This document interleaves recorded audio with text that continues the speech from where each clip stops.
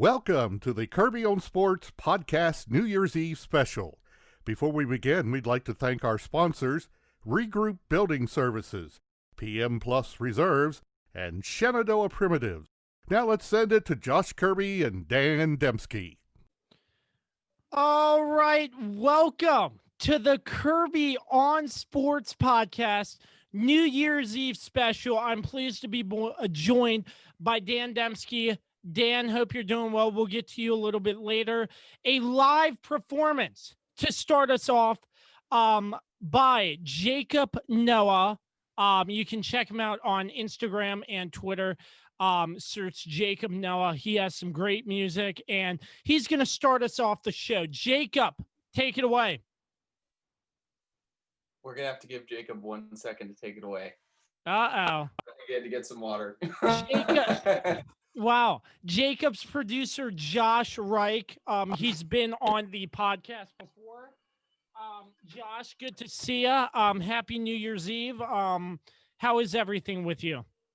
Good, man. I think I can hear him coming down the stairs. All right. Good. a slight delay, but nonetheless, we will get Jacob Noah on in just a moment.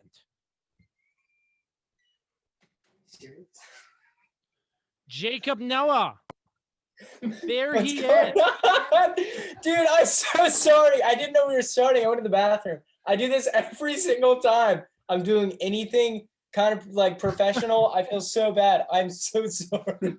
Hey, all good. Jacob, it's your show. Welcome to the New Year's Eve special. Take it away, my friend. All right. So just released a new single, If It Wasn't For You. So we thought we'd just run an acoustic version. So yeah, we can hit that whenever, my good man. Okay.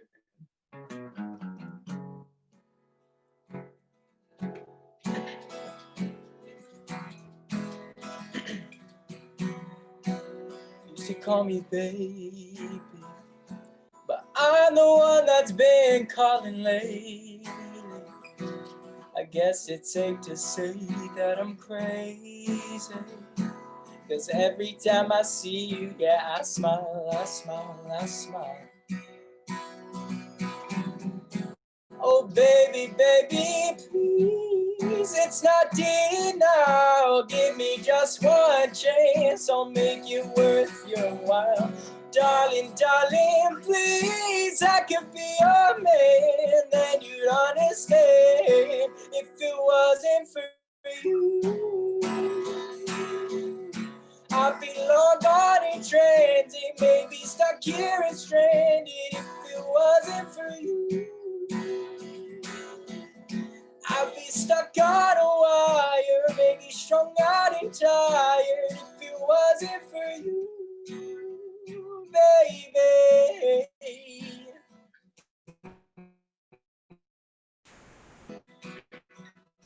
I still remember on that night, we were walking side by side, you put your hand in mine. It just feels so right there is where we laid and say we just stay here for days, and I still remember all the things you'd say. Cada hora que paso contigo me parece un segundo. Cada hora que paso contigo me parece un segundo. Cada hora que paso contigo me parece un segundo. Oh baby, baby, stay. If it wasn't for you, I'd be long gone in transit, maybe stuck here and stranded. If it wasn't for you, I'd be stuck on a wire, maybe strung out and tired. If it wasn't for you, baby. If it wasn't for you, I'd be long gone in transit, maybe stuck here and stranded. And we're done. Well, I know that was great, man. Yeah, let's give you a round. Let's give you a round. Thank you. That was fantastic. Yeah, That was Fantastic. the first time, like, we've never run an Wow. acoustic before until tonight. So thank you for having us on. This is Josh, by the way, for the viewers. I didn't introduce him. I feel real He's bad. been on my podcast before. All right. Yeah, before I've you been on came, your podcast before you came along, I did the first 2 episodes of my podcast with this man.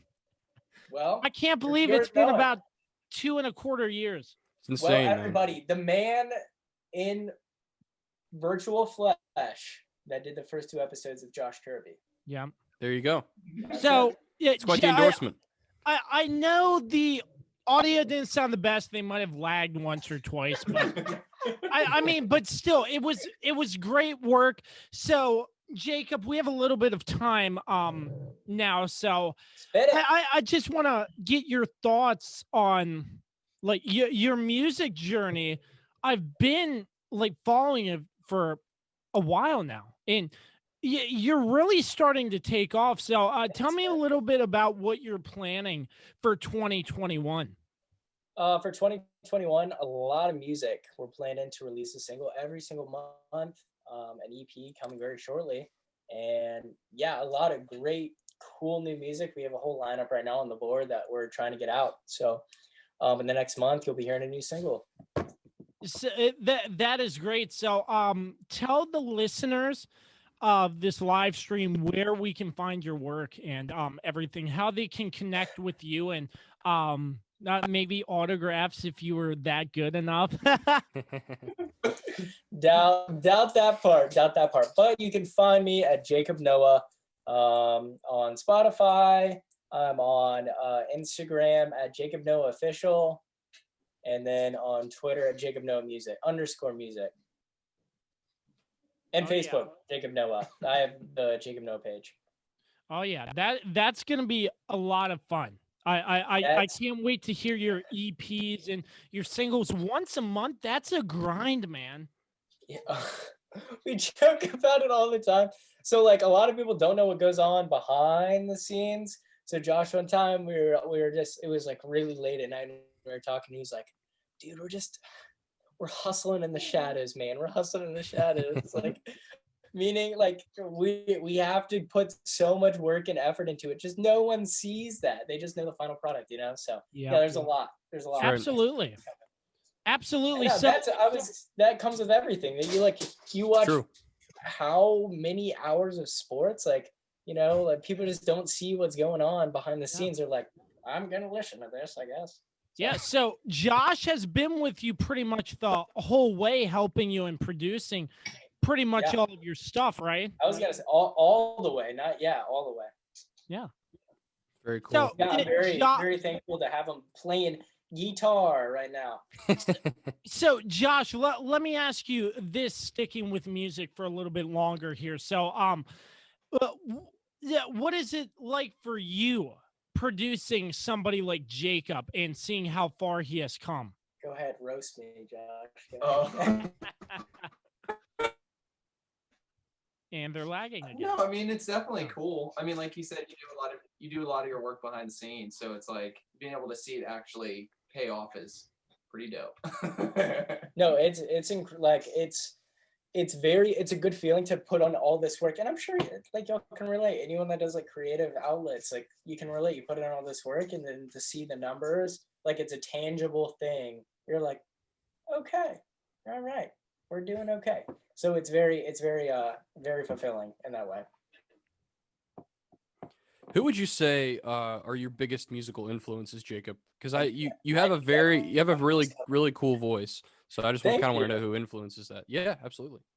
So honestly, I would say my biggest musical influence is John Bellion. I mention that in every single thing. It's John Bellion. I don't sound anything like him. He raps, he goes crazy with hip hop, but like just him and his grind and the way that he produces music and all of his melodies and everything, it's just insane to listen to that. And just him as an artist, he's very away from the screen, away from everything, and just like music is his life. He doesn't care about like all this crazy fame and everything. He's just like, I'm just doing music. This is what I love to do. And I respect that a lot in an artist. So I'd say that he's my biggest musical influence. I like, as far as like when I first got into music, I didn't know who I wanted to be. I had no idea, but Josh and I have kind of crafted a sound over the past year or so that I think is starting to finally fit well. And as much as I'd like to say, it sounds like a lot of people, it's really unique. And I'm very happy with how it turned out and very thankful for everyone liking it as well.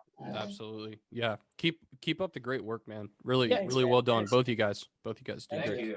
Yeah, absolutely. Keep up the great work. One more question before we let you all go. What are you all looking forward to most in 2021? Hopefully for Corona to end. Yeah. I'll second that. I'll third that. But you know what? If it doesn't, I don't think it will.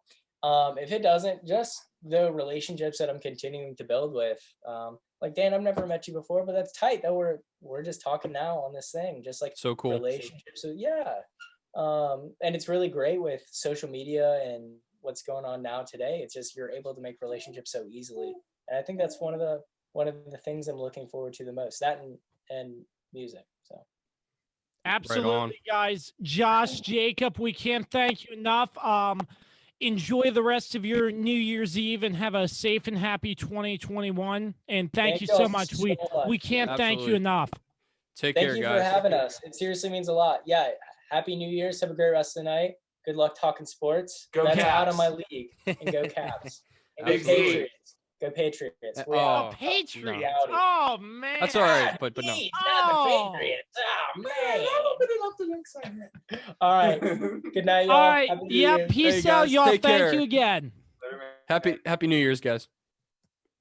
Man, I tell you, that was great. Jacob. That was Noah for you. fantastic. It That was fantastic. So before we get our second guest, sports guest in, Dan Demski, I'm Josh Kirby. I came up with this idea to do a New Year's Eve live stream because we're both off New Year's Day. I'm like, what's better than to do this? So I'm glad you're with us, Dan. We are going live on Facebook Live as we are speaking. So if you have questions for us throughout the night, we will be answering them. And we will be getting a variety of guests on throughout the night. So we're glad you're with us. We'll be on until about 1 o'clock, depending on how everything turns out. So stay, chat with us. We'll be sure to answer as many questions as we can, along with our guests along the way. So, Dan, welcome. How you been? I'm doing well, man. Glad to be here. It's amazing. We made it to the end of 2020. It's been a hectic year, but I think there are a lot of things to be fortunate for, especially with the NFL still being able to finish out, and I think a lot of people, in a way, as weird as it may sound, have gotten closer this year as family and friends and things like that, because we've kind of taken for granted all the time we spent together in years past, and it's definitely been different and it's been weird, but I think the end of the year is always a time to reflect, and I think there's a lot to be thankful for, even in the year of chaos that we're in right now. So absolutely. Big things going to happen in 2021. I have a feeling. So I'm glad you're with us once again. We're going to bring on our first guest. The list is long on what he does. Shane Connick. Shane, what's up, buddy? What's going on, Josh? Great to actually, this is the first time actually talking to you, we communicated a lot, but, it's great to actually talk to you, to be on here, be part of the Kirby on the Sports. Oh, yeah, absolutely. Shane, a long list of what you do. You cover University of Maryland, the Washington Wizards for Wizards Extra. You're part of Morris Sussex Sports.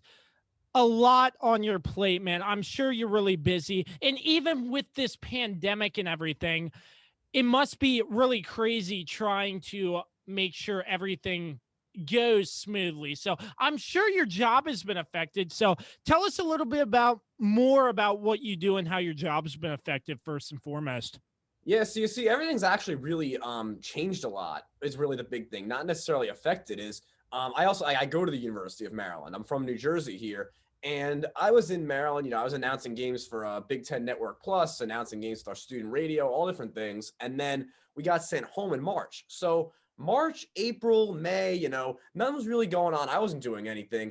And then eventually I stayed here at home in Randolph, New Jersey this past fall. And so I was able to announce high school sports again around here at my high school, Randolph High School, which was a ton of fun, and just around here. But I kind of created my own things, like you were saying, kind of adjusting to the whole pandemic. And so I created my own show called The Shane Show that I host right here in my basement here in New Jersey. And I've had a lot of guests on, like over Zoom, like people, mainly like people in, who are involved in like what I do with like sports and stuff, but also people involved in other aspects of journalism, just people involved in sports. And, I have them on, kind of create some newsy type element to it in some way, also kind of talk to them about themselves.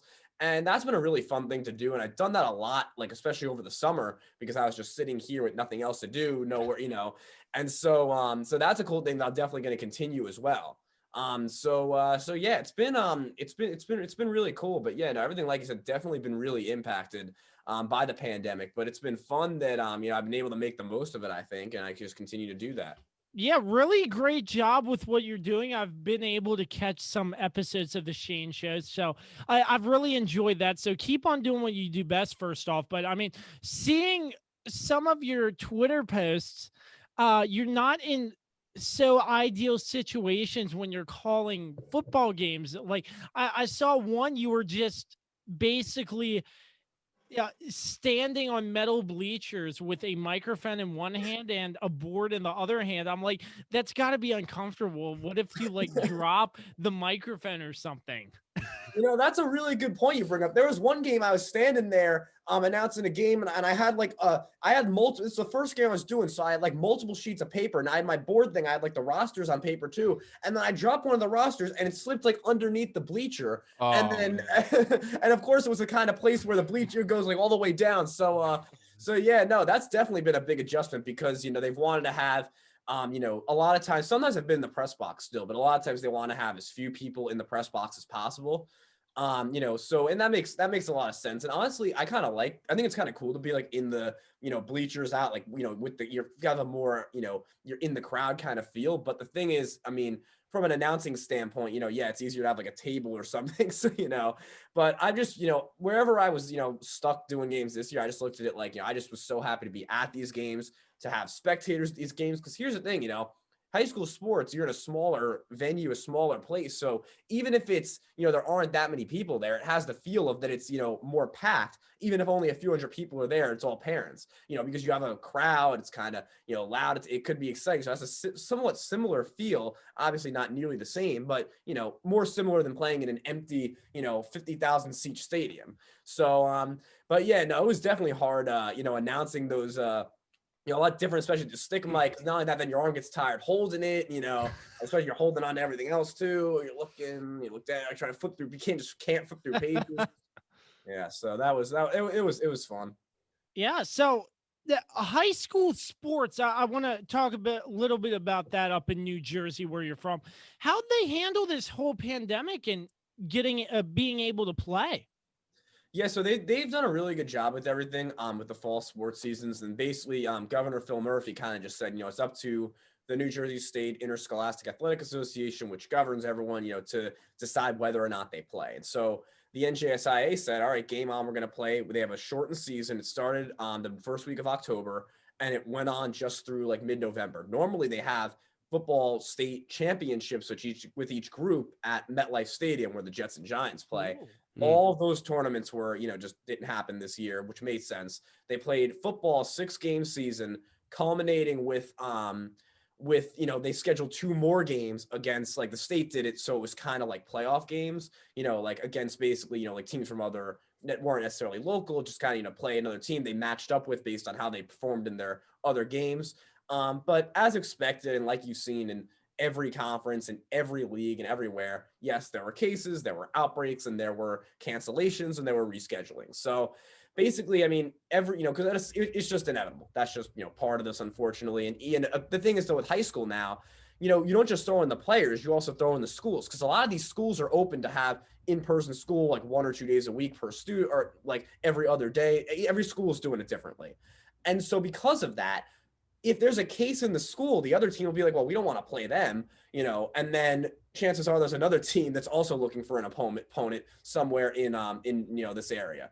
So they've been able, so a lot of teams like, my high school, Randolph, they had their first game canceled. They actually ended up making it up way later on. They had some other games that were just rescheduled. They had to play different teams that they weren't used to, barely prepared for. There were some games I was announcing. The teams found out they were playing. There was one time I was going to be announcing one game, and then it got canceled. Then I was going to be announcing another game. So I prepared for 4 different teams to announce 0 games.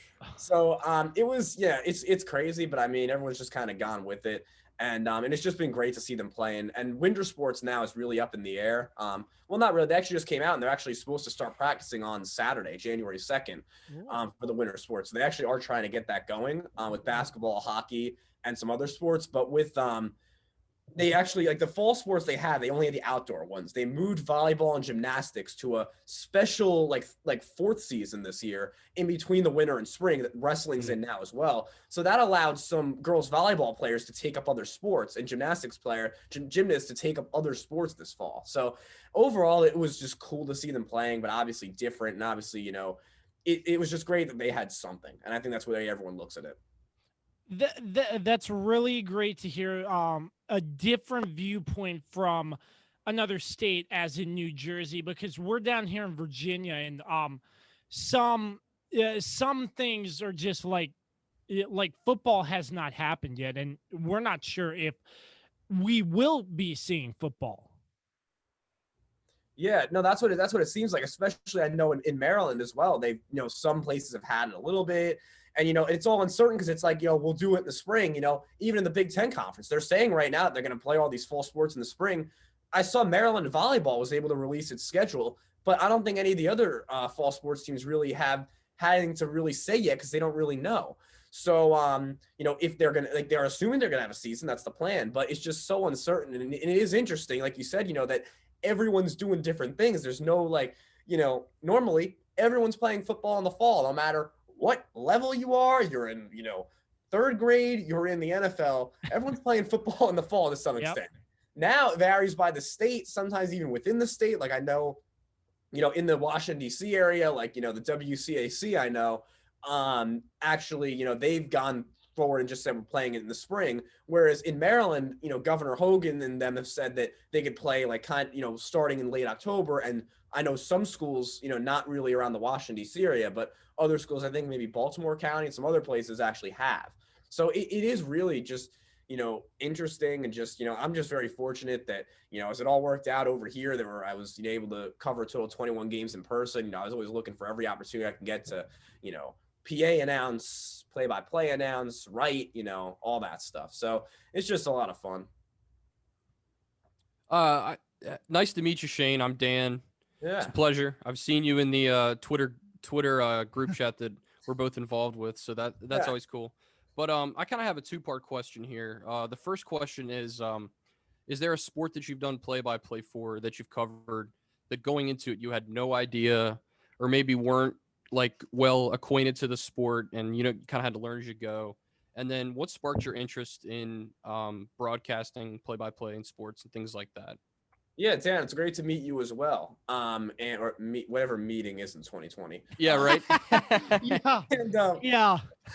but yeah, with play-by-play, I'd say that yes, there have been plenty of times, especially when I was at Maryland, I was used to in high school, I kind of found ways to, I kind of started to announce football, and then we got these live streams at my high school. More Sussex Sports, when I joined, we were starting to do some broadcasts. So most of what I did was really with football and basketball and hockey and baseball, softball, all of which I know well just from being a sports guy and always watching those sports. I get to Maryland, and a week after I moved in, I was announcing Maryland Richmond field hockey for WMUC Sports, our student radio.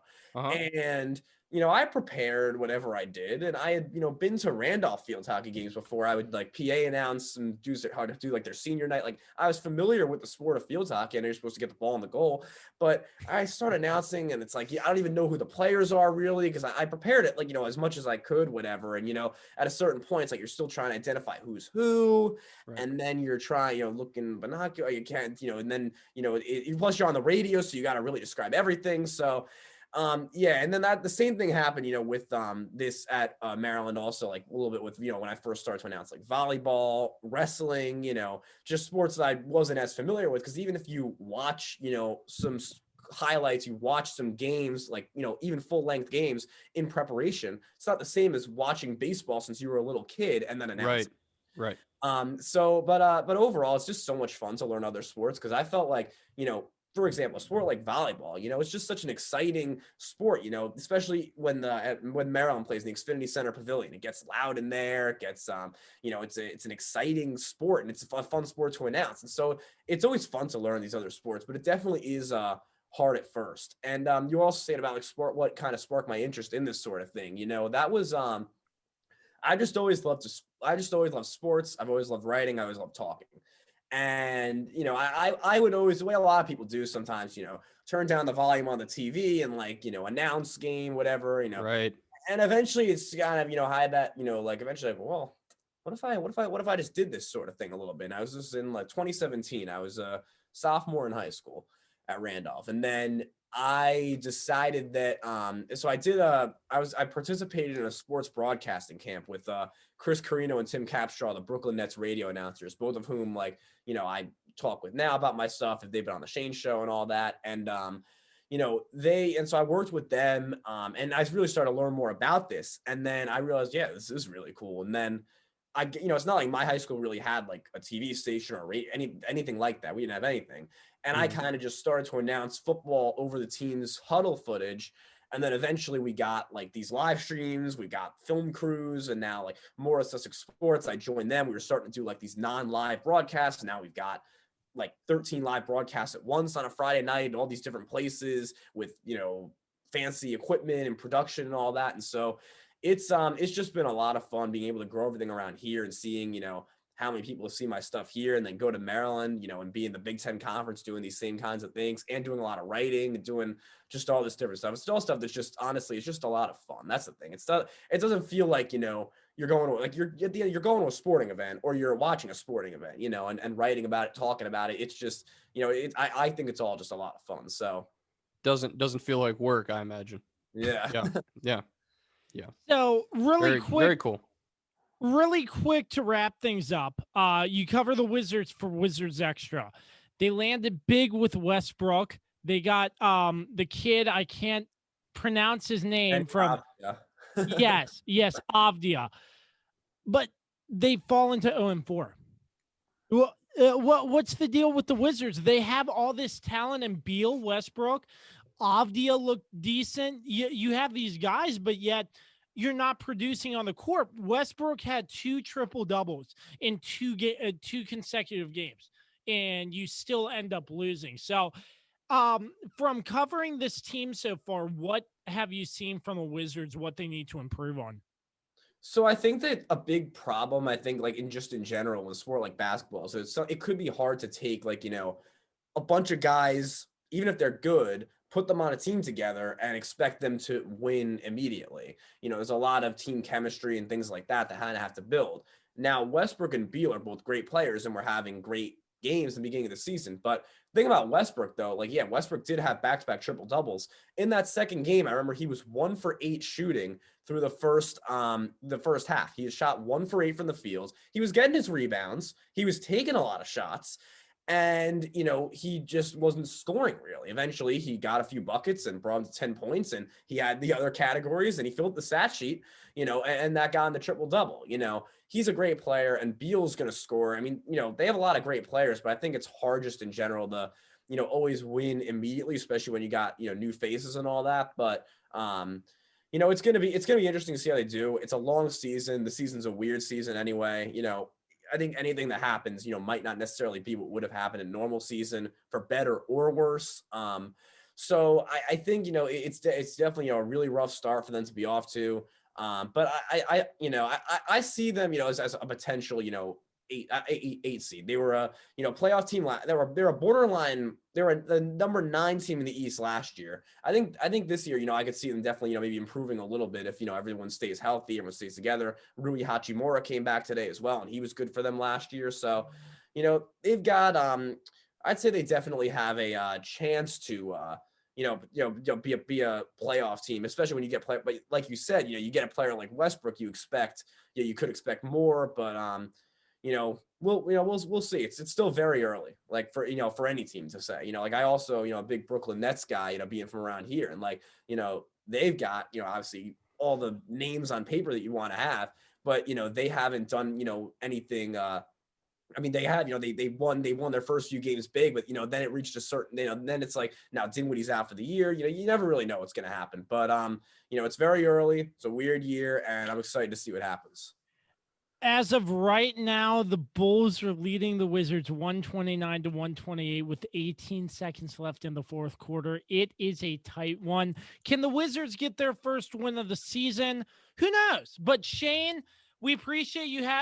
We appreciate you coming on, buddy.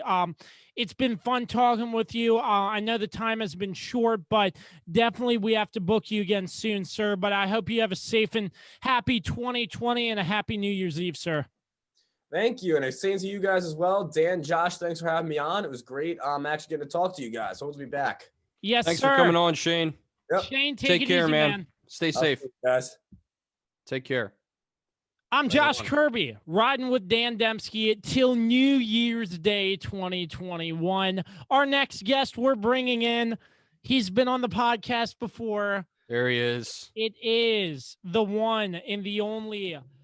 He is coming on, Carlos Martinez. He's been on the podcast before. We're trying to get him connected in. Just take a moment. But that Wizards game, I can't believe it's so close. They like to keep it close until the very end, in my opinion. Yeah, and notice across the NBA just how high scoring these games are now. It's insane. 120, 130 points. It's become sort of normal, and we've really seen that expand in the last 3 or 4 years with the 3-point shooting really becoming mainstream. Now we there can't hear it. He is. We are there he just is. He's waiting connecting. for audio. There we go. Carlos Martinez. There we What's go. up, man? Happy New Year's Eve. Happy New sir. Year, man. What's up, guys? Sorry about that. I don't know what the hell happened. I thought I had everything set up. So You're what's good, going man. on, Carlos? Florida got exposed last night. How'd you feel about that? Oh, man, I don't really give a damn. I knew that Oklahoma was probably going to show up and blow those. Well, I mean, come on. I mean, Florida had like 3 important guys like decide not to play. So, we didn't really get to see what the real matchup would have looked like. Kyle Trask just announced for the NFL draft. Kyle Trash. Sorry, had to do it. Whoa, easy, buddy. He lost I know, his weapons. That's not on him, man. I know. I'm just giving you a hard time. Oh my. So Carlos, Dallas is still in it. Just don't do that. Don't do that. I don't want it. I False don't hope. want it. I don't want it. Damn it. Oh man. I don't even know how the hell I got in full screen mode, but I did. Who wants to win the NFC least? Yeah. Who really does at this point? What a mess. Well, Yes. now that the Washington football team got rid of Dewey Haskins, Oh yeah. maybe they want it. Maybe they want it. Who knows? It had to happen. It really had to happen. I mean, I've said this on the podcast with you, Dan. I mean, And me, I was there when you went on that rant. yep. That was one of his longest, if I can remember. Well, I mean, listen, when you're stuck doing, when you're going to see the adult ballet, during after you just lose, nah, you're done. And during COVID, when you have a coach who is just finishing up cancer treatments, it's crazy. Not wearing a mask. Like, it'd be one thing if he was also wearing a Crazy. mask, but like, Right, it right. takes all of us, damn it. And yeah, just it was coming. Like, we all saw it coming. So Yeah, and I've heard people try to compare him to Johnny Football, and I wouldn't go that far. No, just because Johnny Football. because was on a- Johnny Manziel had issues long before he was an NFL player, though. yeah, he had like all that stuff drug- going on while he was at A&M. Yeah, he had a lot of drug problems and stuff way before he was ever. And plus, in the like, he draft was, round. but also the difference was like Johnny Manziel, like coming out of college, he was already like this huge like superstar. It was weird. Yeah. But then like Dwayne Haskins didn't have that going for him. So I really don't know what really happened with him, but he just, again, like I keep going back, like you have Alex Smith in your locker room, man. And he's the guy who like propelled Patrick Mahomes to be Patrick Mahomes. Like he showed Patrick Mahomes to be a pro. Why are you not attached to this guy's hip? Like learning from him. Like I know that's what I would be doing, knowing what he did for Patrick Mahomes, he could easily do for me. True. That's a really good point. Makes no sense. I just think it's in his mindset where he doesn't want to learn, or he's too naive, maybe. Well, I mean, or he's too young and he's too immature. Yeah, I think you could say all those things. I think it's definitely that he's young and he's immature, and I hope that this like really opens his eye and he does some growing, and he does come back to the NFL one day. I think he's going to the XFL. I think he'll play there for like maybe 2 years. I agree. Like rehab his like image kind of, and then come back and hopefully he dominates the league. But like that was, I just feel like he was just not ready for it. He like we said, he only played like one meaningful year of college football. Yeah. And then he, to come, and be the savior of a franchise, it made no sense. This guy beat out Joe Burrow for the starting job at Ohio State. Like, come on. Well, a very young Joe Burrow though. So yeah. Did you hear the news that Johnny Football was coming back to a startup league run by fans? Why is that guy even in the news? Come on. He he hasn't played in the NFL since 2016. He hasn't been relevant since he played in college, since he won the Heisman. Yeah. That's the last time he was relevant. Well, he played in the last year in the Canadian Football League, and he got banned from the Canadian Football League for life. They never actually said what he did too. No, who knows? We probably don't want to know. It's probably too graphic. Yeah, but I mean, it's probably big had something mess. to do with the adult ballet also.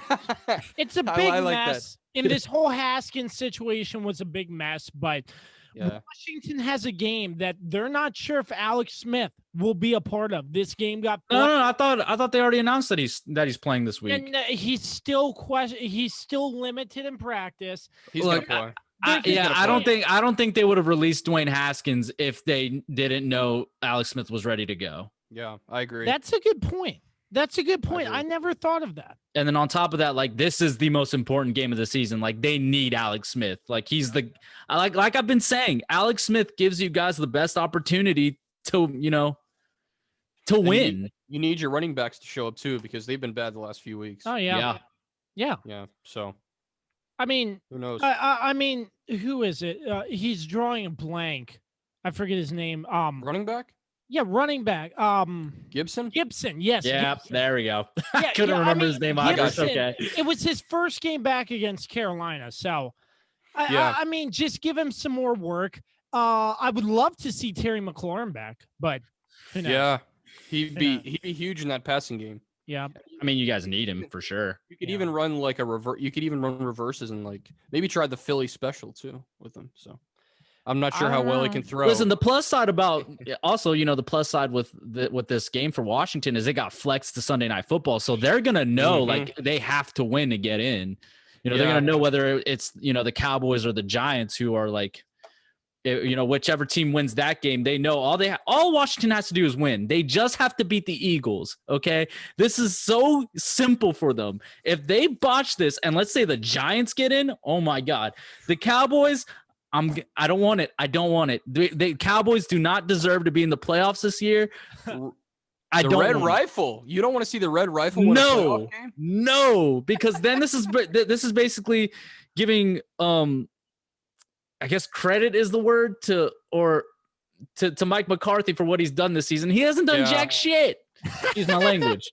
Excuse my French. Oh my God. Yep. I mean, that is true. Mike McCarthy, I think later on down in maybe next year, the year after, he might actually build the team to be more successful. But as a Washington fan, I am really not looking forward to seeing Jalen Hurts. He's looked good, but Fletcher Cox is out. Yeah, he got injured playing us. Yeah, Fletcher. I mean, a bunch of injuries for Philadelphia. I don't know why I almost said Seattle, but still Philadelphia. And it seems like years ago that Washington came out week one with Dwayne Haskins and beat Philadelphia, come from behind and beat them. And this will be a completely different Eagles squad. So the Washington football team has to be on their heels. Well, they have to be on their heels because, again, Carson Wentz isn't playing. So, Yep. it's Jalen Hurts. And Jalen Hurts is a completely different quarterback from Carson Wentz. He hasn't, Jalen Hurts has played really, even last week, even though they lost. That was more because, like you said, Fletcher Cox went out. But, you wonder. He was going stride for stride with Dallas. Yeah. You wonder if he played earlier in the season, even like, week 4 or 5, how different the season would have turned out for them. But, it's easy to look back now and say, well, they would be winning the division easily, but I just don't know with that defense and all. I just feel like every team in the NFC East is just not good right now. Like there's a lot of work that needs to be done. Absolutely. 100%. But, there's a lot of injuries and with COVID too. Across the entire division, it's we're definitely going to that way in the whole NFL, though. So. We're going to see how it goes. With this, like, obviously next season, COVID hopefully is going to be an afterthought, and we're not going to be really worried, and we're going to get back to normal. We're going to get training camps, OTAs, and all that stuff back. Yeah, and like hopefully that'll help build a team because that's another thing. Conditioning is huge.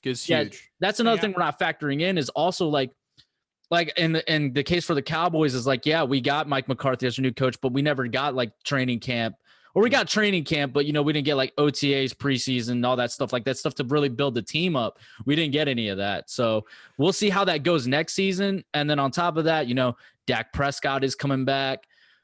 Hopefully we don't know what's going to happen with Philadelphia with their quarterback situation. Yeah. And then, maybe Alex Smith is going to get more healthy and be able to play again next year.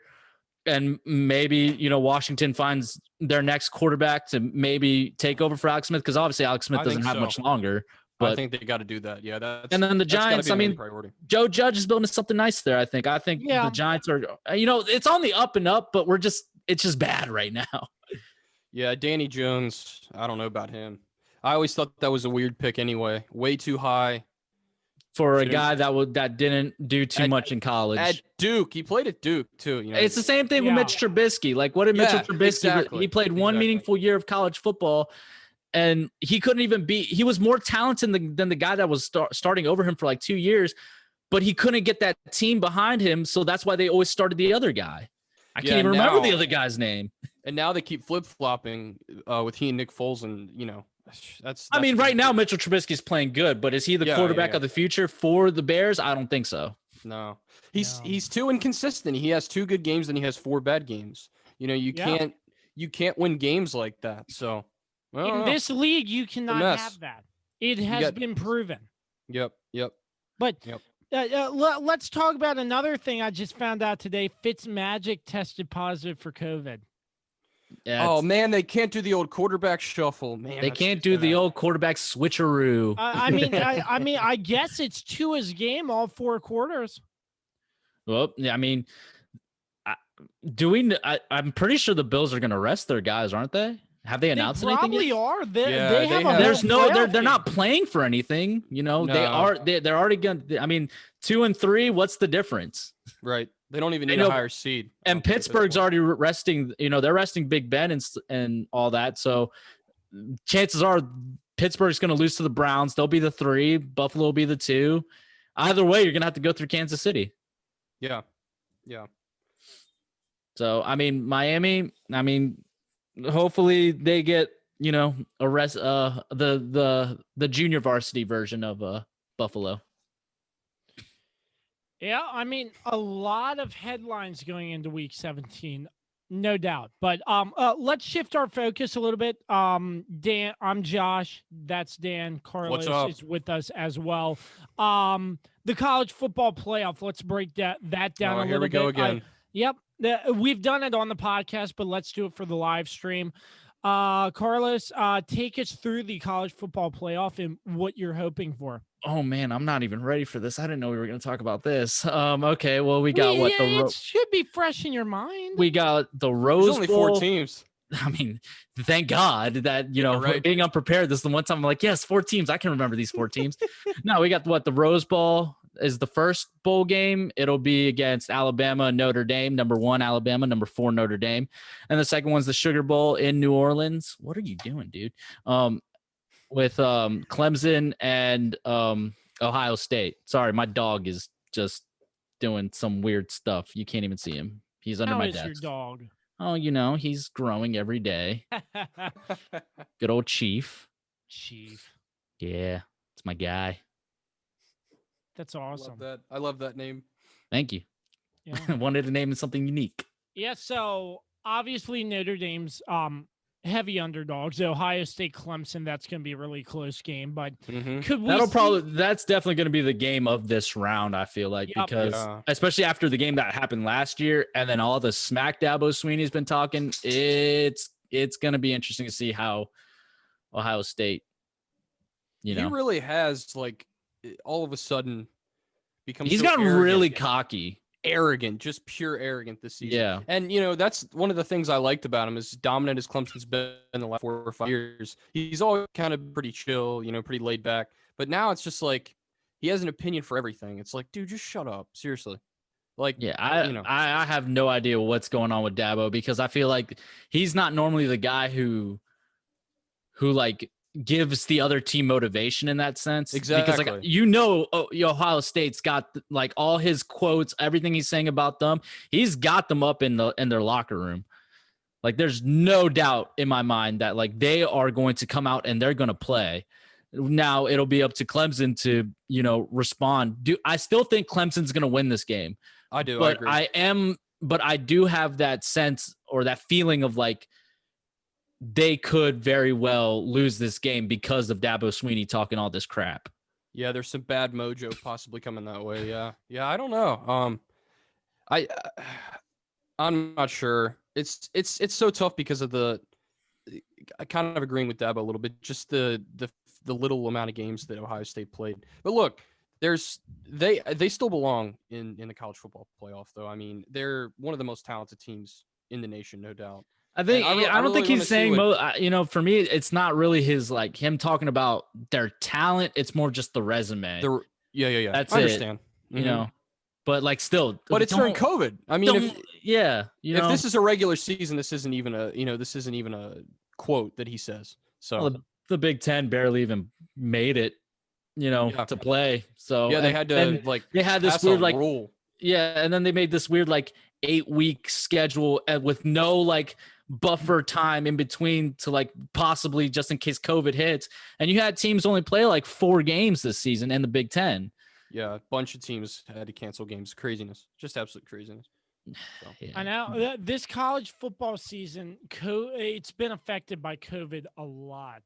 But the fact that they made it here to bowl season is it really only affected the Big Ten though. It didn't affect the ACC got a majority of their games done. The SEC got a majority of their games done. So did the Big 12. The Pac-12 and the Big Ten they screwed the pooch. Nobody cares about the Pac-12 anyway. They're they're an afterthought. They haven't been good in football. They haven't been good since USC in 2005. Yeah, it's sad. They used to be a really good conference, right up there with the rest of them. But they were better. They were better than the SEC. They were better than everybody. And then just I don't know. Stanford, USC, those California schools, especially Oregon, for a long time there. It's sad, man. It really is sad. Yeah, it is what it is, though. True. Maybe those Big Ten schools are learning from Dwayne Haskins, and they're not wearing masks and going to the what did you call it again? The adult ballet. Adult ballet. Maybe that's why they've had such COVID outbreaks. Let's keep it clean. But you call it an adult ballet. I think it's just an adult ballet. What's not clean about that? Do you want me to say what it really is? No, it's good. It's good. We're keeping it clean. I mean, my God, Kirby, you're sitting there with a 2015 New Year's Eve background. That is true. 2014, even worse. That was 2014 going into 2015, bro. You're 6 years too late. That's why you gotta pick a generic background like this. Or you just go no background, True. Well, I didn't want to go with background. The Times Square looks good. Nobody wants to see my dirty room, so. So what do you got? You got Google Play, protect your heart out, or cut your. I can't even read that. That was back before. Aeropostale. Yeah. Oh those yeah. Were the days. Those were my middle school years, buddy. Oh yeah. Simple times. More simpler times, but I mean, it's crazy how far we have come. and it's almost 2021. And just a couple days ago, they announced 1 year ago from, I think, 2 days ago, that people figured out that there was an unknown virus like pneumonia that turned out to be COVID-19. Yeah, it was a SARS something or another, which is what COVID became. It's crazy. SARS. It was around this time here. Was SARS. Some don't ask thing. us. We're a bunch of idiots on Yeah. the live We stream. aren't We don't know. medical We don't know professionals, jack. that's for sure. You don't know jack about this stuff. Oh, yeah. Let me try Wikipedia. Give me a sec here. Oh, wait. What is it? SARS-CoV-2, something like that. SARS. I couldn't tell you. I couldn't tell you. I've never gotten tested, and SARS-CoV-2. You got it. Carlos. Hey, let's go! I got tested. It was not fun. Yeah, I've heard it's not enjoyable. Well, I mean, luckily I didn't get like the big swab like thingamabob, but mine was like a little smaller one. But you still feel it. It's not fun. It touches the top of your head. It just feels like a little tickle in the back of your throat. It makes your eyes water, and then you start coughing a little bit. But after about 30 minutes, the feeling's gone. And you're just like, oh, okay, that was it. yeah.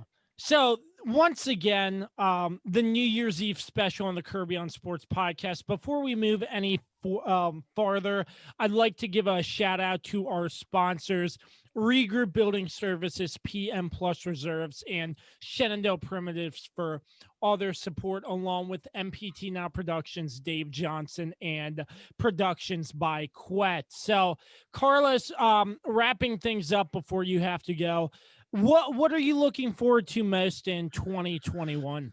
Well, obviously everybody's answer is COVID being over. Oh, yeah. Us getting back to normal.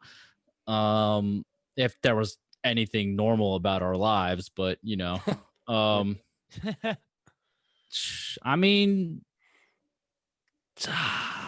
yeah, I mean, that's all anybody's looking forward to. Like, there's no better answer than that. Like, what am I looking forward to?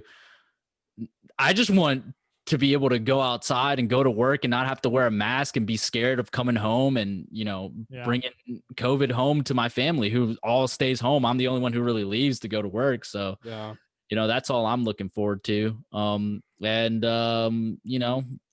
Just what about another year of The Bachelor and The Bachelorette? Hey, Monday starts the new season, yo. Like, we're in it already, bro. Maybe I'll watch it just because you told me I should. Listen, so. If there was any season to start watching, it probably is going to be this one. Because let's have a watch party. How about that? There you go. Listen, I'm already booked. I'm booked. I cannot attend this watch party. But oh my God. Listen, let me tell you, Matt James, I'm a very heterosexual man, but that man is attractive, and I'm excited for this season. It's going to be apparently night one. Something crazy happens, so I'm excited. Oh, man. Kicking up the drama early. I like it. I like it. I'm excited for it. So, yes, I am excited for that. Maybe we got a project launching that we're still not ready to announce yet, but, in time, we're still working on a few kinks and wrinkles. Yeah. We may be starting a Bachelor podcast. We don't know yet. No. We're working on it. Well, Carlos, if there was anybody better, there's not anybody better because you're the most creative man I've ever met. Yeah, I don't know about that, but you do great work on the graphics for real. Well, I appreciate it. Still have no social medias for you guys to follow me at. But, Stay off the grid. You're much healthier doing it that way, I think. Yeah, but you're stalking Dan's Facebook and grabbing his pictures for the edit. You asked me to do that. You said, make sure you get a picture of Dan too. I said, I'm on it. Oh, man. And I was like, all right, let me. Well, first I looked at his Instagram. I was like, there's nothing really there that's like, I don't think any selfies are really on Instagram. Well, it's because, we're using that like, Kirby, you doing his old model photo shoot with his face like this. And I was like, I can't just have like an amateur picture of you right there. We got to up the ante. We're a professional operation here. Agreed. So that's true. This is true. So I went onto your Facebook, saw that somebody did a photo shoot of you. I was like, let me get that picture real quick, put it in the edit, send it away. But you can't accept my friend request. What a shame. Nah, man, I don't have time on Facebook, I don't spend all any good, time on man. there. That was a good choice for the picture. I was like, Didn't I I forgot I take took your that. It's very nice. Very nice. Didn't Huh? I take your cover photo though, Carlos? If I remember correctly, you in front of the warrior horse. You took that? Probably. It was senior night or something, or the last game, and you were like, "Hey, can you take my camera and come down and take pictures of me and my family?" And I did. Oh, yeah, it was more of you joined in, That sounds like Kirby. Yeah, it was more of you joined in, Kirby. Like me and my family were already taking pictures because that was gonna be like my last home game, like official home game, filming and all that stuff. So like I we were still taking have pictures that with the picture Warriors. of us on my Instagram. Very great moment right there. A lot of memories. I have all those pictures still, like I'm pretty sure my laptop. I don't know, maybe. But love it, man. Love it. those were good times. You should have Coach Hall on here. That would be nice. I don't Talk know, a little but- high school ball. Talk a little football. I mean, I Why want not? to interview him. I want to ask him some questions about like what it's going to be like this high school because they're playing in the spring, I think. The winter. The winter/spring, Yeah. whatever. God, Snow on the field and stuff. Well, they're playing. I think it's only the local teams. Handley. They're playing all at playing at Handley. Hanley. Yeah.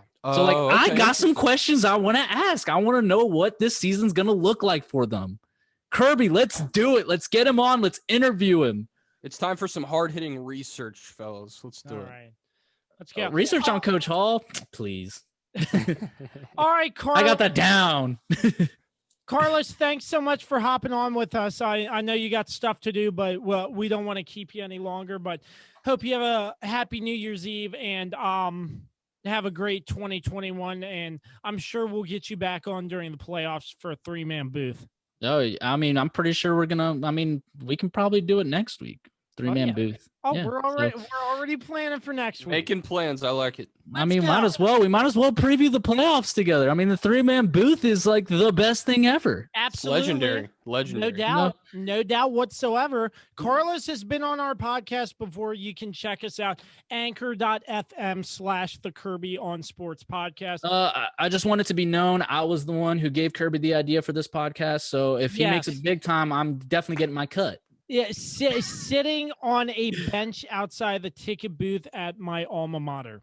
I thought I don't remember. Yes, I just remember I said something about it. I was like, dude, why don't you just start a podcast? Trust me, I remember. I don't. It was that night when Kirby's life changed forever. Was Thanks, it Carlos. or was it during the daytime? It was during the daytime before we. It was that day. It was on that day, Kirby's life changed forever. But all right, fellas. Well, have a great show. Thanks, Happy buddy. New Year. Happy New Year, man. Great talking to care. you guys. See you guys during the podcast next week. Everybody, please listen to those 3-man booth podcasts because they're the best. So They're a lot of fun. Carlos is not wrong. He is preaching the truth. indeed, I always preach the truth, bro. Yes, you know sir. this. Everybody Yes, knows sir. this. Yes, Keeps sir. it real all the time. 100%. Take care Washington of yourself, stinks. Carlos. Dallas stinks. Giants stink. Eagles stink. 2020 stinks. I'm glad you're dead. Not going to miss you. 2021, you're going to suck a little bit. That's also getting over the breakup, but hopefully in like March, May, things start turning around and she's a beautiful woman who's going to make us all very happy in life. Hey, well, we will I get love through that this analogy. together. So, and then we'll do a podcast like actually in person and we're going to drink a couple brews, get Kirby really drunk so he can rant. No, He doesn't need alcohol to too rant. far.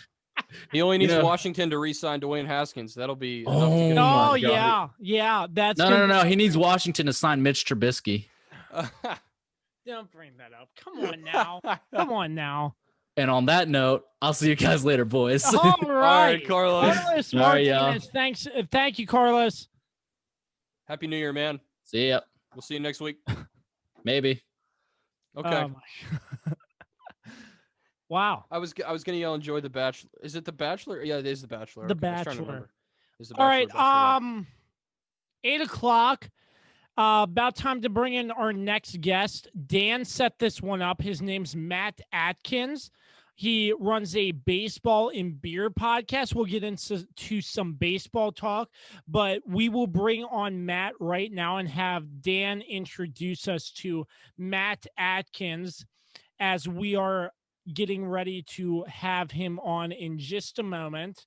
Once again, the New Year's Eve special on the Kirby on Sports podcast. Thanks for being with us. I'm Josh. That's Dan right along with me. Looks like Matt is hopping on. Dan, we will give the microphone to you so you can interview Matt. It taking a minute here, but there he is. Matt, what's going on, brother? Hey, Dan, how are you? I'm doing well, man. Great to see you over Zoom. Yeah, it's good to see you too. It's been a while. It's been too long, man. Hopefully when all this stuff clears up, we can get together and go catch a baseball game, maybe have a brew. So yeah, of course. Absolutely. So great to have you. We got Matt Atkins, long time baseball. He covered long time baseball. Gosh, great hey, my fiance's sister just calls me a baseball, so it works. I'm a long time baseball. That works. Every time I see her, she says, "What's up, baseball?" Man, I'm not gonna call you that again. I apologize. That's all right. Matt works for SiriusXM, MLB Network Radio. He's an associate producer there. I listened to the show this morning, Matt. Really good stuff.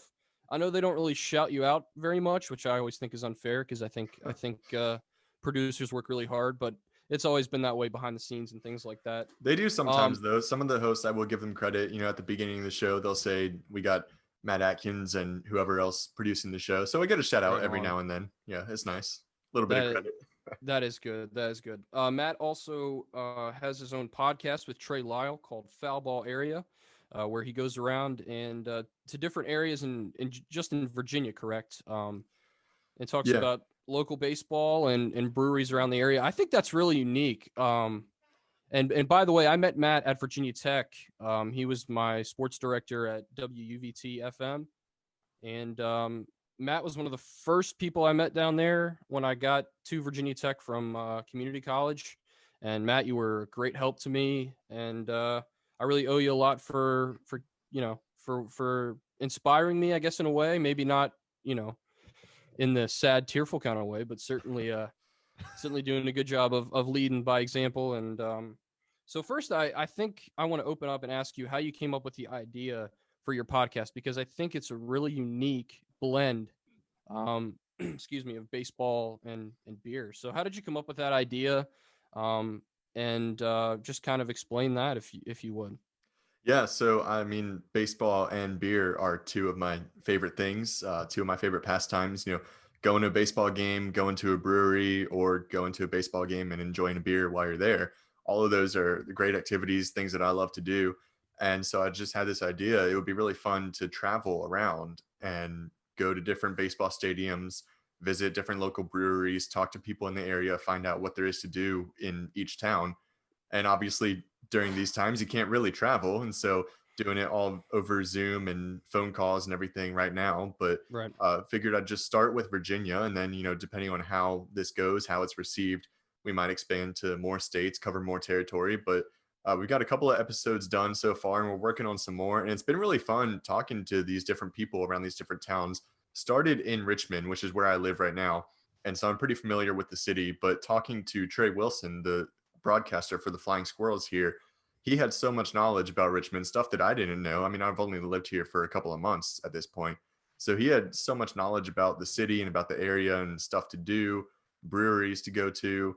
And then I talked to a local brewer here who actually brews the flagship beer of the Flying Squirrels. So that was a cool interview. Wicked. Wow. And then it's a grapefruit shandy, which I'm not really into, like really fruity sweet beers too much, but it's actually pretty good. I've had it before and it's not bad. Not my favorite, but it is a pretty good beer. And then other cities, I've just talked to the local baseball teams.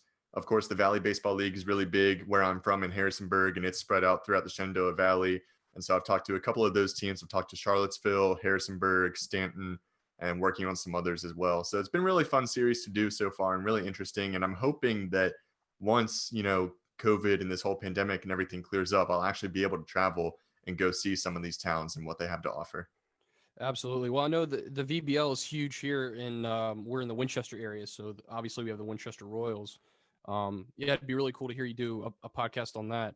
I don't think Winchester has too many breweries, from my knowledge, but I think there seems to be one in every baseball town. So, yeah, I've done some research, and I think there are a few in Winchester. I can't name them off the top of my head right now, but I just looking at a map of all the breweries in Virginia, they did come up with a few in the Winchester area. So my plan right now, I got to Harrisonburg, and then I'm working south throughout the state, and I'm going to circle back around and come and do the north. So I'll get to Winchester eventually.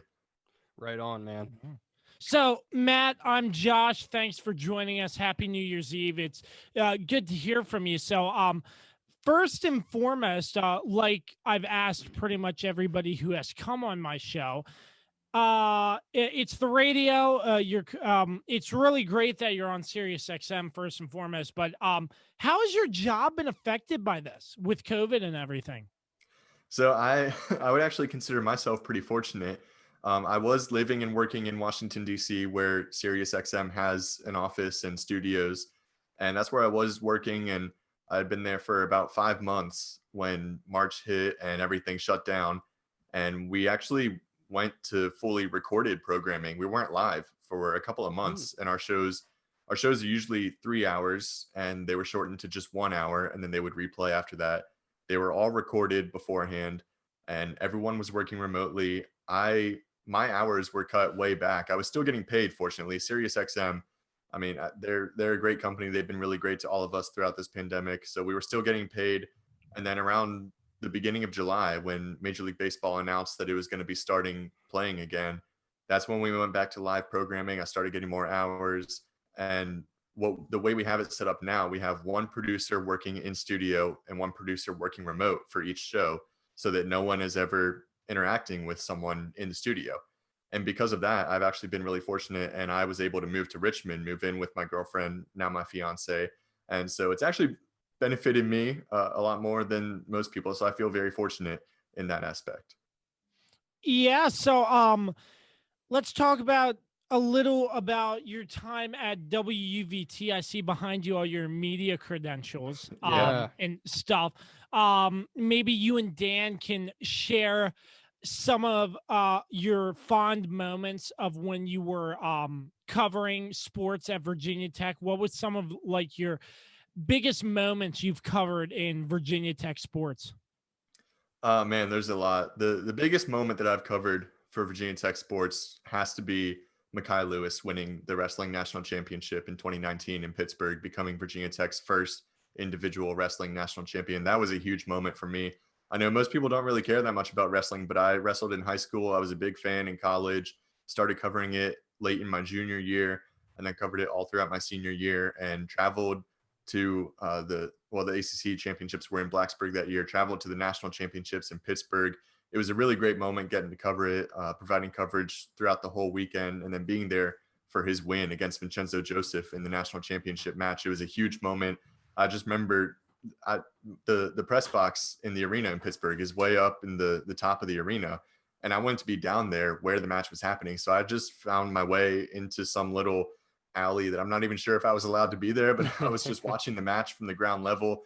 And as soon as that match was over, I knew I needed to get to the room where they were having the press conferences. And so I was sprinting down the hallway trying to get there before they started the press conference. I just remember my heart racing so much, just being so excited, that trying to send out a tweet that Mekhi Lewis had just won, and my thumbs couldn't even type because I was so excited. But that was a huge moment, and one that I will always remember. Now, did you take the video of him coming in and did he hug the coach? I can't remember. No, it was David McFadden. David McFadden who came in and hugged Mekhi Lewis and carried him out of the press conference. And that's right. That's still my most popular tweet. I was gonna say I remember that blowing up at the time. Yeah, it did. I think the Black Sheep retweeted it. All kinds of people were sharing it. It was pretty cool. That's awesome, man. Really cool. So I'm gonna say something that you and Dan might not like. All right, here we go. Babcock. Whit Babcock and extending Justin Fuente. Let me get your thoughts on this. Yeah, whoever wants to go. I just want Well, to get your thoughts. you've heard my rant before, so let's ask. No, Matt you what he you've thinks. just said no comment.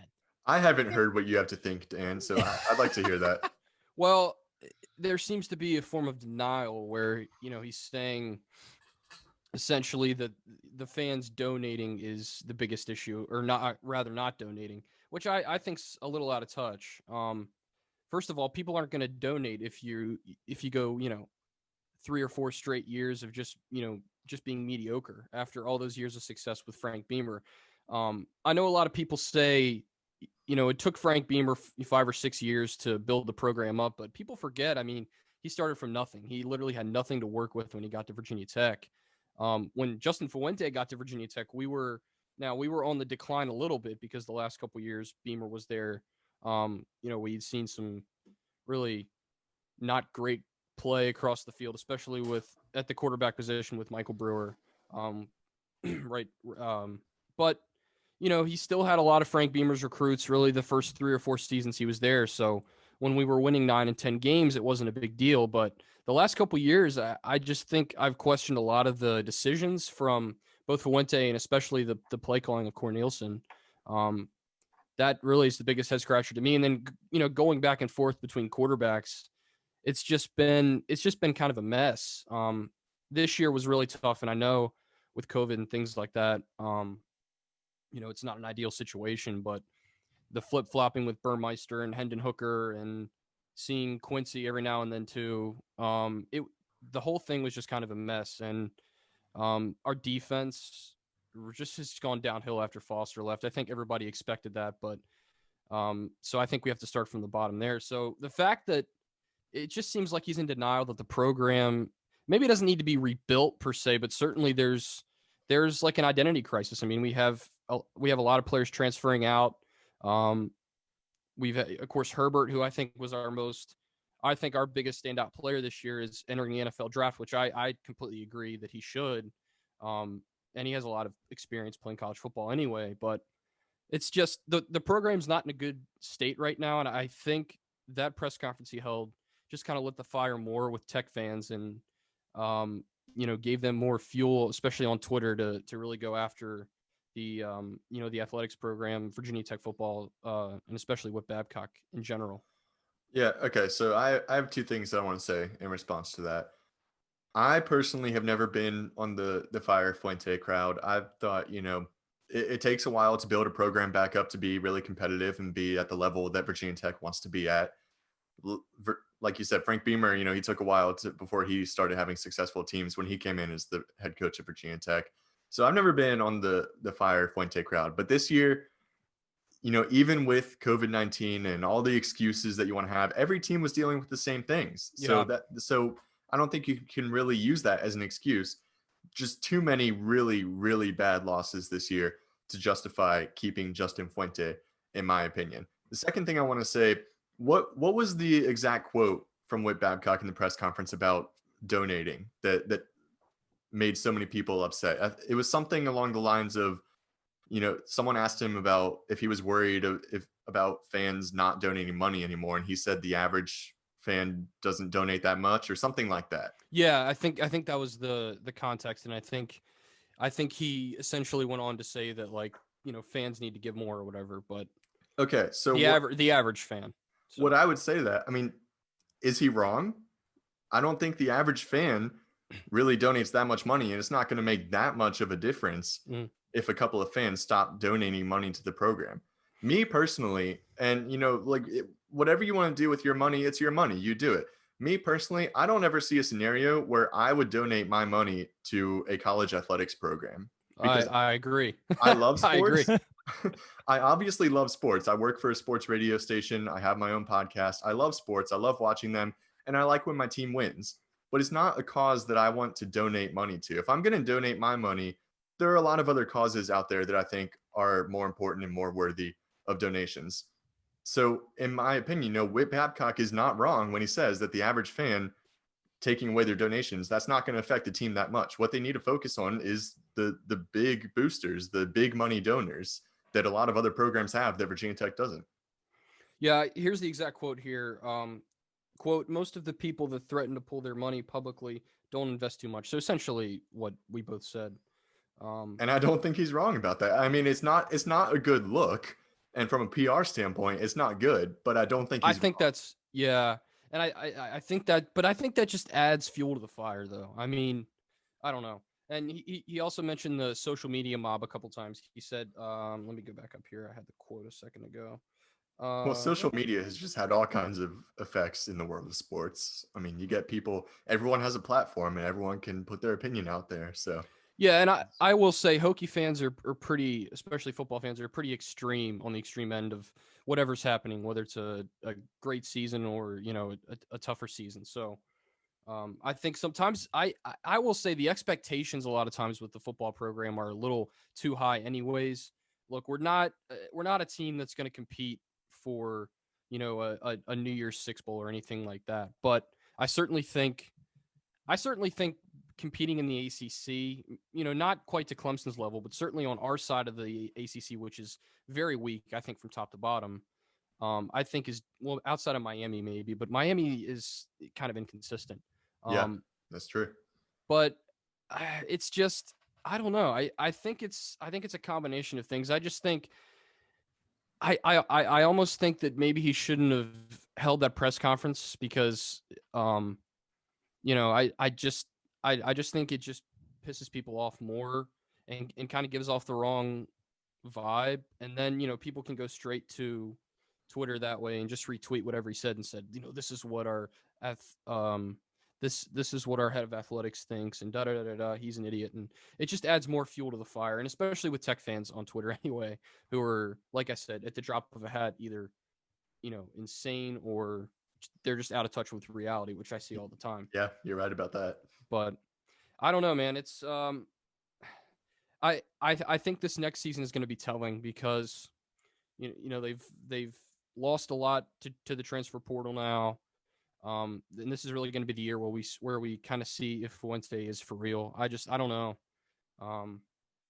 They were just so inconsistent this year, and I think the game for me that was most infuriating was that loss to Pittsburgh, where we just got absolutely just destroyed on both sides of the ball. And I think for me, that was the game that stood out to me as the one where the fire for Fuente was, at least to me, the strongest. But yeah, there have definitely been a couple of games this year where we've been watching it, and we would stay competitive for a little bit, and then it'd start going downhill, and then it'd start really going downhill. yeah, And I'd just be like getting angry and looking at Twitter and seeing all the fans complaining, and then I'd be getting even more angry. And my girlfriend would be like, "Why don't we just stop watching?" And I'm like, "No, we have to keep watching. We have to watch the whole game. I mean, it's going to make me angry, but we have to watch."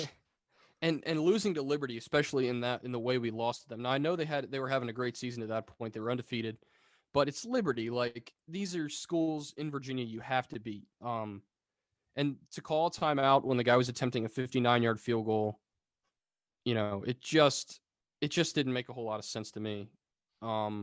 Yeah, I just don't get the strategy there. And then he defended himself, defended his reasoning at the end of the game, which I thought was really weird. But that's three I can name. 3 Virginia schools that Tech should have beat that they didn't. JMU, ODU, and Liberty. Yeah, well, Yep. And then the last 2 have come in the last 3 years. So Under I mean, the Fuente that's era. the other thing. Yeah. And a close call last year against what's the name of that school? Shoot, the Paladins. Furman. Furman. Oh Yeah. yeah. It was a 1-touchdown win, and it was a pretty ugly game. So I think coaching reflects what's on the field, especially in games like that, where games you should go out and win by 2 or 3 scores. But I don't know, man. I think this will be a telling year coming up, and I'm sure Babcock has blocked so many more people on Twitter now. His blocked list must be in the thousands by this point, which I can't really blame him. But sometimes you just have to, get off social media when you're in a position like that. Just delete you. Well, maybe he has to have an account, but just don't go on it and don't look at what people say. It's easier said than done, I think, a lot of times, though. I think it's good to be on there to interact with the fans in a positive way. You have to know how to use it. You look at a guy like Steve Cohen, the new owner of the Mets. He's been so great on social media interacting with fans. Of course, the Mets had terrible ownership before him, so it's really easy for him to look good. But you have to know how to use it well and interact in a positive way with your fans. You can't be attacking fans and having hostile conversations with them like Whit Babcock was. Yeah, exactly right. Kirby, you have some baseball questions for Matt? Yeah, Off-season questions? So I was gonna circle back for one more question about your radio gig before we get into some baseball talk.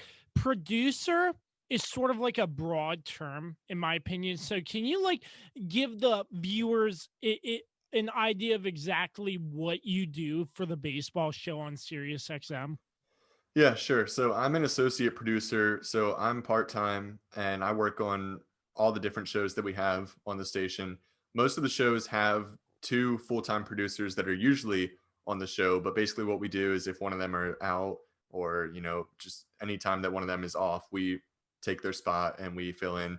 There is one show that's always 2 associate producers working together. And so basically what I do is I'll start by putting together a rundown of topics of what we're going to talk about on the show. I basically just, find some stories on MLB.com, ESPN, CBS Sports, The Athletic, stuff like that, put that stuff into the rundown. And then I'll try to think of some guests if we have, a really relevant story and there's a writer that covers the team that story's about. Then we'll reach out to a couple of writers, try to get them on, and then we'll come up with some questions and topics to talk about with the guests. And then we send that all to the hosts an hour or 2 before the show. And then before the show starts, we put together an open, which is just, taking some kind of funny or entertaining conversation from the previous day's show and putting it into the template for the open that we have, and then put together some rejoins and any other production elements that go into the show. Some of the shows are pretty complicated. They have a lot of moving parts. Some of the shows are pretty simple. It's just straight talk for 3 hours. Wow. So just putting together all the production elements before the show, and then after the show, putting the show on demand so that people can listen to it anytime they want. So that's pretty much what goes on behind the scenes. Sorry. So essentially, the producer is the guy who books all the guests and gets everybody on the phones and runs the phone lines too, correct? Yeah, I am answering phone calls also when we have people call in that want to talk on the show. That can be interesting sometimes. Sometimes it's pretty fun. Screening those calls. It's good to have a call screener though. Yeah, definitely. You get those calls. Sometimes you just have to say, I don't think we're going to take this call on air. Sorry. Try calling back another time. But yeah, I do answer the calls. I book guests. There are some hosts that are pretty hands-on and they'll let you know who they want to have. Like Dan, you said you were listening to the show this morning. We had John Morosi as our host today. He was filling in for the usual hosts on the leadoff spot, but by the way, he's great at what he does, and he works a lot for MLB Network, NHL Network, Fox, everywhere. He's really his great. Resume is impressive for sure. Yeah. So we had him on as our host this morning, and he is really hands-on and likes to book all kinds of guests. So we had one guest lined up. We had the Texas Rangers pitching coach lined up for a 9:35 spot, and John Morosi wanted more. So he reached out to Warren Cromartie, a former MLB player, and then he used to play in the MPB in Japan. So we got him on the show at 7:35 this morning. So that was pretty cool. And it's cool when you have hosts that know what they want to talk about and which guests they want, because it makes my job a little easier. Absolutely. Wow. Very cool. So what's your weekly schedule like? Like how many days would you say you work? It really depends. It changes week to week. This week and last week have been pretty busy because a lot of the full-time staff are taking their vacations. And so I'm working Monday through Friday this week. So pretty busy. Had the show this morning and then working the show tomorrow afternoon. So pretty busy this week. Wow. All right. So I want to get into some baseball before our time wraps up here, Matt. Once again, thanks for being with us. So the Padres are making their case. I'm sure you've heard of it. Yu Darvish getting traded to the Padres from the Cubs, and you get Blake Snell. We all remember the Blake Snell story. Kevin Cash pulling him way too early in the World Series, and the Dodgers eventually winning the World Series. So I want to get your thoughts on the Padres and how you think they're going to be looking for this upcoming MLB season. I love it. I absolutely love it. I don't know, sometime when I was a freshman in high school, I went out to San Diego with my family. We went to a Padres game, and I just loved the stadium. I loved being there. And I was like, all right, the Padres are my West Coast team. I'm going to root for them on the West Coast. And so to see them making these moves and really coming up in the NL West and competing. I love seeing it. They're a really, really good team. Last year, obviously, they were very competitive, and now they've added so many more great pieces just this past week. And it's crazy because the offseason has been pretty mundane so far. We've had a couple of, medium level free agent signings. Charlie Morton went to the Braves, which I love that. Big Braves fan, so I like the Charlie Morton signing. We've had a couple of other free agent signings here and there, but nothing that really like blew anyone away or was really surprising. And then that day, it's like Padres trade for Blake Snell, Padres trade for Yu Darvish, Padres sign Ha-Seong Kim from Japan. It's like 3 huge moves in one day. It's like, whoa, where did this come from? And I think that they're really, really setting themselves up for a competitive season again. I think they are making a push to overtake the Dodgers in the NL West, and I wouldn't be surprised if it happened this season. Yeah, I forget that one guy, he looked pretty good. I saw some highlights on him as well. So it's going to be interesting out there in the West. I want to touch a little bit on the Nationals because it seemed like they spent next to nothing to get Josh Bell from Pittsburgh. Yeah, I think that was a good move for them. Their first base position was among the weakest in MLB before they got Josh Bell. So that's a big move for them. And if the National League ends up having a designated hitter next season, then that'd also be a good spot for him as well, because he's not the best defensive player, but he does have a pretty good bat. So if they end up having a DH, they can move him into that slot. If they don't, then they put him at first base. It works out either way.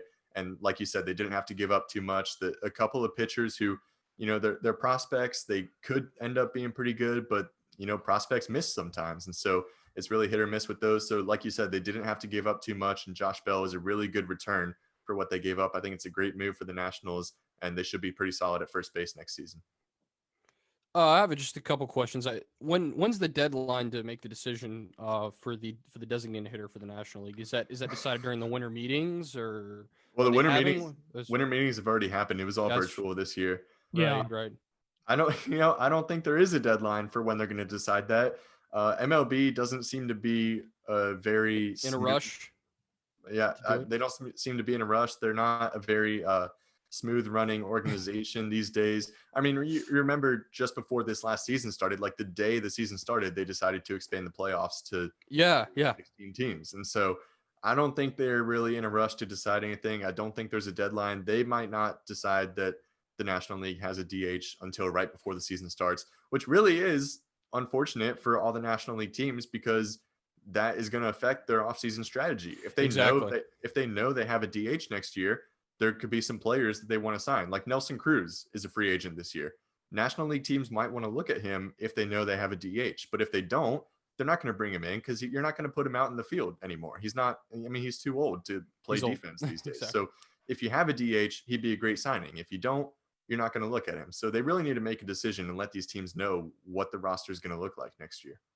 Totally agree. Yeah, that could definitely create havoc. And definitely if they do make that decision, there's going to be a little bit of some rust for sure. Well, it's going to be rust anyway. There's always rust at the beginning of the season.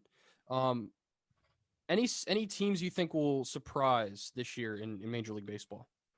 Oh man, that's always. No, definitely not Baltimore. But I do think Baltimore is going to be better. But yeah, I don't know. I mean, would it be surprising if the Nationals were good again this year? Because they had a down year last year coming off the World Series win, but they have a really good team. And I think that 2020 has just been such a weird year for all sports that, the Nationals should have been good this year and they weren't. I mean, if I could chime in, I'm sorry to interrupt there, but I think due to the 60-game season, I mean, like, it was a weird year for all MLB teams. And the Nats just didn't really have what it took. I mean, they were just struggling throughout the whole year. You look at the matchup between the Nats and the Orioles, for example. That's usually a series that the Nats split with the Orioles, but the Orioles dominated the Nationals. And oh yes, they did. I mean, other stuff like that. I'm like, only 60 games. I didn't really have a problem with the Nats missing the playoffs because of COVID and everything. I think it changed preparation and stuff like that. So, I mean, taking that into consideration, but with a full 162 game season, you will see a lot more happen than a condensed 60 game season, in my opinion. Yeah, of course. And there are a lot of teams that surprised last year, such as the Marlins. No one thought the Yeah. Marlins were going to make the playoffs, or the Padres. After I their mean, COVID stuff and everything. After the Especially- Marlins start, especially. Yeah. Yeah. Uh-huh. Yeah, especially then. The Padres, I mean, they had the pieces there, but I don't know if anyone really thought that they were going to put it together and compete last year, but they did. The White Sox, I expected the White Sox to do pretty well last year, and they delivered, so I'm pretty happy about that. But like you said, 60-game season, that it could go both ways. There are teams that could do worse in a 60-game season. There are teams that could do better in a 60-game season. So when you have the full season next year, or whatever we have next year, more than 60 games, a team like the White Sox, who was really good this past year, they might not be able to contend for 140, 160 games throughout a whole season. I think that they are trying to win, bringing in Lance Lynn. He's a very good pitcher, and I really like him. And so I think that bolsters their rotation. Tony La Russa, whatever you think about him as the manager, he's obviously a Hall of Fame guy and a proven winner. So I like the move, bringing him in as the manager, even though he has been out of the game for a while and he's a little old. I He's like old the move. school. Yeah. Yeah. Oh, yeah. Absolutely. In a But game of analytics. Yeah. I still like the move. He's a winner. And so you can see the White Sox are trying to win. The Padres are trying to win, capitalize on the momentum that they have from this past season. So I don't know if there's any teams that are really going to surprise next year, but I definitely could see the Nationals bouncing back from this down year. I agree. Absolutely. I mean, it's going to be an interesting season. Is it for sure going to be a 162 game season? I don't think so. I don't think anything is for sure right now. I don't even know if they're planning to have spring training start on time. I really don't know if anything is for sure or when anything will be for sure. I think it's all kind of up in the air right now, and we're just hoping for the best. Absolutely. Yeah, and I think a lot of it depends on, the vaccine rollout, I think, has been a lot slower than people anticipated. So we got to speed it up a little bit here in the early part of the year if we're going to start getting back towards normal. I mean, what do I know? I'm not a medical expert. Definitely. But I will say good on the NBA and MLB saying that they're going to wait and get the vaccine when the government approves them for. They're not going to try to jump the line or rush them. I mean, they're athletes. They're not really high on the list of people that need to get the vaccine. So good for them saying that they will wait when it's, acceptable for them to get it. Amen. Absolutely. Totally agree with that. Matt, I really wish we had more time, but we're going to have to let you go, buddy. We really appreciate you coming on for first and foremost. I cannot speak tonight. First and foremost, hopefully we can get you back on in the future, but thank you, Dan, for getting Matt Atkins on. Matt, before we let you go, let them know where we can find your podcast and everything. Yeah, of course, you can find the podcast at foulballarea.com or on Facebook and Twitter at foulballarea. Awesome. Matt, thanks so much. Hope you have a safe and happy 2020. Hopefully we can connect again soon during baseball season. Thank you, guys. I would love to hop back on and talk some baseball anytime. And I hope you guys have a happy and healthy new year as well. Are you going to midnight tonight? Yeah, just about midnight. Yes, sir. I set a flexible time, midnight, 1 a.m., but we're still cranking it out. All right. Well, good luck with that. Yes, Thanks, sir. Matt. You as well. Take care, man. Thanks. All right. That was Matt Atkins, the He's Foul great. Ball Area Pod. Yes, he is. I love Matt. He's always fantastic. It was amazing. It was great to hear from him. And we should definitely have him on to talk more baseball because he's so insightful. oh, dude, You can ask him about any team. He knows every team. Absolutely, no doubt.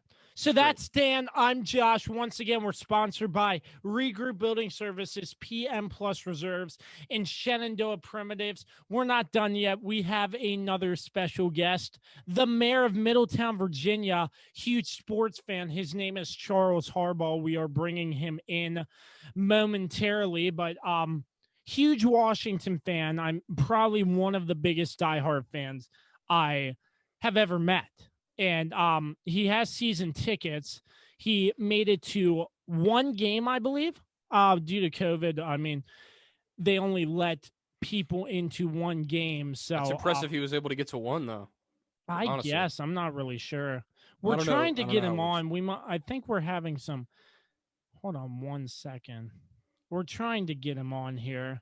There he comes. There he is. The mayor of Middletown, Virginia. and he's connecting to his audio. Charles Harbaugh, what's going on, buddy? Happy New Year's Eve. Josh, wishing you and your viewers and Dan a very prosperous new year. Thank you for having me on. Well, It's great having you, Charles. yeah, so a lot to discuss in the next 30, 25 minutes here. So there's a big game on Sunday night, and I'm sure you will be intensely watching, Charles. So what are you looking out for the Washington football team and the Philadelphia Eagles? Biggest game, if you're a Washington fan in recent memory, I think the nearest one that comes up to it is 2012 with RG3 his rookie year, win and get in versus the Cowboys. I was at that game at FedEx Field, electric atmosphere. Oh, yeah. That's kind of the closest one to it in recent memory. The last couple times we've made the playoffs, right? We've had to go on runs to get in. This is very similar to that. Really, I think the key is, does Alex Smith play? The team is two different teams when he plays and when he doesn't play. And, people say he's a game manager, and I think that's a good thing for this team with that defense that they have. So I hate to bring up bad memories, but the Dwayne Haskins release, it was a long time coming. Dwayne Haskins just wasn't producing and stuff. Do you think Dwayne Haskins in his release leaves sort of like drama, leftover drama in the locker room? Or do you think this team has what it takes to focus on Philadelphia and win this football game to get into the playoffs? It's really funny from the guys, I've talked to, whether it's been Preston Smith in the past or Sean Dion Hamilton or Ryan Anderson or the Alabama guys. They love Alex Smith. They rally around him, and there's just something about him that attracts people to him. Right. And I can't quantify that. I don't know what that is, but it's, his leadership style. And this was before his 17 surgeries and his comeback this year. So, I think that the team is rallied around Alex Smith. They want him to play. I think they gave Dwayne a chance, but, it just wasn't there. It wasn't working out for this team. And if Washington were to not win, who would you rather see win the NFC East with a losing record? I still can't believe it. I can't answer that question because if we don't win, I don't care who wins. Good answer. We need to win. This fan base is really desperate. We've been through a lot. There's been a lot of change and name change and the ownership scandal and the minority owners, and going after Snyder. So a win would heal a lot of wounds for this fan base. Absolutely, as I'm chugging my coffee on the New Year's Eve special. So enough with Washington. I want to get your thought on the rest of the league. What are you thinking of the performances so far from Kansas City and Buffalo over on the AFC side so far? Kansas City, I think we expected that. They're playing wonderful, and it amazes me, I guess, and you two are the experts, but how innovative of a play caller Andy Reid is, right? Yeah. This is like, his whatever year coaching, 15, 16, 17 years coaching in the NFL, but he's coming up with these great plays and great play designs that, we haven't seen before. And they have this plethora of weapons in Kansas City, right? Hill and Kelsey, the running back, Hilaire, and, the other receivers. And I mean, they're just tremendous. They're a very exciting football team to watch. And it's like, you could be up 20 or 17 versus them. It's not enough, and they just come back so fast. And you saw in the Super Bowl, Buffalo has been a really pleasant surprise. They've, first time winning the division since 95. Josh Allen had a pretty rough rookie year, but he's turned it around the last couple of years. His accuracy has improved. He's almost like a young Ben Roethlisberger, making plays on the run, making plays in the pocket, hard to bring down. Very impressive by both teams. And NFC, I want to get your thoughts on New Orleans. Drew Brees, he hasn't been too hot after coming back after the rib and lung injury. Do you think they rushed him back too soon? And do you think this will affect the Saints going into the playoffs? Well, I think, he probably had a hand in rushing himself back too soon. Maybe it would have been nice to have a week, but you want to get in a game or two before the playoffs. He might be rusty, but when you play in December, those games get tougher and tougher. Saints are a great team, defensively, especially. They're playing really good football. Alvin Kamara, great year by him. And they've played so many times this year without Michael Thomas. Imagine what they would be if he was there, and they've managed to win with Taysom Hill. And they're a great all-around, well-built team. I think this is probably Drew Brees' last year. I think he wants to play. Absolutely. So I see the two signed jerseys in the background, Preston Smith and Ryan Anderson. Preston Smith has been balling out for Green Bay. Did you just hear he bought Zadarius Smith bought him a car? That doesn't surprise me. I stay in touch with him, and those two are close. It's they have a wonderful relationship, and he, for us, wow, the one that kind of got away. You draft these players, you hit on one in the second round, then he signs a 4-year, $52 million contract in Green Bay. And we tried to pick his clone in Montez Sweat, 6'6", same height, same build, same school, Mississippi State. So that doesn't surprise me. Preston is a wonderful football player, tall, long, rangy, fast, and tough. He never misses a game. That's the one thing that when people don't talk about him is what they miss is he's always playing. He's always there. He did for us in Washington, and he's doing that for Green Bay. And when they got those two, they changed that defense's identity in one season. Yeah, absolutely. So it sort of segues me into my next sort of topic. You, as the mayor of Middletown, Virginia, one town south of us. So you've been able to organize a lot of events with former Washington players, current Washington players, and I feel like, in my opinion, I'm not sure if you believe this, but Middletown has gained a lot of popularity. So tell us a little bit about some of the memories and some of the events you were able to put on with some of these players for our listeners. Thanks, Josh and Dan. I appreciate that. Look, the thing is, a lot of times they're looking for stuff to do too. And we share some of the same hobbies, and they want to come out here and they want to go to Middletown Firearms, and they want to shoot guns and hunt and fish. And they like to do that stuff. They want to come out here and enjoy themselves and have a good time. We don't talk football sometimes. We don't bring that up. We talk about our hobbies and what we have in common. And they also, the ones that, have come out here, whether it's been, Santana Moss or Chris Thompson or Ryan Anderson, Preston Smith, Sean Dion Hamilton, Deron Payne, they love the community. They love people. They genuinely love the opportunity to get out and do something good. And they're big kids at heart. They play a kid's game, so it's not hard to catch them, playing basketball at the town park on July 4th with kids, or walking around and introducing themselves. They're very down to earth people. And a lot of those guys are Alabama players. They're used to the spotlight. They're used to winning big football games, and they really enjoy the community and crowds.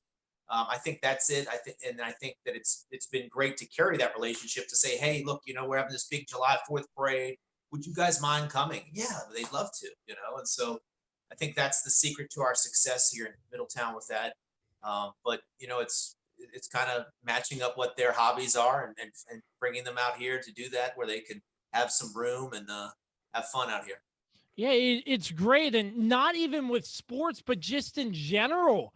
You've been doing a lot based towards the community in Middletown. So can you tell us a little bit about more of what you have done for the community, such as the Farm to Table event where you closed off Route 11 and other stuff like that for us, not just sports, but in general? Yeah, that's kind of the key thing, born and raised here. When I went to school here, and you guys probably remember this, there was like one bus that went through Middletown. Now there's 4. And it's a changing community. Families are moving in, and so we got to adapt with that, right? And it was bringing events to town, whether it's the car show where we close down Main Street and have 300 cars, or whether we close down Main Street to eat dinner. It's about community and the people in it. And it's a very philanthropic community. This last year, we brought an ice cream truck through town 10 times for free during the summer. Every kid got free ice cream.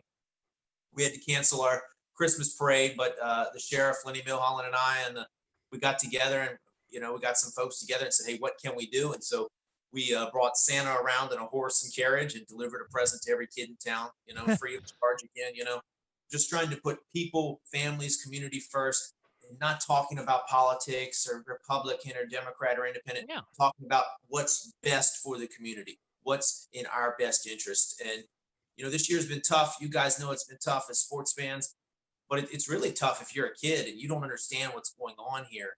So for us, it's how can we make this the best possible, whether it's an ice cream truck or, hey, we're going to do fireworks. Everybody else is canceling, but hey, here's where you can watch them and socially distance and spread out and be safe. And, I think it's easy to cancel things. It's a little bit harder to think outside the box and come up with a backup plan. And that's what we've been forced to do. Yeah, I think that's what we really need.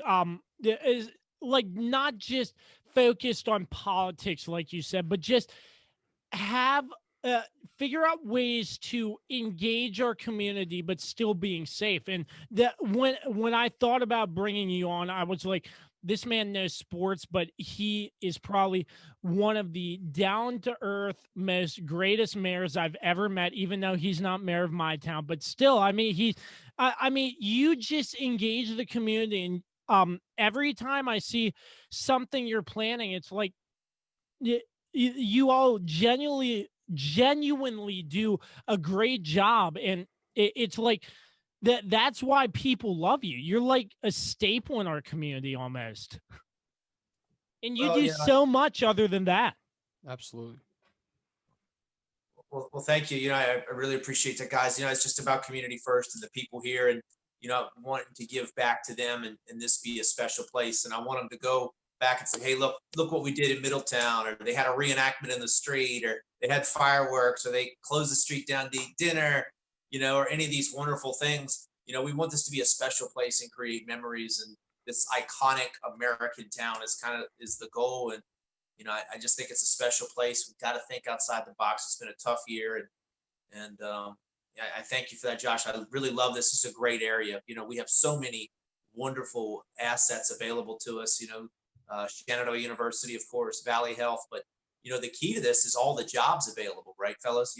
All the manufacturing. American Woodmark headquartered here, Trex headquartered here, HP Hood is in town, Rubbermaid, Fortessa, Amazon, Procter & Gamble, Thermo Fisher right here in Middletown.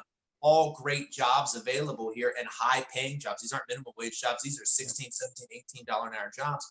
So it can lead to a wonderful life here in Frederick County. I think we're blessed, and sometimes we've got to step back and say, hey, look, this is a great place to live.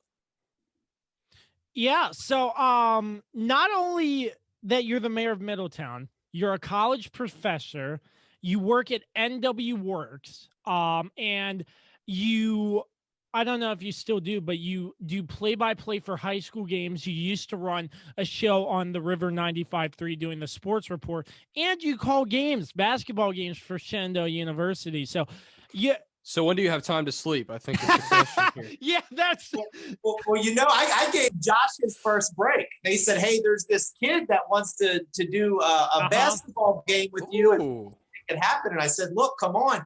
And basically I took a back seat and I said, Josh, you call the Shenandoah University basketball game. Is that right? It's true. This is true. I remember that. So make sure to thank him every episode, Kirby. Don't forget. Every time. You got to. But, this is about, fostering people's dreams. And if this is his dream and he's 100 episodes in, and I saw Middletown resident Mark Mosley was last episode, 100th episode. So, he's great. He's wonderful. So, Josh, I'm glad your dream is coming to fruition before our eyes. And I'm glad I could be a small part of that. But, all those jobs that you mentioned are great. They're wonderful. And they allow me to help out the community in different ways, right? Whether it's teaching the next generation or helping adults with disabilities find that job at Hood, at Trex, at Rubbermaid, and then helping them become part of our community, because sometimes, they get overlooked and we want them to be a part of it. They're contributing to the tax base, and it's helping make Frederick County a wonderful place to live. Yeah, and that goes back to your job at NW Works, where you help people with disabilities find jobs in our community, which is a wonderful thing you do. So I'm sure you have found a lot of joy helping a lot of people as well. Oh yeah, very fulfilling. My life has been a blessing. It's been wonderful. Local boy, bachelor's, master's, Shenandoah. Played a couple years of semi-pro football. You see the jersey in the background. Had a lot of fun doing that. Played at Shenandoah in 2007. It's been a fairy tale. It's been wonderful, and I just want to keep giving back and make this the place to live. Absolutely. So keep on doing what you do best. In That's what I was gonna say, 2021, what are you looking forward to most in 2021? Gosh, anything? Is it anything or what? Anything Middletown related? Anything?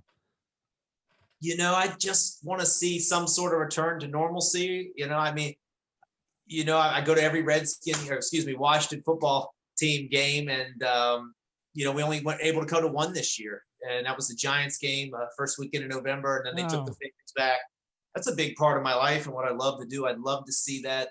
I'd love to see our restaurants kicking. You walk in, you can't find a table. Italian touch, where all the locals go at the bar, every seat's full. I'd love to see that again. Some of those things you take for granted, you miss. I'm sure concerts are on that list for you guys, and then football games and stadiums, and that experience, you miss that. And I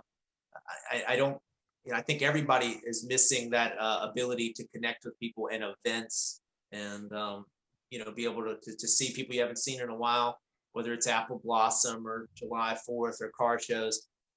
That togetherness is what I'm most looking forward to in 2021. And I forgot to mention, you work at Italian Touch too. So how do you find time to sleep? Oh, you know what I mean? You find some time, but I really love to work. I love to give back. I love the community, and you learn something at all those different jobs you mentioned, something different that forces you to change the way you think, right? Or you could say, hey, at this job, I saw something the other night here, and this makes me think this will help in this job. Or I heard this place is hiring, and let me help get this person a job there. Yeah. And it's about, connections. And just like with you, when I first met you, I didn't know I'd be on your 101st episode. And, Dan, I remember doing an interview with you at NWE. Yeah, I enjoyed that a lot. It's about connections. And, you guys didn't know at that time I'd be on your podcast, but, life works out in funny ways. Exactly. Amen. Absolutely. So, can you tell us anything you might have in the works for 2021 for the town of Middletown? Well, it's hard to, because, I had a plan for the Christmas parade, right? The governor had 1,000 people outdoor limits, but in 2 weeks, it went from 100 people to 25. Now it's down to 10 people. So we really can't do anything until the governor's orders are lifted and we have some sort of understanding on the abilities that what we can have. Yeah. I think you saw some of our Christmas wishes. I sent you one from linebacker Sean Dion Hamilton. So yes, I saw that. That was very cool. That one, wishing everybody in Middletown a Merry Christmas. But that's now the formula. You got to think outside the box. It has to be virtually. I can't be with you all in studio. Here we are. So it's too early to tell, Josh. Just hoping for the best. The vaccine's coming. Mid-January, it looks like a large percentage more of people in our county will be vaccinated. Every kind of 2 weeks after that hits another level. February, March, maybe we'll be on to some sort of path to normalcy. Dr. Fauci, I think he said NFL season should be fine next year on time for fans.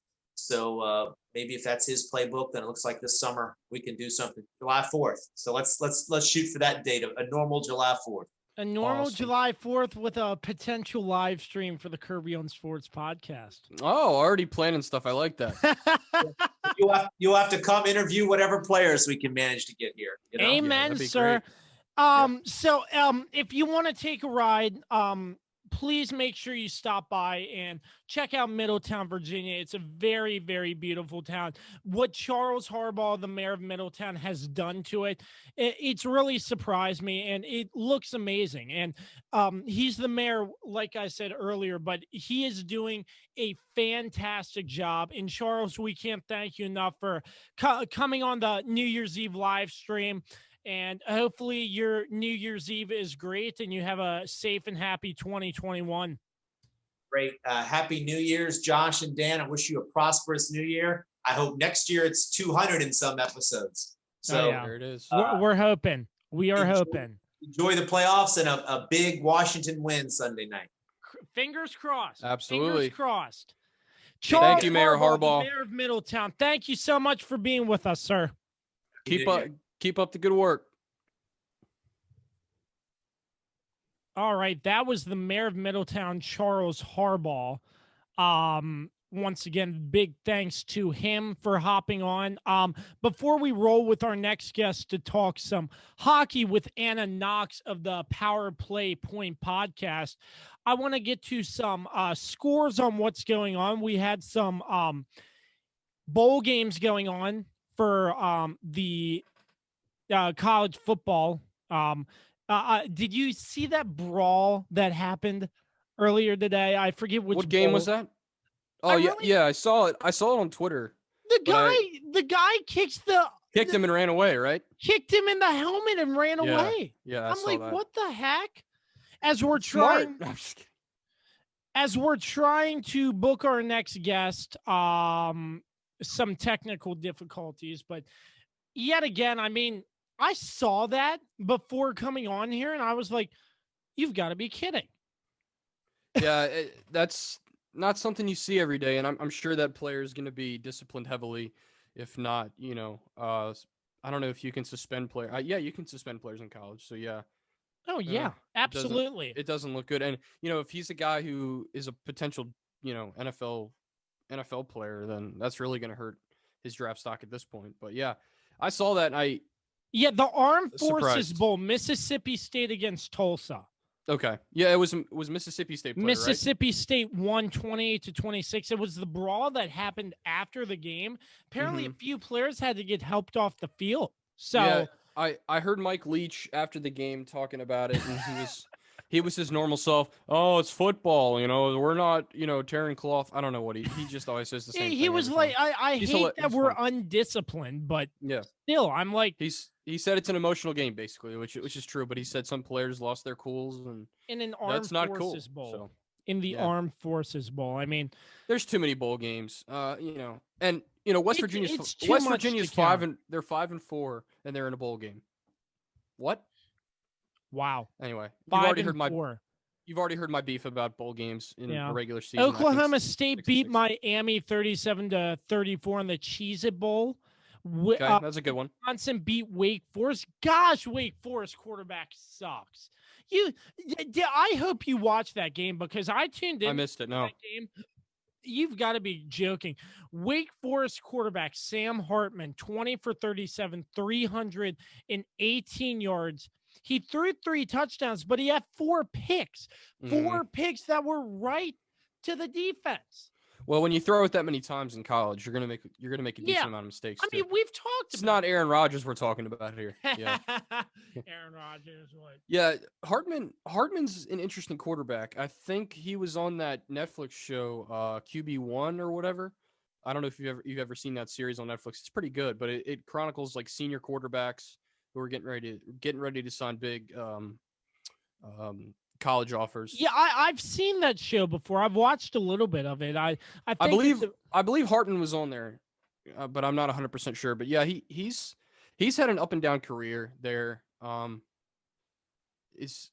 believe he's a junior, right? I have to check. Yeah, junior or senior, as we're having technical difficulties from Anna. She is joining us shortly.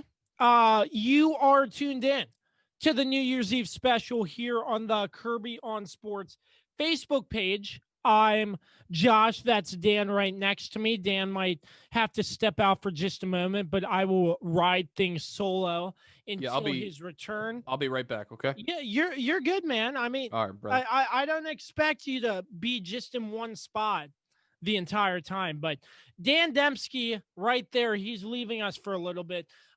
While we are waiting for Anna Knox, I will take any questions you might have on the Facebook live stream. And there's Anna Knox.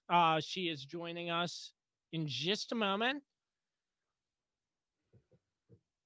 Waiting to get her on the New Year's Eve special here on the Kirby on Sports podcast.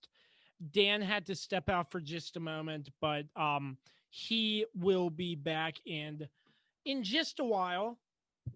And are we connected?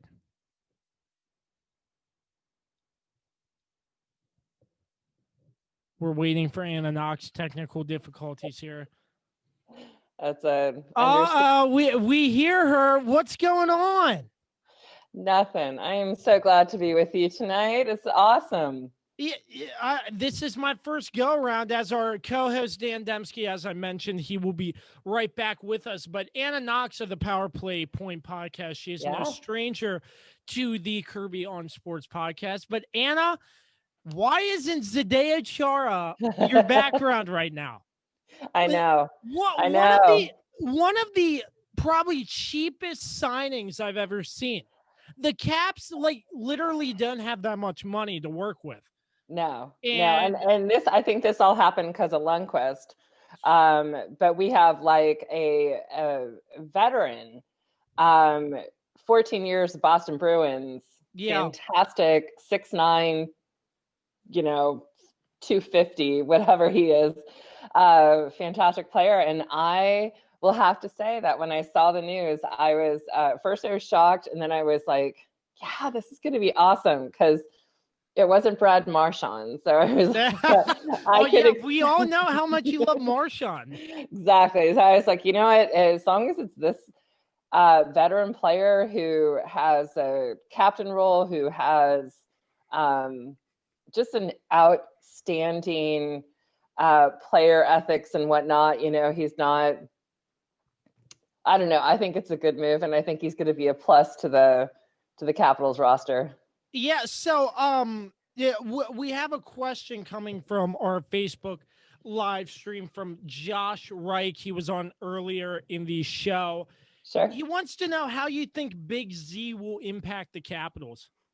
I think he's going to be a positive influence. I think what he's going to show is leadership and maturity, which I think is going to be the best balance for the Capitals going forward with the new coach, and not having Brayden Holtby and a lot of changes. I think that he's going to be somebody that they're going to look up to kind of keep some of the other players who are coming up, like your Connor McMichaels, who are only 19.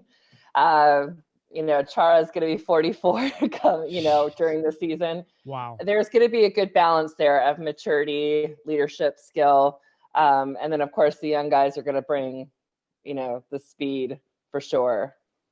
Yeah. So, Chara and Ovechkin, Chara, obviously he's been with the Bruins for his whole career, and switching to the Capitals on a 1-year deal. Gosh, we can just go on about the Caps all night. But I mean, going back to what I was saying, Chara is another veteran presence, and him working with Ovechkin, another veteran of the Capitals, that strong sense of leadership, I just feel, is instilled with Washington with a new head coach in Peter Laviolette, which I don't believe I got your thoughts on either. We will touch on that in a little bit, but there's so much to look out for this Washington Capitals team, who just did not look like they had what it took with Todd Reirden in the bubble in the NHL, but they're looking for a promising future come this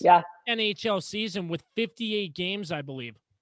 Yeah, and I think that's exactly, it's 56 games, but but I think that's exactly what the Capitals needed. Was we have, so much hype and so much focus on the grade 8 for all of his commitment to the Capitals, and after everything that he's done, and he's just fantastic. And then COVID hits, and it's like, well, is he going to get, beat Gretzky's goal? Is he going to do this? And it's like, okay, well, let's put the focus on a couple other players at this point. Like, let's see who else can really add to that hype. And I think that when you have a mature and fantastic player like Alex Ovechkin on one, as a forward, and then you have Chara coming in,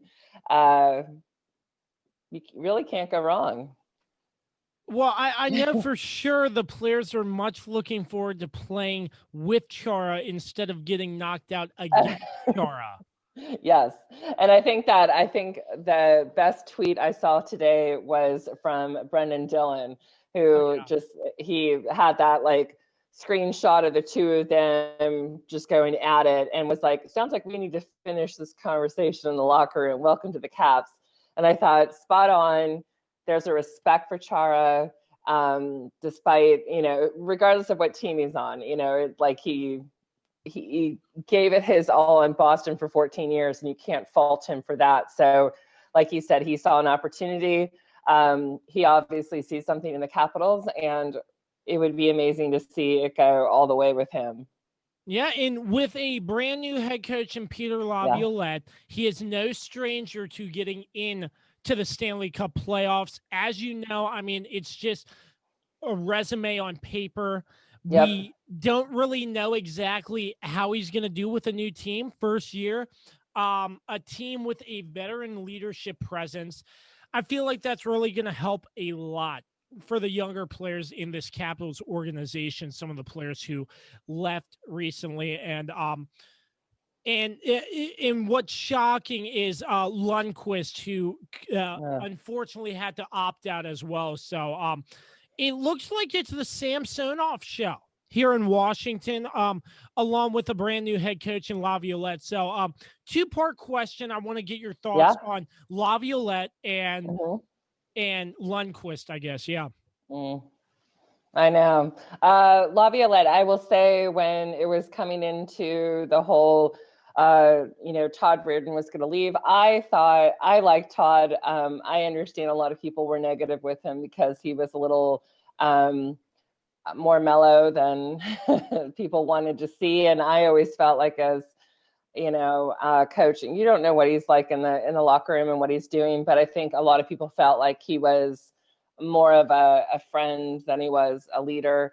I think Laviolette is going to come out, and he has the experience. He doesn't have that hot head like Babcock, which thank God, because I don't know if I could have him as the coach.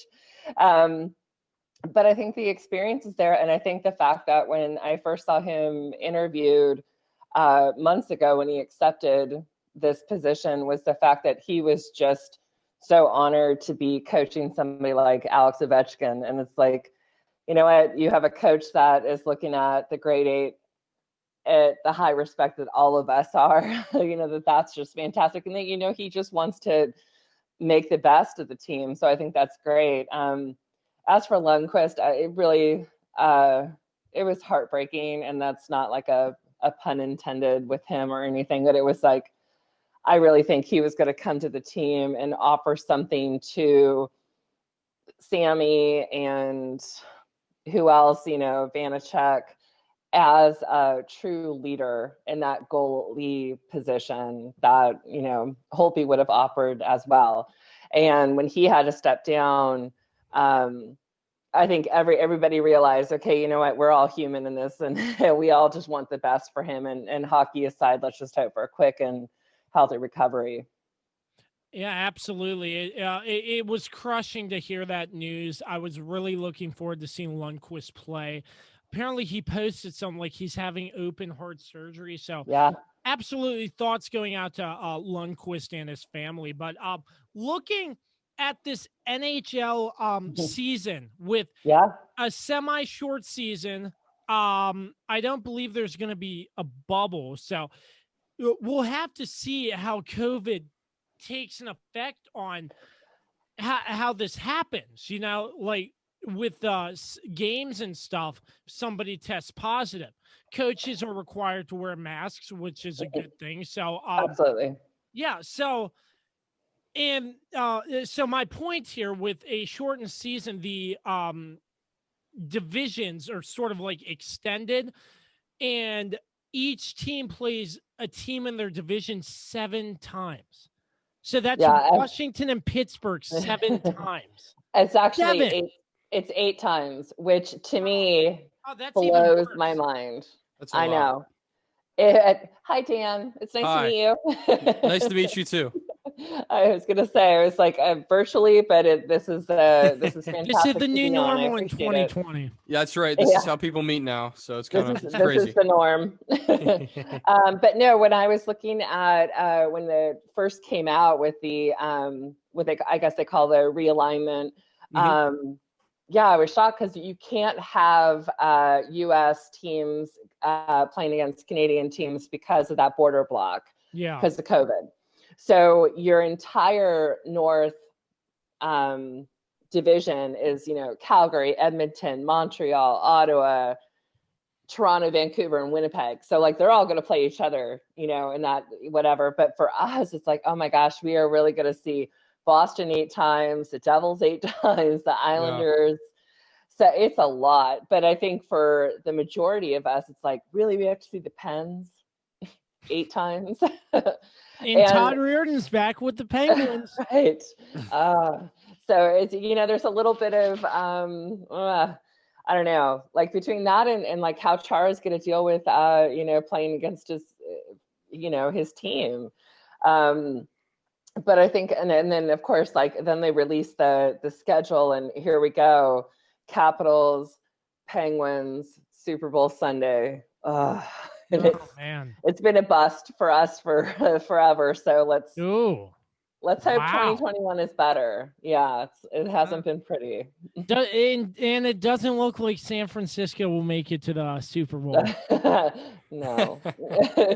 But I will say my Super Bowl or my little football pool that I do. I was like, I'm going to go with the Niners for last weekend against Arizona because I hate the Cardinals, and this little like sign came up and was like, you really shouldn't, like this is a huge underdog, like this is really wrong of you kind of thing. And I thought, screw you, I'm going for it, and I'm glad I did because it was a fantastic game. But yeah, they are definitely I don't know, I'm all about George Kittle for president at this point.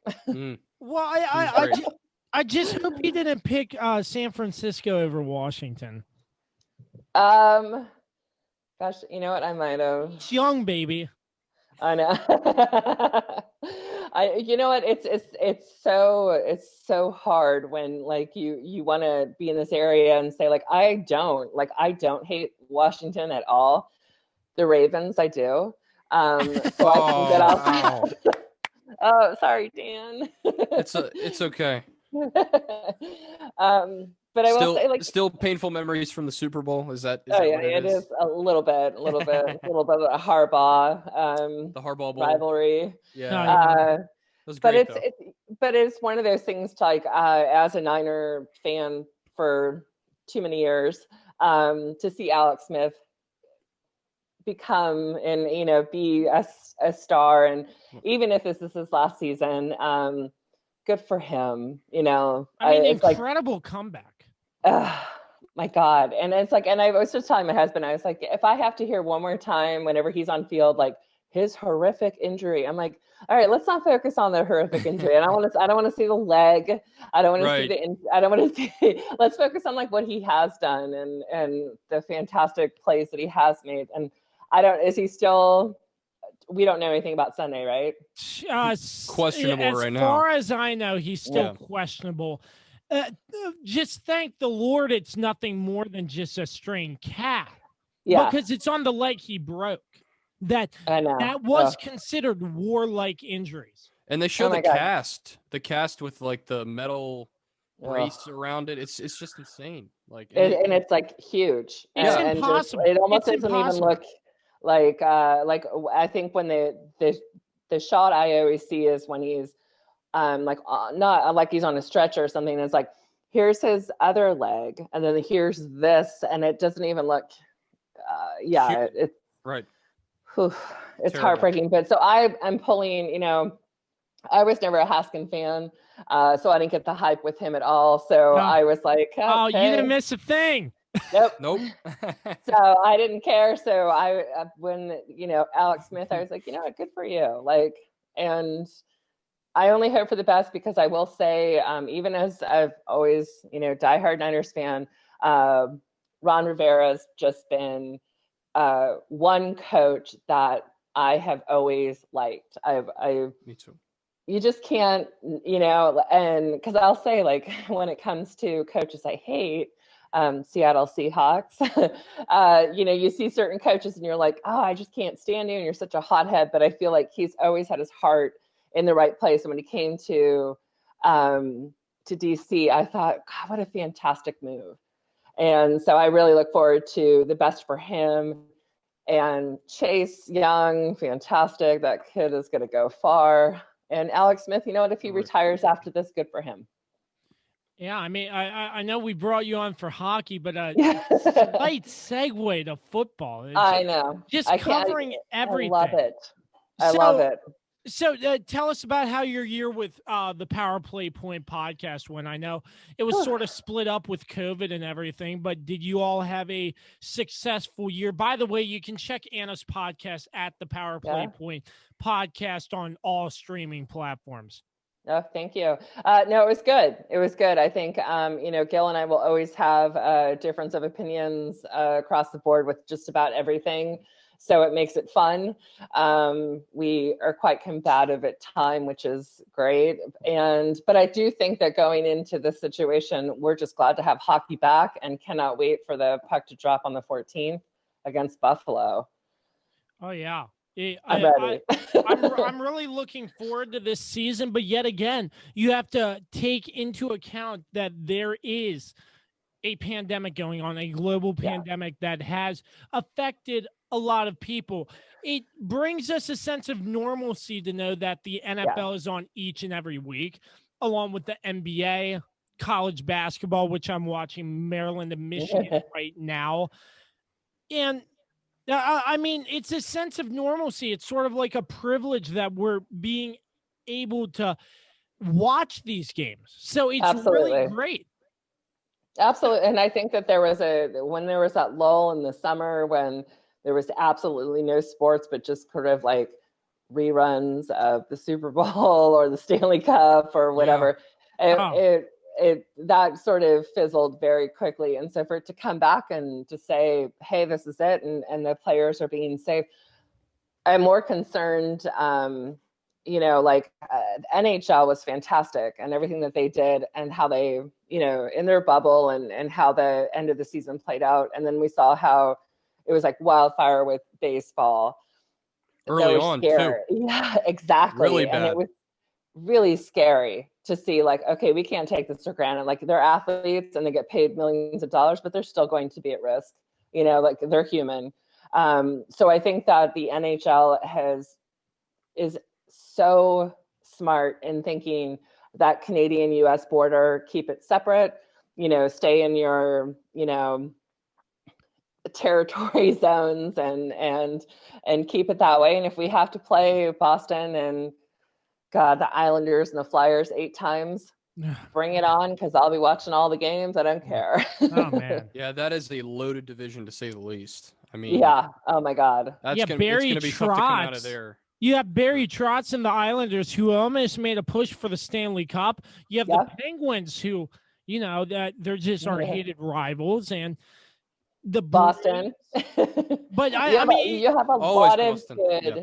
Always Boston, absolutely. And I think that you have, I think it's going to be good. And I think what's going to benefit the Capitals is that they're going to kind of be able to catch on and say, okay, kind of get a groove for who are the new young players that are coming up on these teams and who do we need to watch out for versus, always worrying about that players. So, and I think that's going to be the same for the Capitals. We have new players coming up and, I'll be anxious to see. I think for me, when I look at the stats and you have a Chara who's 6'9", so in skates, he's like 7'3", and he's just a beast and he's a force to be reckoned with. And when he won, what was it, like their All-Stars thing? I think he hit, I wanted to say, so John Carlson has won the fastest, puck into the. Oh, yeah.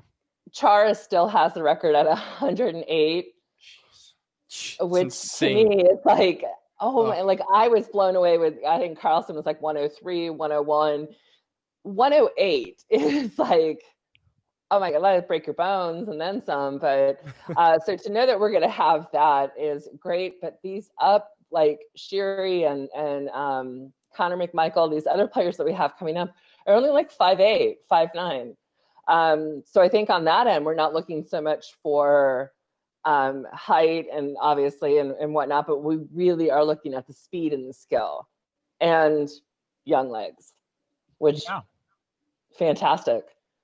Yeah, I'm looking forward to this season. I mean, it's going to be great to get another sport back like hockey. It sucks we can't be there in person because being in the stadium is the full experience, essentially. Absolutely.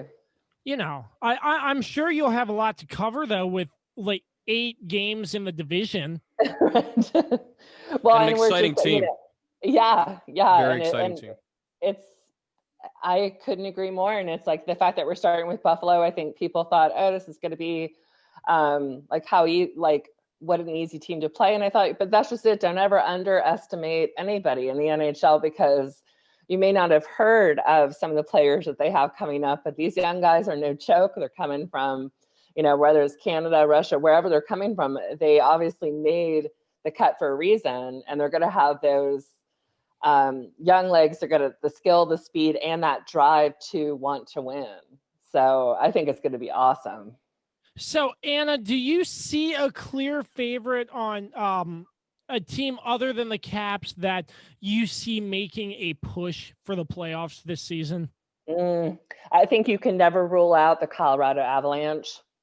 I think last year that they just really showed that they had that drive and that Nathan McKinnon is a fantastic, not that I ever want to put it on one player per team, but I really felt like that was a team that a lot of people underestimated and they really came forward. And I think that's going to be a team to kind of keep your eye on. And I also think that there may be, and I know I may be jinxing this, the Devils were so terrible last year, but we're kind of in that transition stage.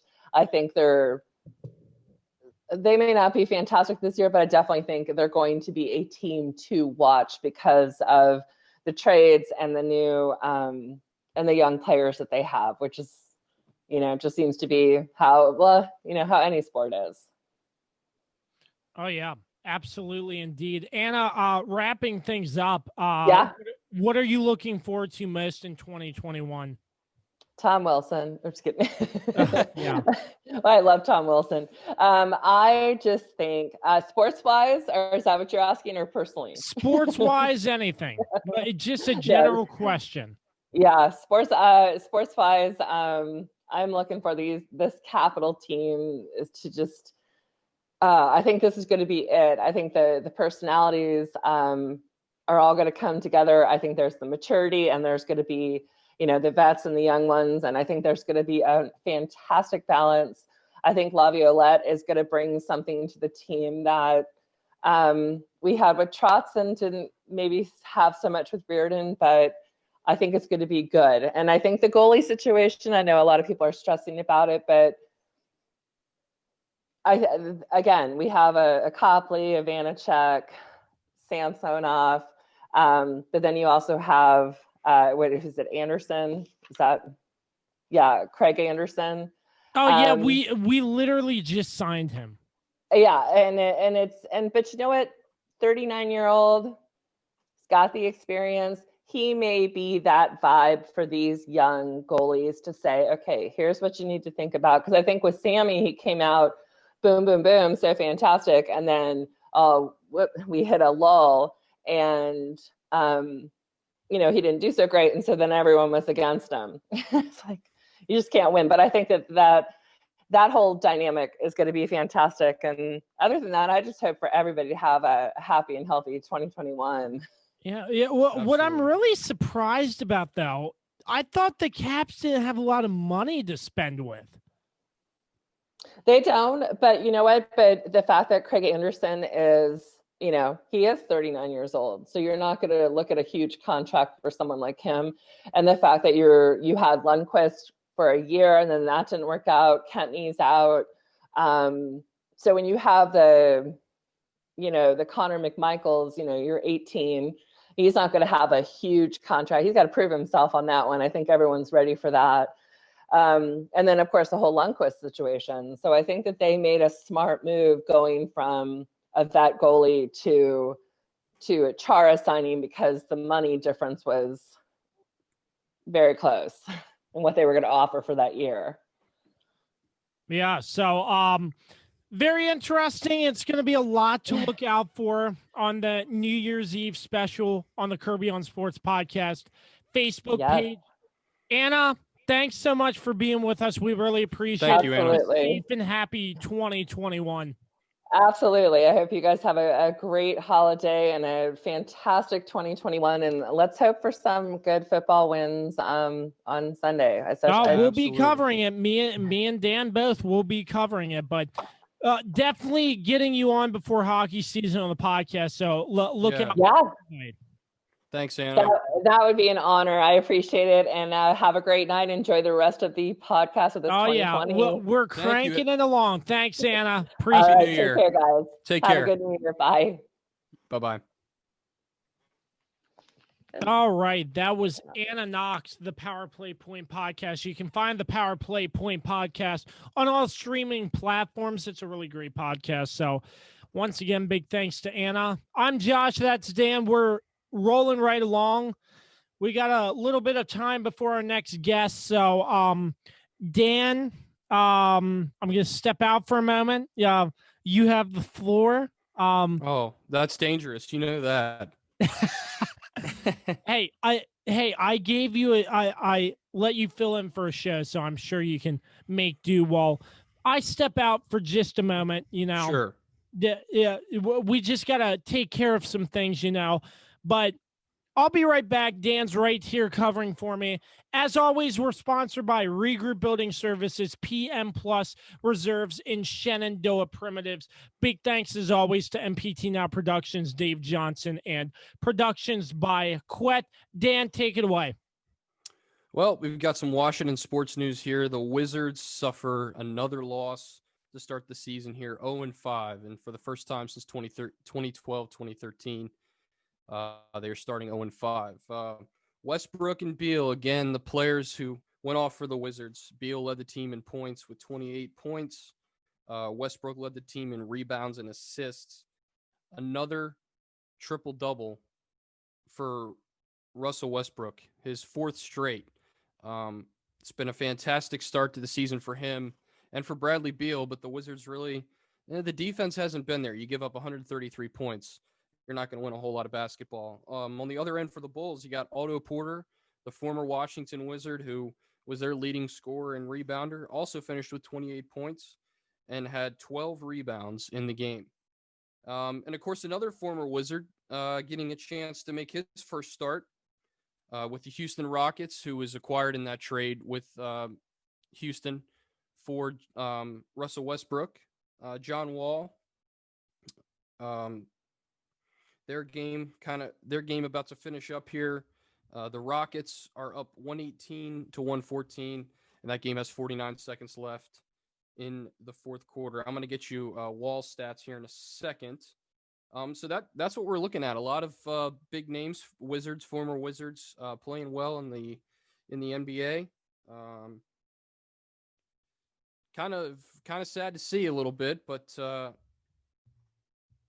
John Wall with 22 points is leading the team in scoring. Also has 6 rebounds and 9 assists. So a really, really solid game for him, as that game now has 30 seconds left. As Kirby said, our next guest comes on at 10 o'clock. It's the great Jason Kamlowski, who for a long time has been a longtime friend and contributor to the Kirby on Sports podcast. You've heard him do fantasy football files in the last couple of years. He's been very busy recently, so he hasn't been able to contribute as much, but we know he's got a lot going on. So really looking forward to chatting with him, because he offers great insight to professional football, and certainly as we wrap up the final week of the NFL season, really excited to see what his takes are on the way things are shaping out. Let's go back here and take a look at some other scores across the NBA. In the fourth quarter in Toronto, the Raptors lead 76-73. The Raptors looking for their first win on the season. Out in Oklahoma City, the Pelicans right now beating the Oklahoma City Thunder 71-63. About 6 minutes to go in the third there. Out in Utah, early start there, or just getting underway pretty much, 10-9. The Suns beating the Jazz. Some finals here from tonight in the NBA. Of course, I mentioned the Chicago-Washington game. The Indiana Pacers take down the Cavaliers, and the Pacers are now 4-1 to start the season. Quite a start. 119-99, they get that win. Good start to the season for them, as I mentioned. And how about the 76ers? Also 4-1. They take down the Magic, 116-92 in Orlando. The Magic suffer their first loss in the season. So early on in the NBA season, obviously a lot unknown as we're only 5 games in, and it's going to be a long season. But we got some college football, as Kirby mentioned, in the Mississippi State Tulsa game. A little bit of action at the end of that game. A mini brawl breaks out where a Mississippi State player was caught on national television kicking the other player in the helmet and then sort of running. Mississippi State gets that win 28-26. Very weird to see that in a bowl game, especially in a smaller bowl, the Armed Forces Bowl. Head coach Mike Leach, Mississippi State, was asked at the end of that game about his team, and he said, basically it's an emotional game and some players lost their cool. And as Mike Leach often does, he added some humor to it. Maybe not on purpose, but he does a good job of that. West Virginia and Army played today in the Liberty Bowl. West Virginia gets the win there, 24-21. Army had a really solid season, and they led for most of that game, but got to credit West Virginia for the comeback there. They bounced back late to take them down 24-21 and end the season at 6-4. That's a 5-4 team in a bowl game is, I'm not sure how they could decide that, but in COVID, I guess anything is possible. As Kirby mentioned, we also had, where's the other? We have Arkansas and TCU. No, that was canceled. Okay, never mind. Got to keep up with stuff here. So those are the only bowls that were played today. Also, Ball State and San Jose State in the, what bowl is this? In the Arizona Bowl. That's 34-13 win. Kind of an upset there. Ball State taking down a 22 ranked San Jose State. So that's what we're looking at. Got some college basketball going on right now, and as Kirby mentioned, Maryland and Michigan. Right now, Michigan up with about 9.5 minutes to go, 65-59.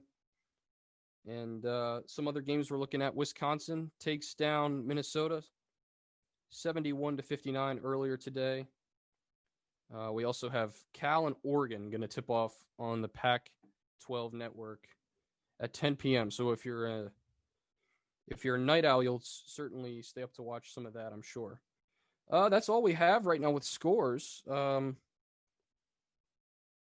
That's about all I have. I'll see if I can find something else. Here comes the man of the hour, the welcome creator of this show. Hello. Hey, I was running through a bunch of scores I there. listened. You did a darn good job. You sound like an ESPN studio host. Oh, thank you. I have a little bit of experience giving scores and things like that. Obviously. Bit. Yeah. I can thank Matt Atkins at WooVit for giving me that opportunity. Shout out to Matt. But by the way, Matt texted me. He thanked us both. He said it was a lot of fun. We're going to have to get him on again. Oh, no doubt. I mean, when baseball season starts up again. This show has astounded me so far, how great it has been getting a bunch of guests just talking. They've all been fantastic. I know. All of them. And what a great way to ring in the new year with a live stream, just us talking about whatever. It doesn't just have to be sports. Our main focus is sports, but we're just doing whatever. I'll tell you what, I'm excited for Jason. I haven't talked to him in forever on the show. Oh yeah, and me either. I miss his fantasy football files. So hopefully we can get. I'm sure we're going to get a lot of good information from him. So I'm excited for that. Yeah, absolutely. So, how, what was I going to say? As I'm going to mute and sneeze really quick. I almost sneezed earlier. Nope. I did the same thing. Oh, I don't know if you saw me tilt my head during. I think we're talking to Charles, and I was like, but I was fine. Yeah, but yeah, what a great show. And we can't thank our sponsors enough. Regroup Building Services, PM Plus Reserves, and Shenandoah Primitives. Absolutely. Yeah, so Dan, what are you looking forward to most in 2021? My answer is going to be generic, and it's going to be what most people say. And I think I want to return to normalcy. And I not just with sports, with society in general, so we can, excuse me, go out. And when the vaccine is widely available, of course, everybody does their part, gets the vaccine, and we can start to have, like, I think the most important thing that has been missing in culture in general, live sports, just the energy of a crowd. I think I talked about this at the beginning, especially of the NFL season, where they pumped in crowd noise. It's quite phony in a lot of ways. And we saw some of the technical difficulties too early on, where there was some cheer. There was like cheering when a player got hurt. I can't remember the game exactly, but just little things like that like it would, maybe some people would cheer because people are just, jerks a lot of times. But I think that's what I'm looking forward to most. I'm trying to think of what else sports wise. I'm kind of excited for the Orioles this season. I kind of want to see how they're going to bounce back. I thought like they had several good players last year. Their pitching is obviously an issue, and it's going to be an issue for a while, but I kind of want to see how they can compete in the American League East. Obviously, it was a very tough division last year, like it always is. So it'll be interesting to see how they recover and hopefully try to get out of the bottom of the league a little bit. I mean, if they finish up with like the 5th worst record in the American League, I'll still be happy because at least they'll move up 3 spots from where they were this past season. I'm trying to think what else. And I think with the fans and all that, I'm looking forward to the start of next season in the NFL, because I think there's going to be, and I heard Peter Schrager say this on Good Morning Football this morning. There's always a celebration when fans can get together for an NFL game, but it's going to be like nothing you've ever seen before. I mean, I think we're going to see a lot of sellouts and a lot more celebrating the fans next year, because the NFL just had their 100th anniversary last year, and the 101st, of course, this season, which has been so bizarre. But yeah, I think that's another thing I'm looking forward to, because there's nothing better than watching or attending, for that matter, an NFL game where you can feel the energy, and that's one of the things I'm excited for sure. And so yeah. Can I just say, being a DC say what you fan, want. Being a DC fanboy, I'm gonna bring up Washington once again. That's what it's about. It's all good. Yeah, so I saw a picture on Twitter from the NFL's 100th season. I saw a picture of Darius Geis and Dwayne Haskins. Oh man, what throwback! I mean, what a year! It's really weird. Darius really Geis bizarre. gets arrested and released at the beginning of the season, and then Dwayne Haskins recently gets cut. But a lot can change. Yeah, but I feel like the running backs for y'all at the beginning of the season really stepped up.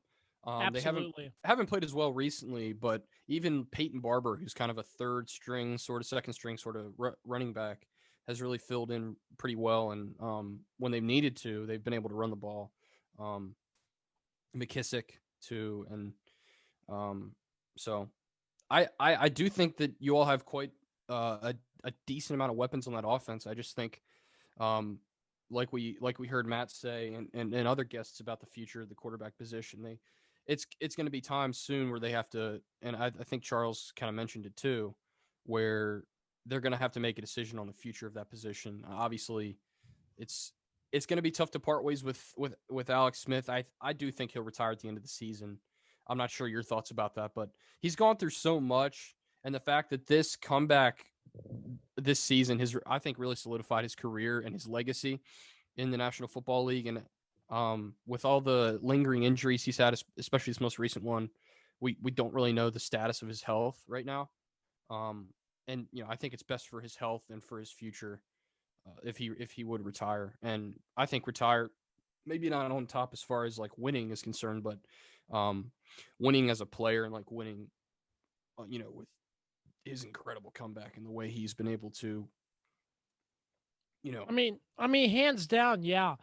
I think this will be Alex Smith's last season, and I mean, what a way to end a remarkable season, though, a remarkable career. Yeah, to have a chance to, if he does play on Sunday, put them in the playoffs is just unreal. So if this award does not get changed to the Alex Smith Comeback Player of the Year award, I will not be happy.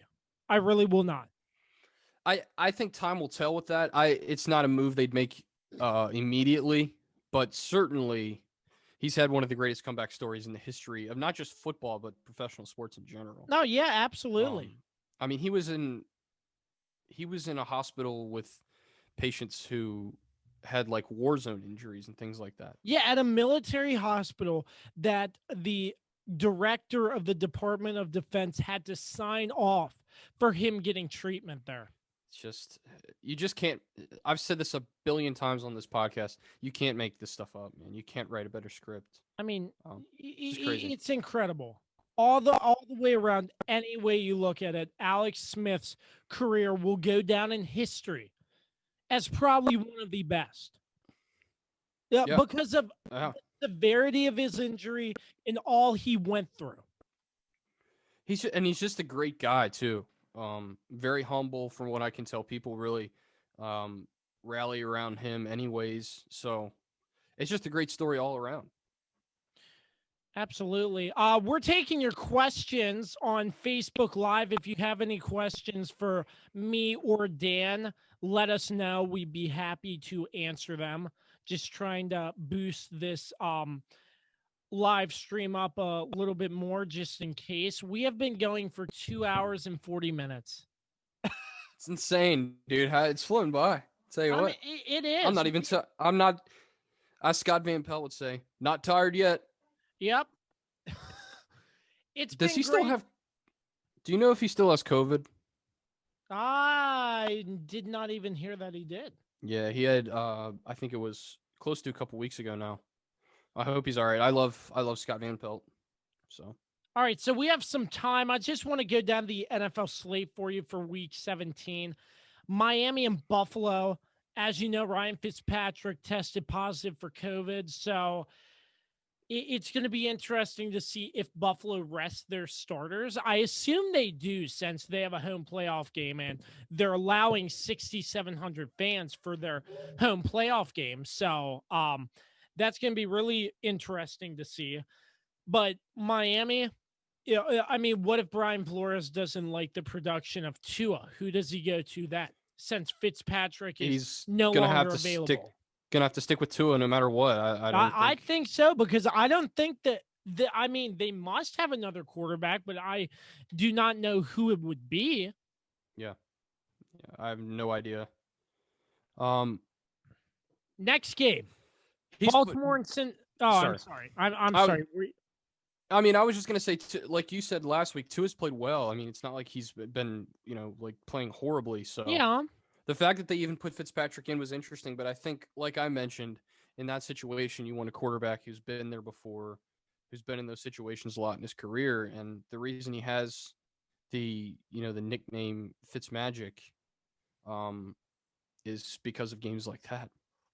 Yeah, absolutely. So the next game, let's talk about a little bit. Your Ravens and the Cincinnati Bengals. Mm-hmm.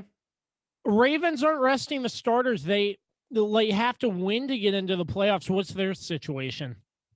Well, I mean, it's pretty simple. Just have to beat the Bengals, which they should be able to do. It seems easy enough. Win and you're in, right? Yep. Oh. No matter what else happens in these games, and of course the highest seed they can get now is the 5th seed, and a couple things have to happen there.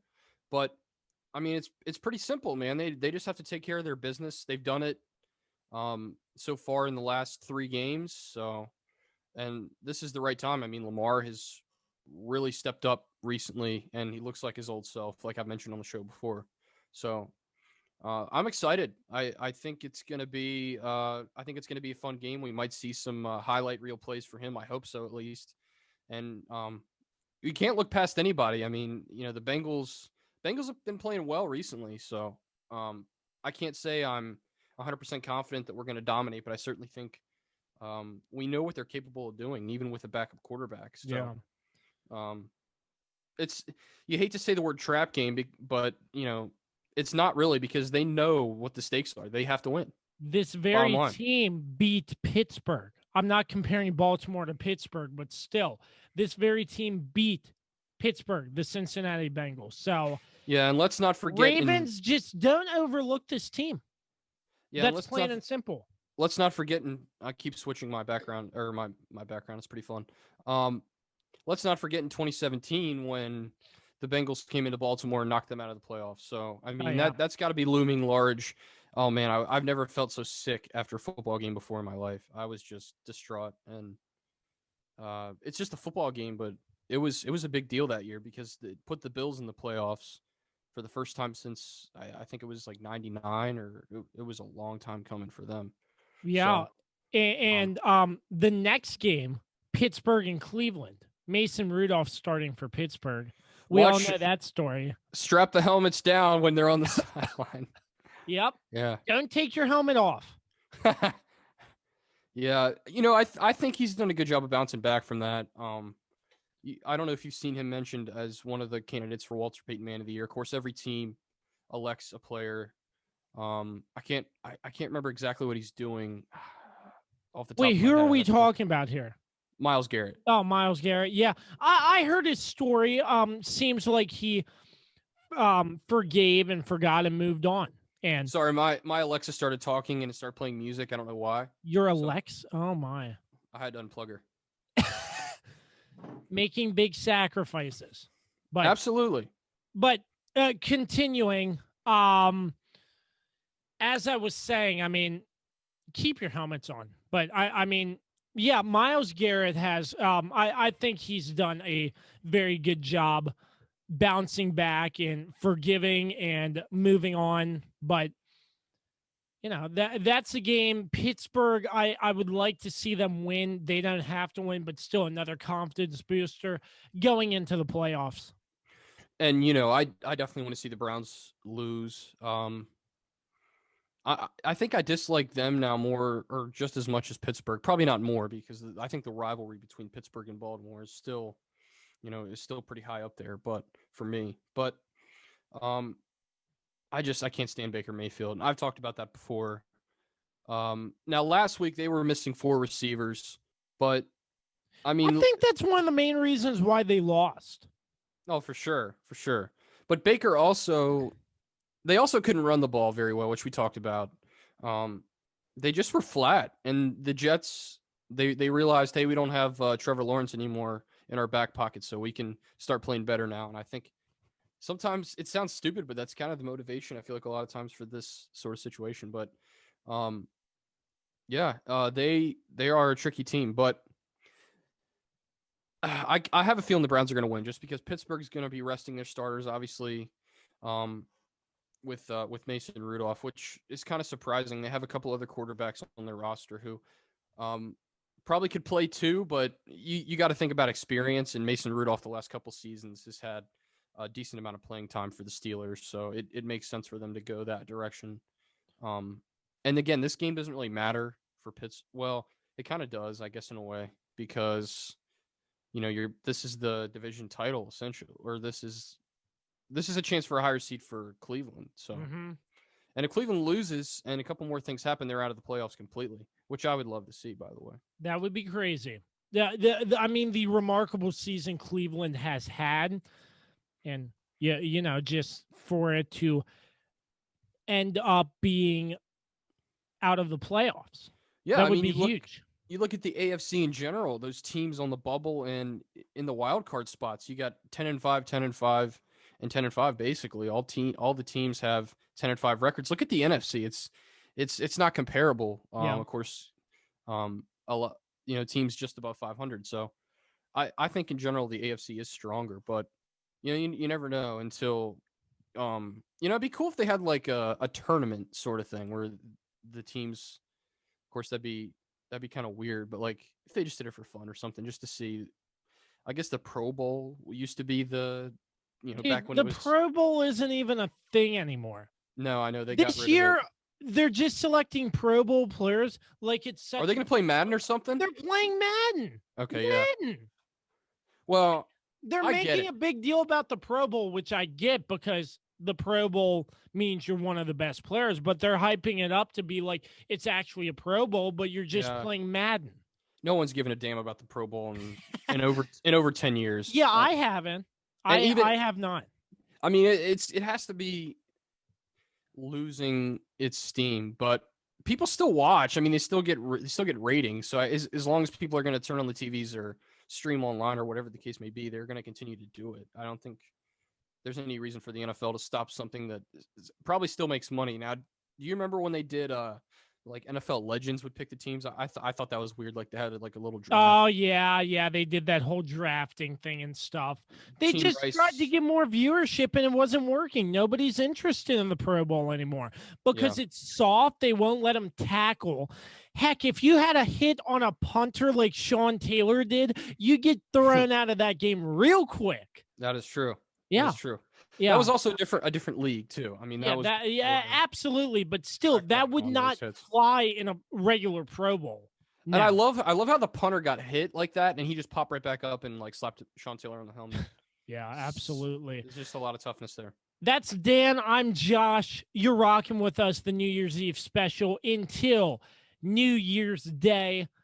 Big thanks to our sponsors, Regroup Building Services, PM Plus Reserves, and Shenandoah Primitives. Big thanks, as always, to MPT Now Productions, Dave Johnson, and Productions by Quet for all their support as well. Looking forward to getting Jason Kamlowski on momentarily. Let's just run down the rest of these games really quickly. You have Minnesota and Detroit. Dalvin Cook unable to play in his final game. It looks like the Vikings will not make it to the playoffs. Neither will the Lions. With a 6-9 and 5-10 record for the Lions, you have the Jets and the Patriots, and as you know, the NFC least. We've talked about it all the time. The New York Giants, the Dallas Cowboys. Whoever wins that game, if Washington loses, wins the NFC least. Atlanta and Tampa Bay, New Orleans and Carolina, which I really think they need to rest Drew Brees. Oh, no doubt. yeah. I mean, I said that. Yeah. Don't take credit for what I said. I'm just kidding.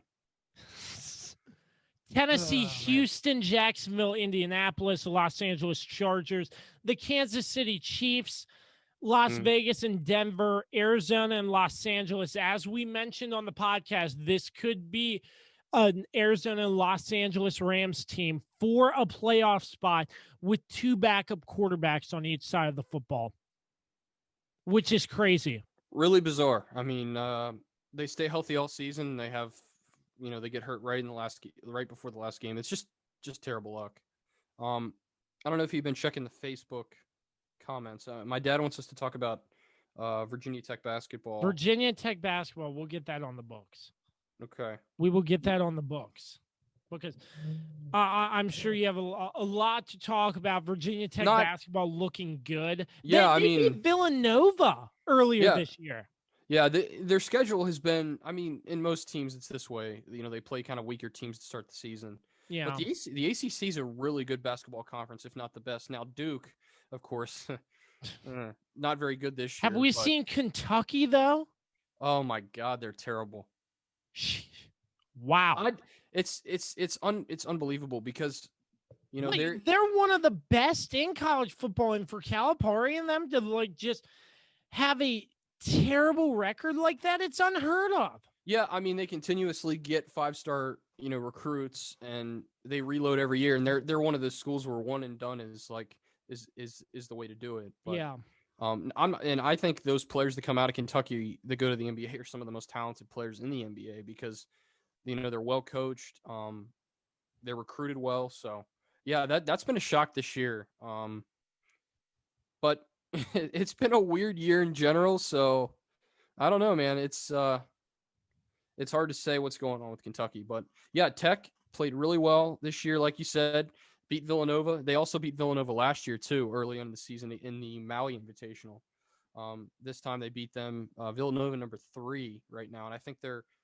Let me click here. They're only. Of course, I clicked on the wrong thing. Their only loss was to Virginia Tech, and they're now number 4. They were number 2 at the time, so still a really good basketball team.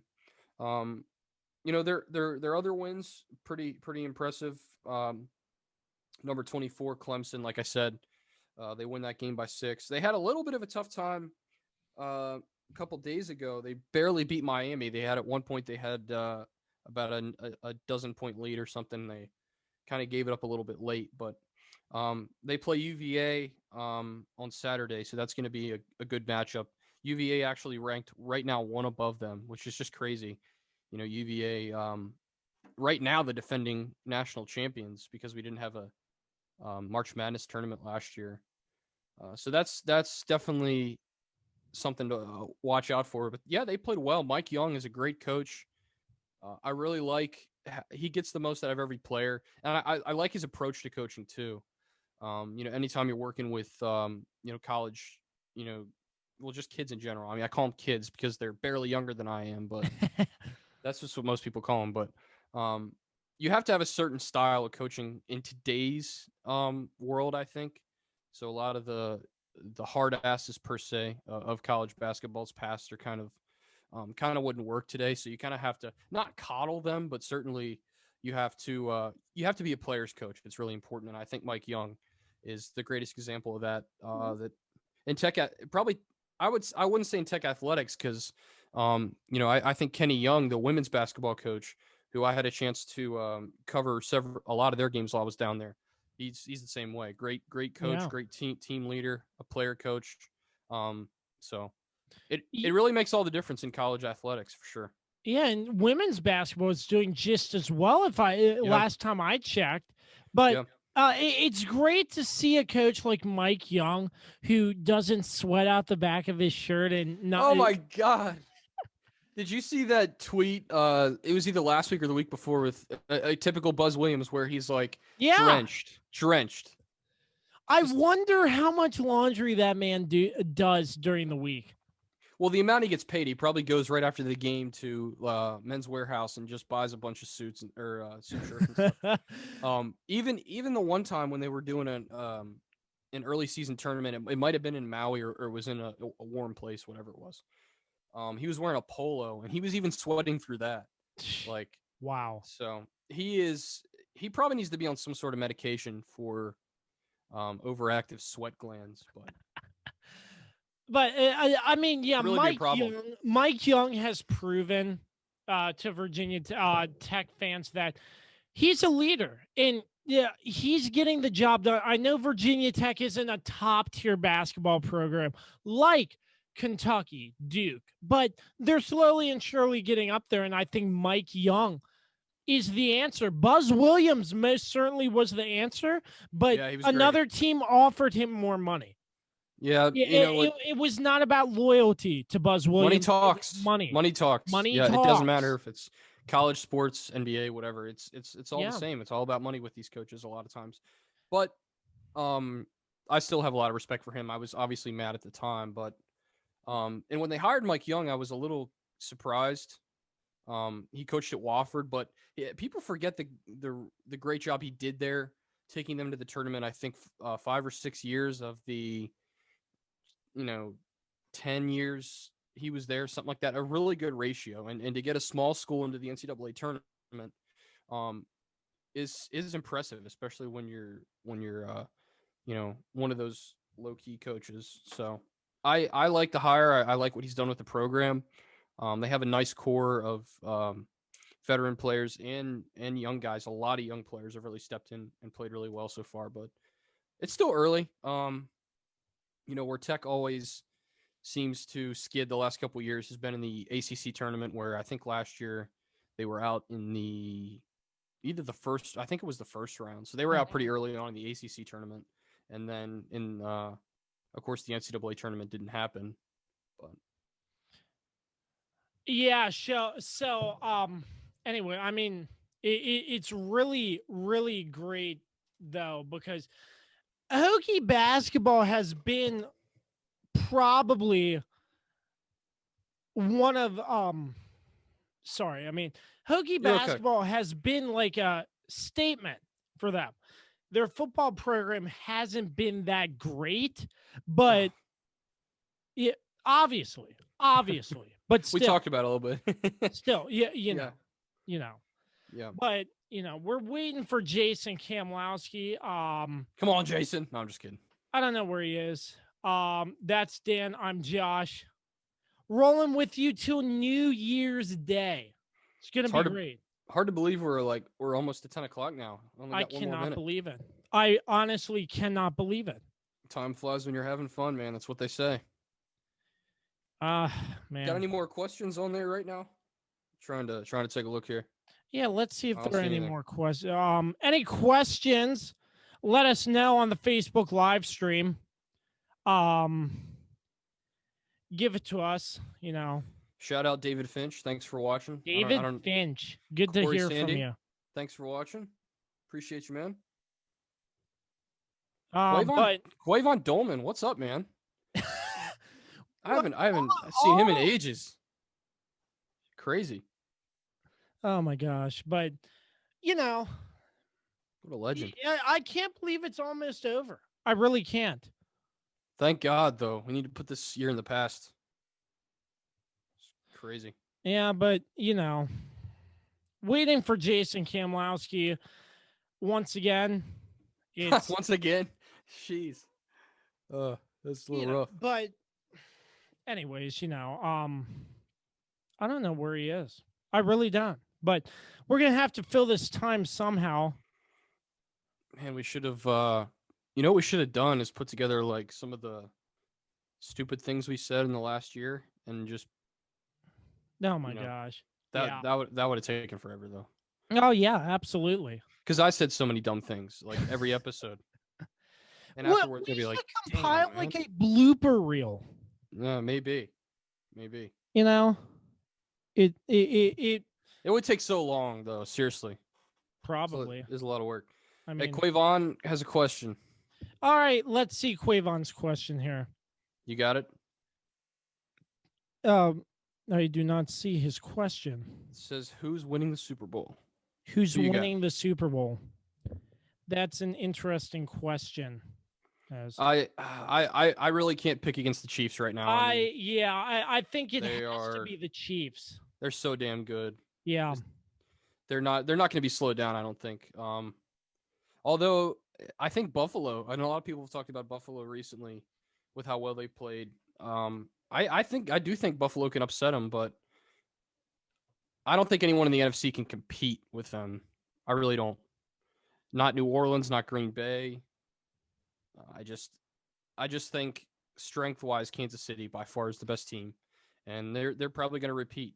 So I don't know. What do you think? I can't pick. I can't pick against Kansas City either. I mean, it's too hard to pick against them, and it's just going to be really, really, really tough. Buffalo is the closest contender to potentially reach Kansas City, but I think it's Kansas City all the way. Any way you look at it, unless something drastic happens. You think any upsets? You think like the Titans could get to the AFC Championship? I mean, I think the Titans. The problem is they've had so many ups and downs this year. But if Derrick Henry can get going, I don't really see a team defensively that can match up with them at all. So I don't know. Yeah, but still waiting on Jason Kamlowski. I'm Josh. That's Dan on the Kirby on Sports podcast, the New Year's Eve special, keeping you going till New Year's Day. Trying to at least stay awake. I got my coffee right here. I drank mine earlier, so I'm good. A big Yeti cup full of warm coffee. Nothing better. Nothing better. I hate how this background makes my microphone go in and out. It's crazy. I need to get a green screen. That's what I need to do. I wonder how cheap that is. Trying to think of any other sports stuff we could talk about. Let's see.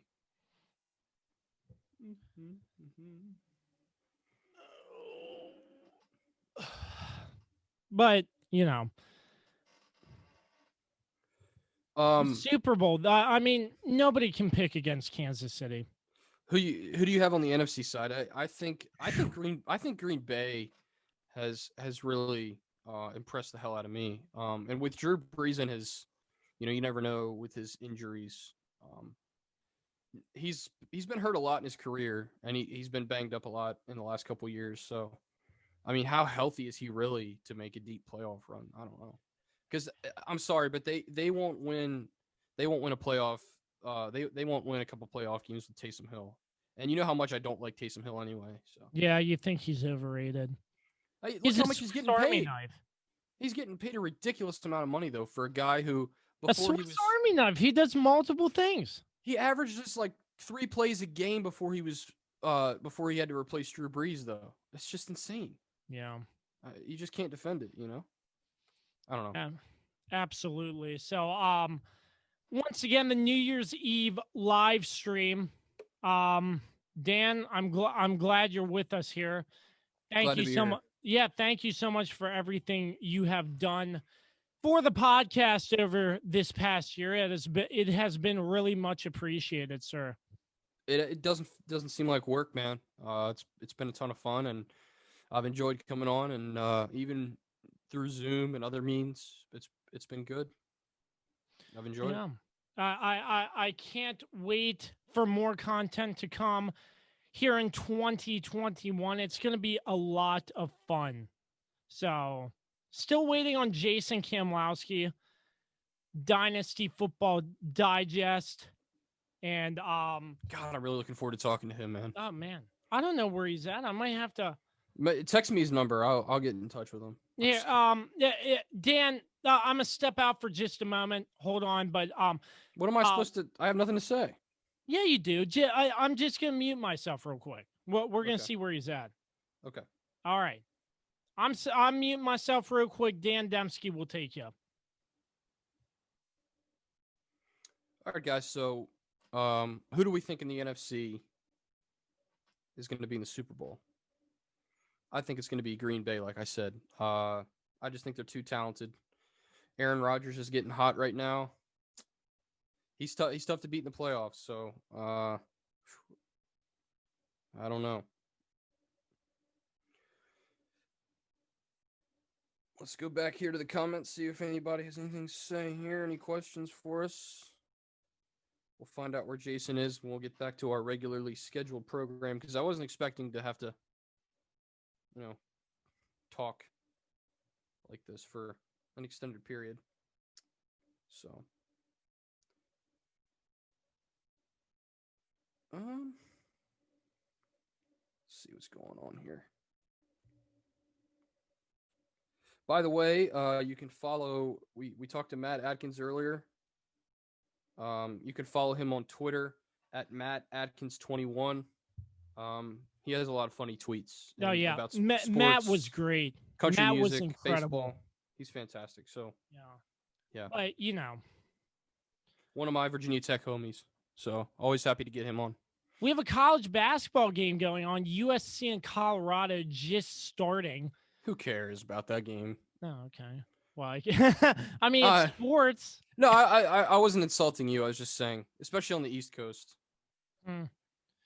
Pac-12 and basketball and football is not what it used to be.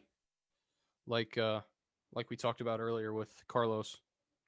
So, sad to see. Let's get you some NCAA basketball scores from today.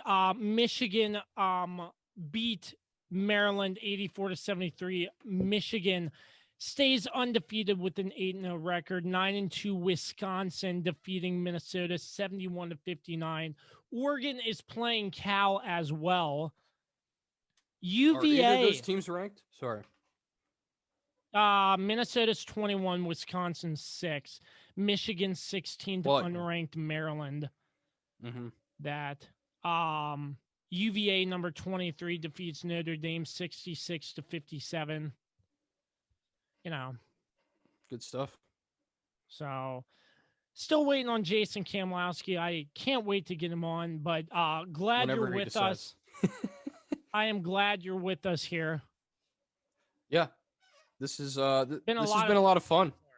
Yeah, this has been a lot of fun. I didn't know if we were going to be able to fill all this time. I'll be honest about that, but you know, I made it work one way or another. I'm actually surprised as well. Yeah, you did a fantastic job getting a lot of good guests, and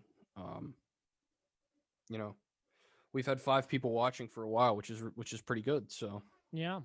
thank you to everybody watching we right now. appreciate all the listeners and the supporters as well for all their support of my podcast. It's really great. Thank you to everybody. I greatly appreciate it. All the support 2020 has given us. Excuse me. 2020 has given us. So yeah. It's really great to see. We're still trying to find out where Jason is. So Did he go off the grid or something? Does he throw his cell phone in the Potomac or? Sheesh, I don't even know. I have no clue. I really don't. Jason forgot about you. I don't know. Maybe we can get an emergency guest. Let me see what I can do. Yeah, see if you can get somebody. An emergency guest.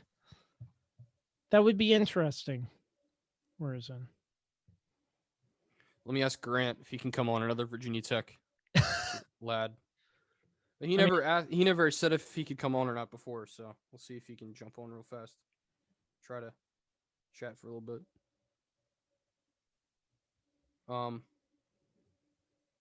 Oh, I saw this tweet today. So LeBron's 36th birthday was yesterday. LeBron James, the ageless wonder. And there was this guy roasted him and it was like, can you imagine being 36 and your Instagram story was this long? And it was probably like 100 plus, stories on his total Instagram story. And it's like people just clown LeBron to just to do it. You know what I mean? Oh yeah. So yeah. Some people hate LeBron. He's definitely hated. Yeah, absolutely. But yeah. You know, he's got to be one of the greatest of all time, though. Got to be. Come on. Started at 18. Has had quite the career. I know people accuse him of building super teams, but that's how you win now, basically. In the NBA. And if you think about it, all the championship teams have been essentially super teams. Maybe not to the extent that they have become, but I don't know. That Lakers team looks really good, though, right? You asleep? Yeah. I mean, just trying to figure out where he is. I've never had this happen, but thanks for riding with us. But yeah, I mean the Lakers. If you want to discuss the Lakers, I think the fact of the matter is that the Kobe Bryant, when his tragic passing, obviously, I just think that really motivated the team to win a championship for Kobe. Another storybook way to end a remarkable season, Yeah, I remember you talking about that when the finals were happening. And I don't know, it depends on what people believe in higher power or not, but there's something there, whether you believe in like a higher power, the spirit of a athlete or something looking down. But yeah, it's almost, again, I say this every podcast 5 times. You couldn't script a story any better than how that season ended up for the Lakers. Absolutely. I don't know why that's like my go-to catchphrase. Like I should put it on a t-shirt and sell it on Teespring or something.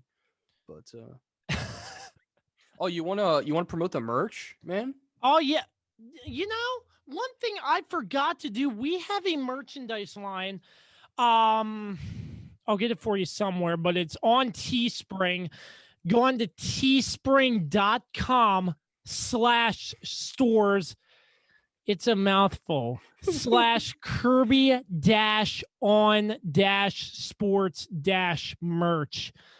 To get all your Kirby on Sports merchandise, all proceeds go to the Kirby on Sports podcast.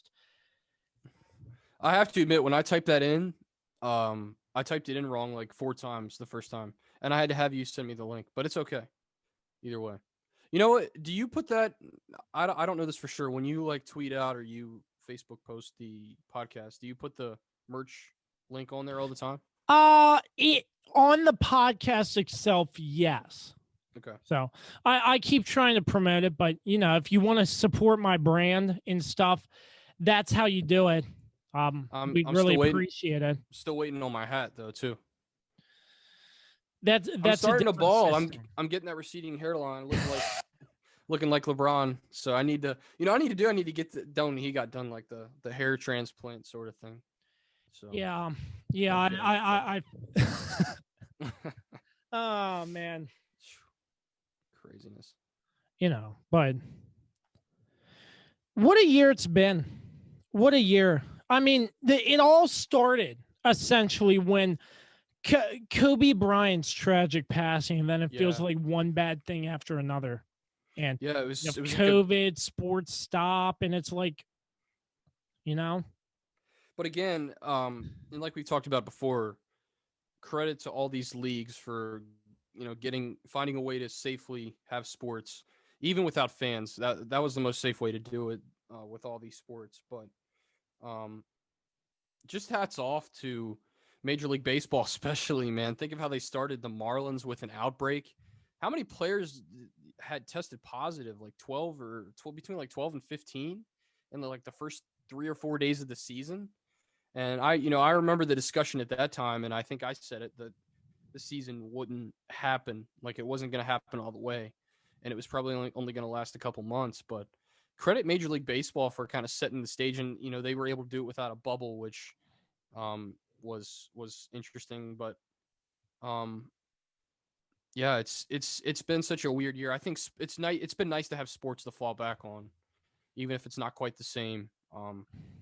It's still, I think in a way it still brings people together. So, I mean, as I said, it's a privilege. It's like bringing us a sense of normalcy.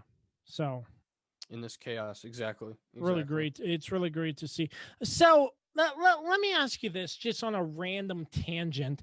Sure. Have you done much with fantasy football? Let me check. I mean, have you checked it, set your lineups? Because I checked out halfway through the season. Yeah, I've been trying to keep up with it, but I got to be honest. I've had a couple guys on IR that I forgot to sub out. Like I had Raheem Mostert, and I was like, "Damn, man!" Like, oh my! All I had to do was look, and well, let's see. I got crushed by Corey Sandy, so that's a fun thing. He beat me in the second round. Now there's another week, so oh my! I'm only leading in one of my 3 leagues right now as we head into the second week of this round of the playoffs, and I think I'm in the in my middle league. I'm in the well, actually in 2 of my 3 leagues I'm in the consolation bracket, so it doesn't really matter anyway. But it's been tough this year with COVID. And it seems like a lot, I think, due to the lack of conditioning and off-season workouts and preparation, there's been a lot more injuries, as well as COVID. So it's been tough to have a lineup that's consistent. And I found myself a lot this year going to free agency and just kind of taking a risk on players and kind of maybe stupidly basing it off of projections, which are usually wrong. But I really haven't done much, as far as winning. I mean, I was 10-3 in 2 of my leagues, but obviously with Corey and I have the same record, and he's beating me pretty handily right now. So still got another week. I gotta hope that the way it's looking right now, I'm gonna need a miracle to pull it off. But miracles do happen, kids. Don't give up too early. But yeah, I'm projected to lose in every league but one. Which the guy I'm playing in my last league was another guy I went to tech with whose team name is Dumpster Fire, and he pretty much has. Hey, that reminds me of the NFC East. Man, but I mean, sticking to fantasy football, I mean, with this COVID stuff, no preseason games, like, I mean, it was just, we're in week 1. It's here. And I'm like, wow, am I ready for fantasy football? I decided not to do any paid leagues. I was like, yeah, I never do. I'm broke anyway, so I'm not down for that. You talk about how much you order on Amazon, though. That is true. I have developed a Amazon Prime addiction during this. Yeah, like Amazon Prime. Yeah, but we talked about this on the podcast. But did you enjoy watching that game solely on Amazon Prime? I don't think I watched it. Yeah. Yeah, I don't think I first of all, I don't really care about the game anyway. And I know it's my job partially to watch every game, but it's not always doable. But yeah, I didn't really care about it. And like I said, I felt like it was kind of weird. And there wasn't a whole lot of advertising. And like I was trying to find the game, you know, even on NFL Network, which they play like 2 games a year on NFL Network. I think it's a deal they have with is it with Fox? No. That was with Thursday Night Football back in the day. No, Thursday Night Football's on Fox and Amazon Prime. But NFL Network always has a game or two. It's like it's that's always only on Saturdays, which I don't agree with. The Saturdays, you know. I like NFL Network, but mostly for Good Morning Football. It's a great show. I mean, NFL football is not meant to play on Saturday. No, especially when there's college football still going on. Yeah, but trying to find us another guest, I'm failing right now, bro. I'll be honest. Well, yeah, you know what? We're just in it for fun here. It's a lot of fun with you and everybody. You know, I wasn't really expecting like this, but you know, it's 2020. What else? Yeah, why not? You know, but. Did you work today? Or were you off? Yeah, I worked today, but the benefit of working for the government is that not only got off early, but also got off even earlier. So wow, that ain't bad. So yeah, it was nice. I had to I was gonna go to this is kind of a personal thing, but I was gonna go to Costco to get some stuff. Because I have a Costco membership. That's one of the great things about being an adult. Ballin', man. I don't even have one. Dude, you should have seen it looked like I've never seen that many cars parked at Costco. Oh, yeah. Any grocery store on New Year's Eve, it's going to be packed. Yeah, so I said, screw it. I'm not even going in. I'm not even going to park. So, yeah, I gave that up. And it was terrible trying to get back to Stephen City from Winchester, honestly. Well, that's Dan trying to adult, but failing. I mean, it wasn't like oh my god. I don't need the stuff I was gonna get to survive. It's just nice to have, you know. So absolutely. So what else is going on in the sports world? Let's give you some more stuff to talk about. Okay. Why just me? You're the host here. Yep. Continuing our NFL talk, why don't we? Sure. Seattle and San Francisco, I think that's going to be a really good game. You think? I mean, decent. I mean, San Francisco played decent against Arizona. Obviously, Kyler Murray did not look great, but yeah. I still think that's going to be a close game in the 425 slot. Green Bay, Chicago, those rivalries are always good. Yeah. And, I mean, we've talked about it end on end. Washington versus Philly. It's for all the marbles. I don't know what else to say except for the fact that my heart's doing this come Sunday. Yeah, I know that feeling because I'm sort of in the same boat. Washington make it in the playoffs to put a feather in Ron Rivera's cap, just to say. I like that phrase. Because he's doing such a great job. Yeah. But if Washington doesn't make the playoffs, I won't be too disappointed.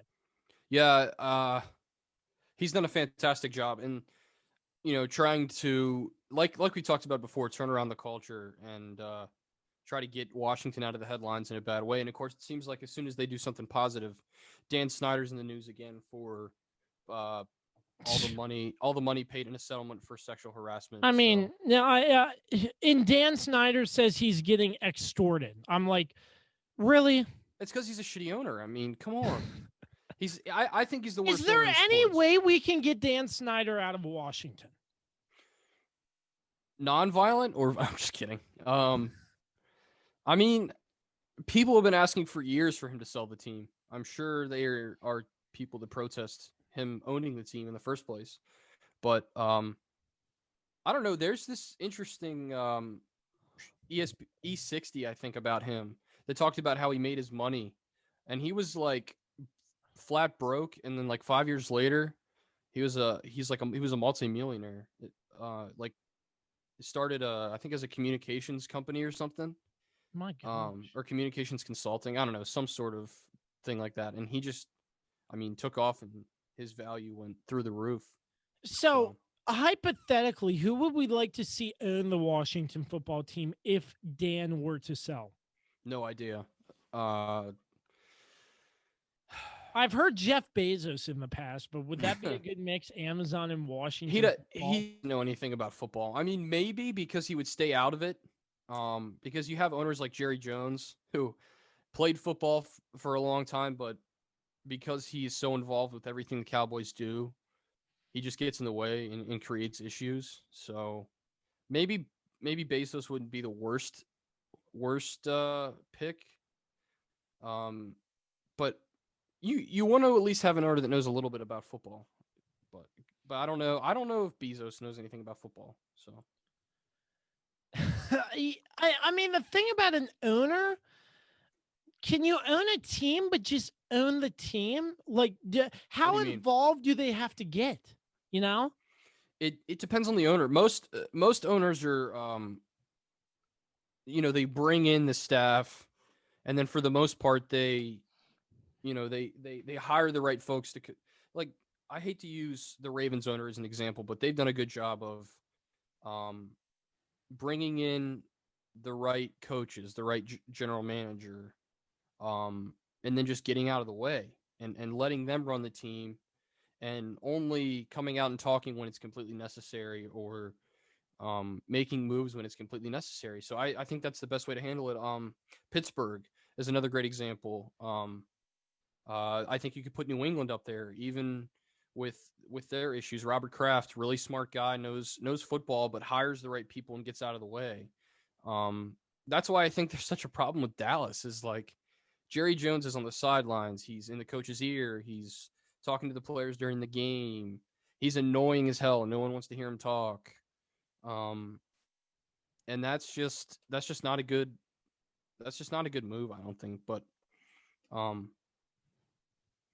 I have no idea who is a viable candidate. I think I'd have to see a list of people to pick somebody off there, but I'm sure there's a lot of smart people in Washington with money. I know there's a lot of people in Washington with money. I don't know how smart they are, but that know football, that could, and maybe it's like a group of people buys the Washington football team. That maybe that's not such a bad idea. You get a lot of different perspectives, and so. No idea.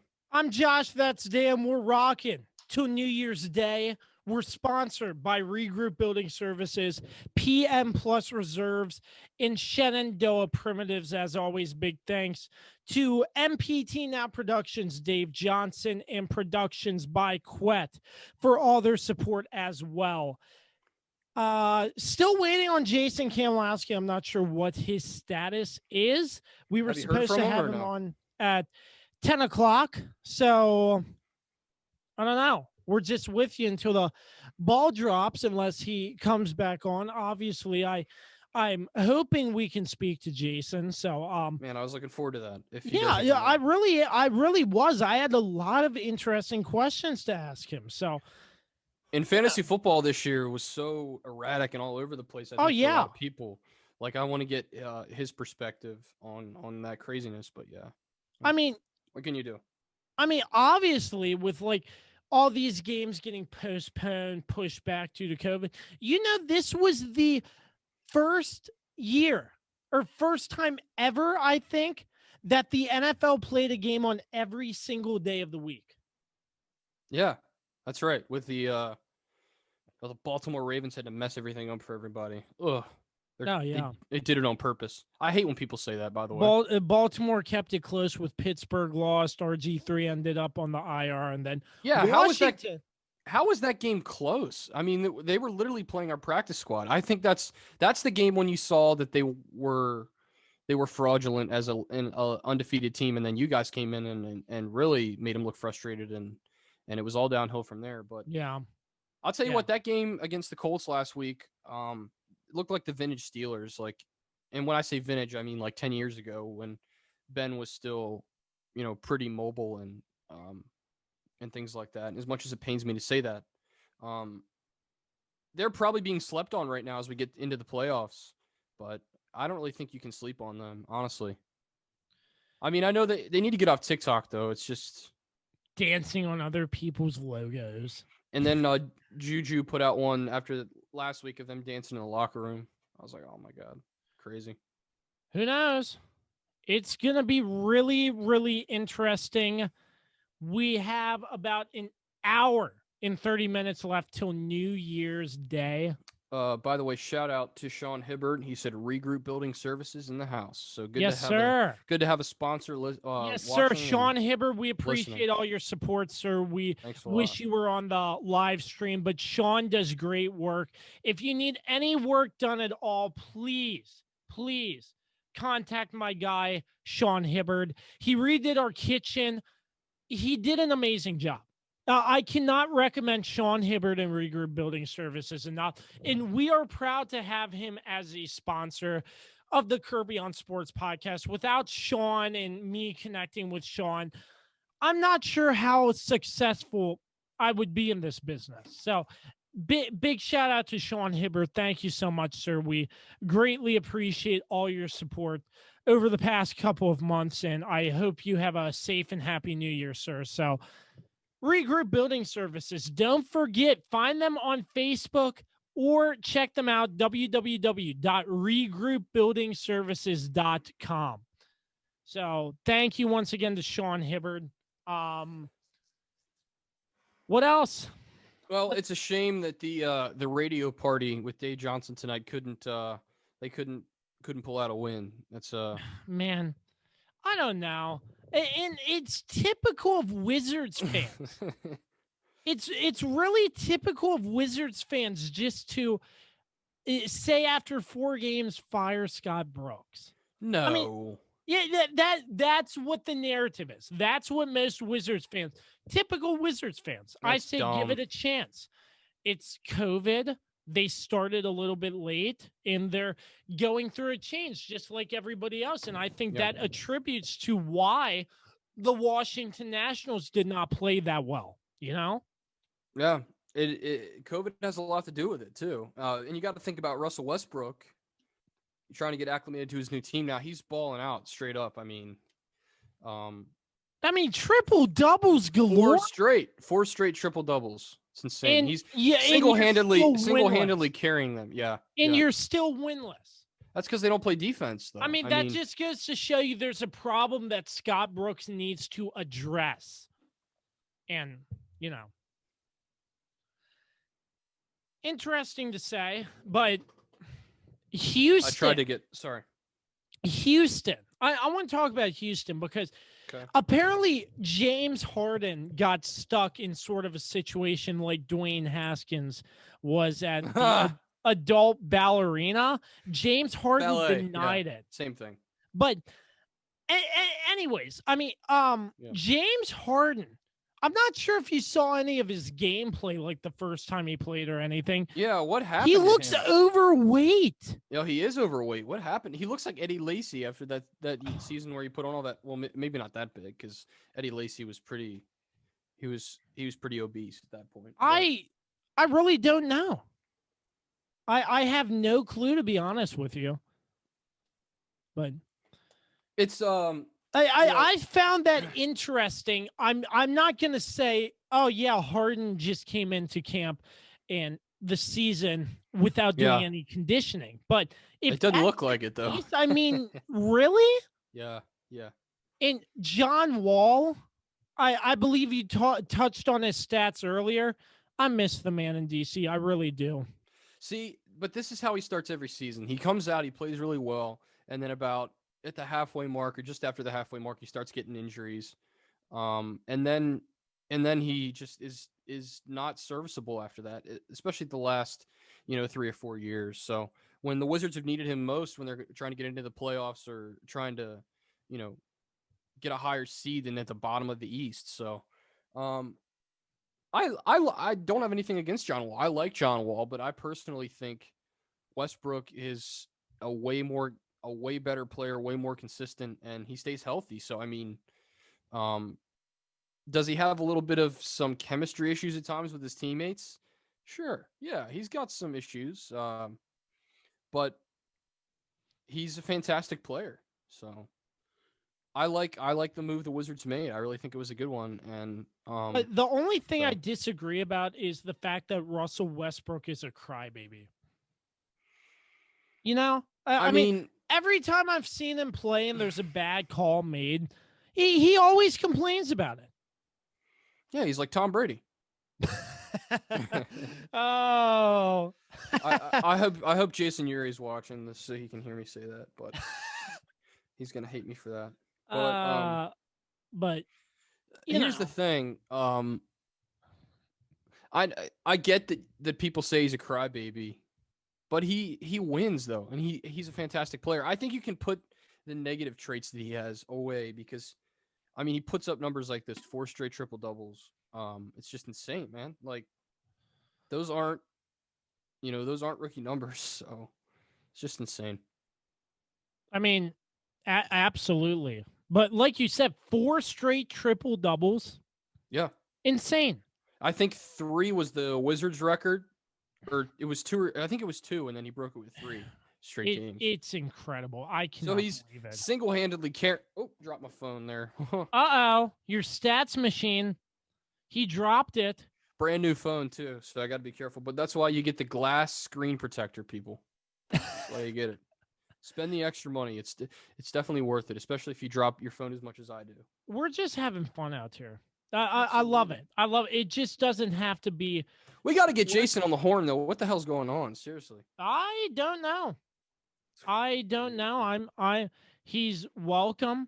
I'm still waiting for him. He's welcome? Well, I'd hope. No, I mean, I'm still waiting for him, so. Let me try to get Paul McCartney. No, I'm just kidding. Sean Hibbert, how about them Dolphins? Well, you can't go to your reliever in the 9th inning if Fitzpatrick, since he tested positive for COVID. But they have 2 good quarterbacks.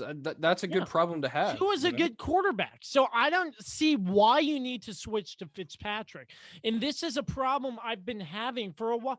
I mean, just it's been confusing. I don't understand what's going on in Brian Flores' mind.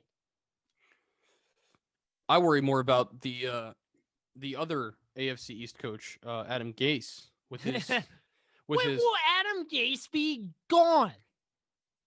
Week 17. If it doesn't happen at the end of their game, I'm not sure what this is. What Adam Gase does.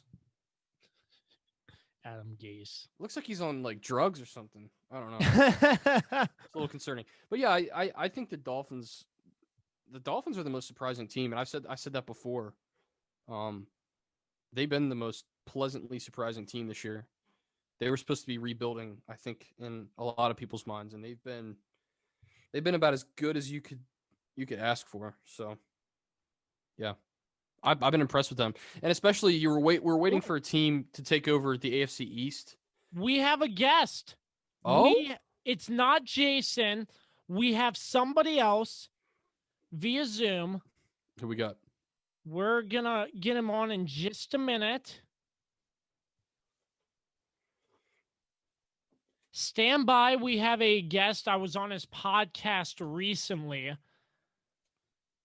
So I think this guest will be pretty fun to fill up some time. I'm glad he reached out because, I mean, just us, we're just two boring dudes, but, And we have people watching here he this is. right now. Here he is. Let's get it. Let's get it. His name's Alex Al-Kazzaz. He's Here he connecting with us, I think. Can't see his face. Bringing him on in just a moment.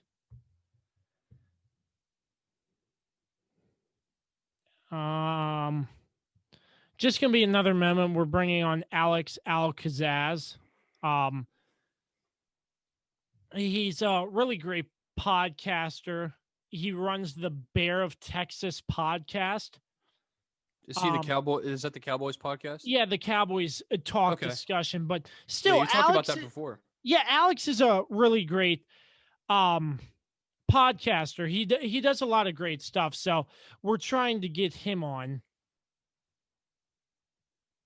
as we speak. Got some technical difficulties. We need one of those like technical difficulty screens to pop up. Something like that. Here he comes, connecting now. Connecting to audio. Sweet. So let's see.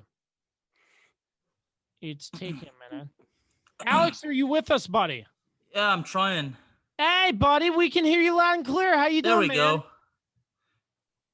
All right, are you guys still there? Yes, Yeah, sir. man. How you We can doing, hear you. Alex? I'm doing pretty good, actually. How about you guys? Good. I Doing assume well. just rolling voice. That's fine with me.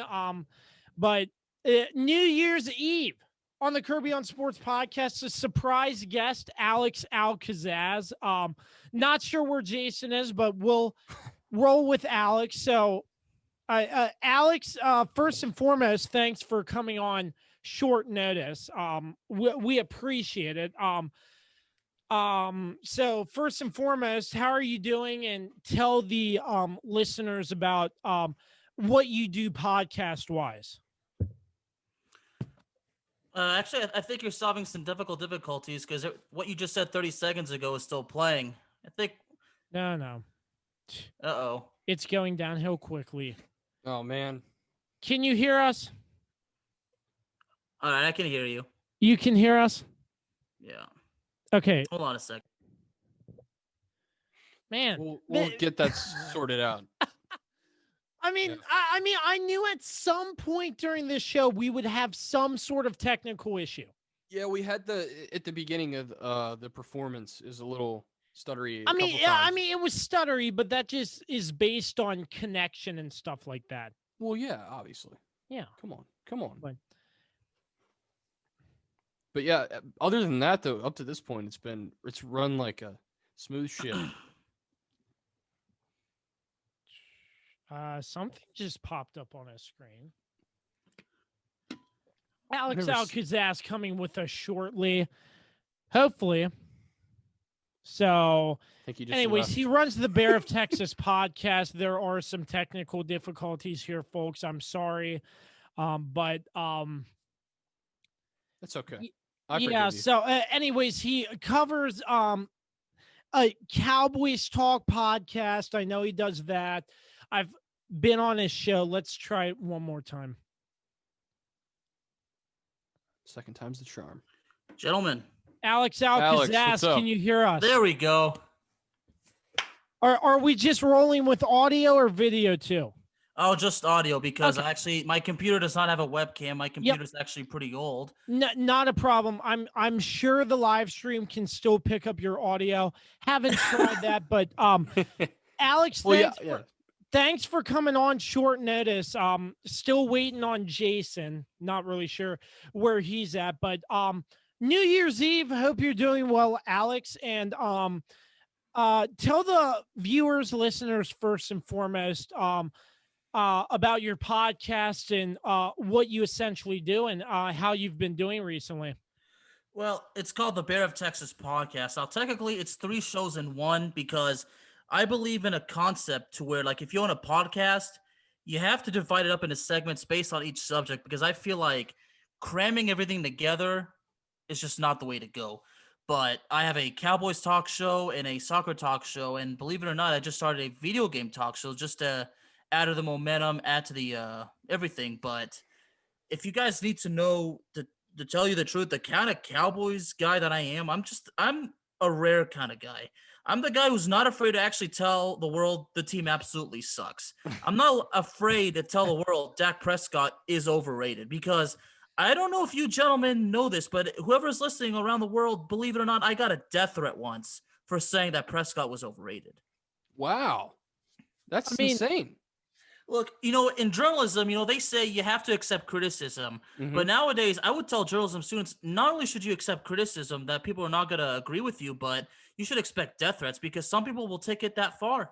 Yeah, I was actually a journalism student. Just sorry to kind of break in here, and we went on a tour of one of the local TV stations down near where I went to school, and the guy was like, "Yeah, I get probably 20 death threats a week or something." I was like, "Damn!" Like, I mean, even on my soccer show, I got a lot of hate because I was talking about a French soccer player of Algerian heritage who's been omitted from the French national team for 5 years, and there's all the allegations it's because of his race, but I argue it, and a lot of Algerians are actually pretty pissed off about it. So I actually got Wow. a death threat from an Algerian one time. that's Mm. crazy. I'll admit it was actually pretty funny. A death threat from an Algerian. Yeah, you don't hear that every day when you're No. podcasting. No, not at all. I mean, especially, well, when you're talking about European soccer, specifically French soccer, because I'm French American, so I'm a strong supporter of the French national team. Oh yeah. And a lot of all the players, come from immigrants, and I argue, like, if the French manager was racist, the other guys like Pogba and Mbappe, all the very popular French guys who have African roots, if he was racist, they wouldn't be on the team. So I always tell people, we'll think about that. Benzema, who the player, of Algerian heritage, he's been omitted from the team because 5 years ago he allegedly tried to blackmail and extort a teammate. So I mean, it's it. So at the end of the day, it's his damn fault that he's been omitted. Yeah. So, I mean, Alex, I'm not going to pretend like I know anything about soccer, but Yeah, me. tell us a little bit about the direction you cover. Is it only French national, or is it like a group of soccer teams, or is it basically just anything? Well, it's a international soccer, so it's, I'll talk a lot about France, but also talk about the competition like the World Cup, the European Cup, but I also talk about the American national teams. I don't do the Major League Soccer. I mainly just do European because I feel like the MLS is boring. Yeah. It's not, in my opinion, it's not authentic, because compared to the European play style, it's a complete different thing. Like in Europe, they play aggressively. You just see a different atmosphere. Like in Europe, the atmospheres, especially within the fan base, it's freaking wild. Like you see like supporters from the clubs who are fierce rivals. I mean, there's been stabbings, there's been killings. I mean, all because of all over the support of a local club. Crazy. Interesting. Yeah. So, And the level of play is so much higher there. Oh yeah, Well, yeah. there's an understatement right there. Yeah. Absolutely. Like, yeah, you see players who have been. I mean, I don't know for sure, but I think Zlatan was over there for a little bit before jumping over the MLS. Am I correct? Well, Zlatan Ibrahimovic, I assume that's who you're referring to. Yes. He played in Europe for the longest time. Started out in his native Sweden, played in Italy, played in France, played in England, and then went to the MLS, played for the LA Galaxy, and now he's back in Italy playing, and he's kind of finishing out the last few years of his career. The dude's in his late 30s now, so I'm not sure how many years he's got left. But apparently, what's important is that he's still actually playing good, so I still think he's got a lot left. Yeah, I think Zlatan is one of the players I've watched a lot of highlights on, and I mean, players like him, the competition is so much better than the MLS. And I barely watch soccer, but I can take away that from what I've seen in my lifetime watching soccer. Yeah, and as part of it, since I just started my soccer show back in August, part of the agenda in the future will be to talk about the World Cup, the European Cup, and especially, if the U.S. men's team qualifies for the World Cup, that's definitely something to talk about, because unfortunately they didn't qualify for the last World Cup. And, and there was an episode where I talked about like how I am so bothered when people say that, because there's a problem right now with women's soccer and men's soccer. Like the women's players, like they don't get paid as well as the men do. And then some people will just blatantly out of the blue say it's because the boys are better. And I think that's just a load of crap. Yeah, I think that's an And- issue everywhere too, because I remember seeing the stats side by side. Sue Bird's career, LeBron James' career.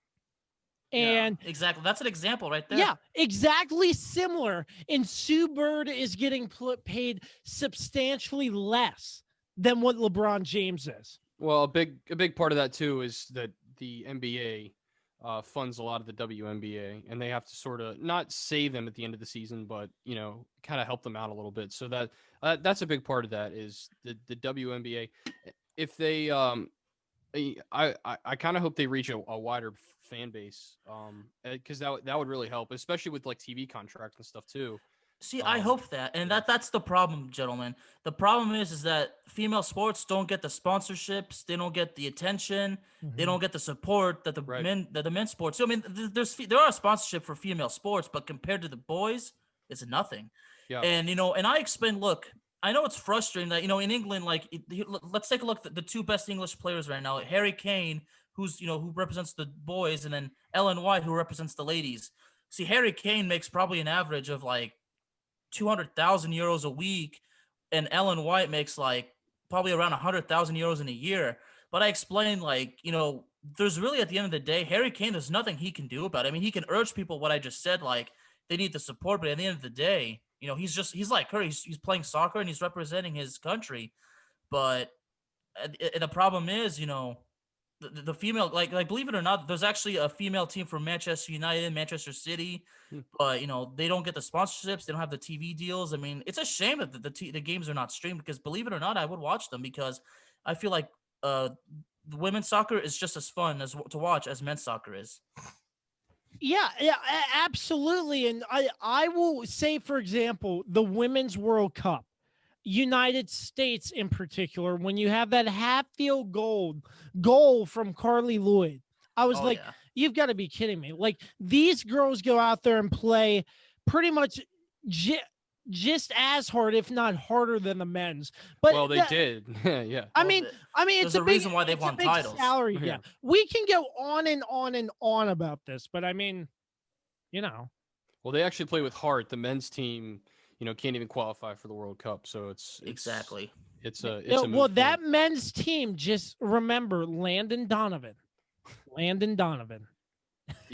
ageless wonder. Yeah. No, but Alex, do you find, since you cover soccer on your podcast, do you think there's a lot of flopping, like players getting barely touched and then flopping on the field trying to get a card or something? Josh, I'm not going to sugarcoat this. I've seen flopping. Like, I literally get up from the chair, have both my arms in front of me, and go like, what the hell was that? I mean, in soccer, believe it or not, I don't know if you guys know, but you can actually get a caution for flopping. You can get a yellow card for it. Yeah. That's good. Yeah. I mean, Neymar, a Brazilian player named Neymar, I mean, he's really, yeah.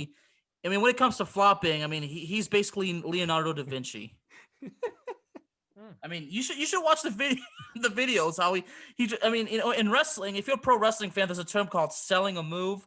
It's part of the choreography act. Like, when you get punches, you pretend like it, like, you go down. I mean, Neymar basically has a skill to sell flops, just at a great level. Crazy. I've seen my share of flops, that's for sure. But yeah. Alex, you also cover a wrestling podcast, if I remember correctly, right? Well, not yet. I'm actually, there's a friend of mine who's an independent pro wrestler who's working in Pennsylvania right now. Oh. We have a plan to start a show, a wrestling podcast. We don't know when.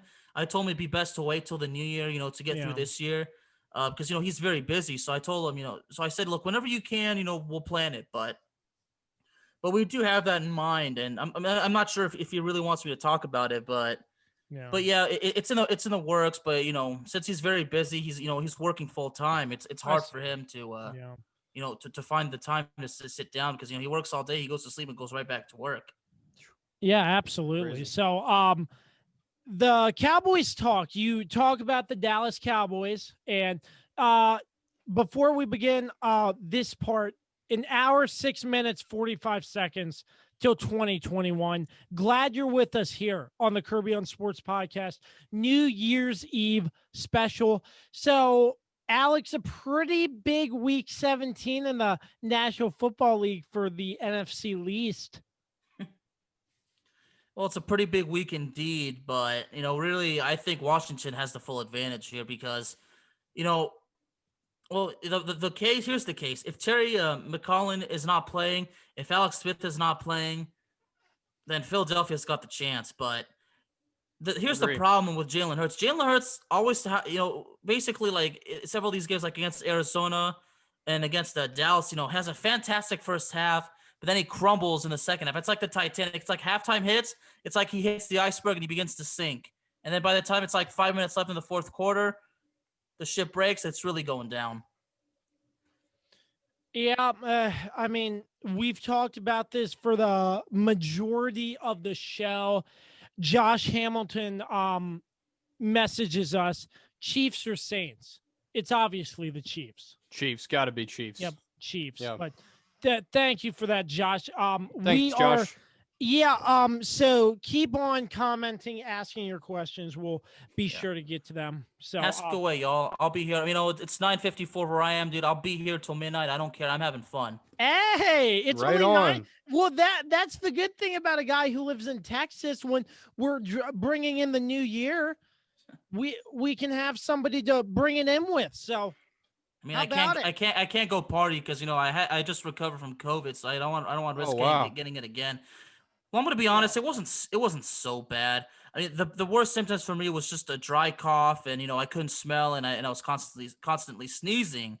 And yet yesterday I was coughing excessively, but then I realized it's because I always have the heater on, and I'm just one of those guys. If the heater is on, it causes me to cough. Oh yeah, I feel that. But are you recovering well? Are you doing all right though? I'm doing great. Good to hear, man. I hate to say this because you had COVID, but it sort of did it give you more time to produce better content for your podcasts or anything like that? Oh, absolutely, it did. It really did. But see, I'm living with a mental objective to where I know it's possible to have a podcast do so well that you can make a very good profit in a year. You just have to put more content and just be lucky enough to get the views because look. Yeah. I went to school. I got a degree in broadcast journalism. That's what I want to do. Okay. I want to get paid to talk sports. For 4 years now, I've been working odd jobs, paying my freaking dues. I've been stabbed in the back by several people who would promise to take care of me.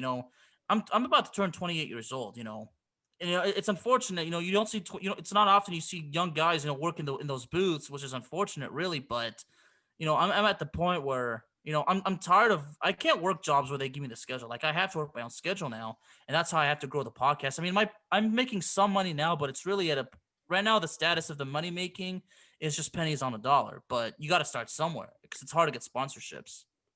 You'll get there, man. It really is all about paying your dues, like you said, and you're grinding, man. Ooh. I just met you and I can tell. So no, Alex, I've been on your show before and I can say you have the right mindset. So keep on doing what you do best, man. It's just ESPN, the NFL Network, all those outlets. They need somebody like me. Believe me, if you have me on the show, if you give me the freedom to actually criticize the team on a fair way and back up my points, even if we get death threats, even if we get criticized, the problem is. Those people out there who don't know how journalism works, they don't understand. I'm just telling the truth. Yeah. I mean, come on. It's bad enough that, we're in the United States, and it's bad enough we have to live with the reputation that our media is in fact twisted and crooked because I have some followers from other countries who ask me about that. And I say, well, I mean, number one, politics I don't give a damn about, so that's why I'm not in it. But number two, I never really believe what the media says anyway. I do my own research. That's how journalism is. You do your research. Yeah. And that's why I say Prescott is overrated because of the stats and because of the film I've seen. That's the proof. Yeah. Josh Hamilton with another question this is a good Facebook one. Live.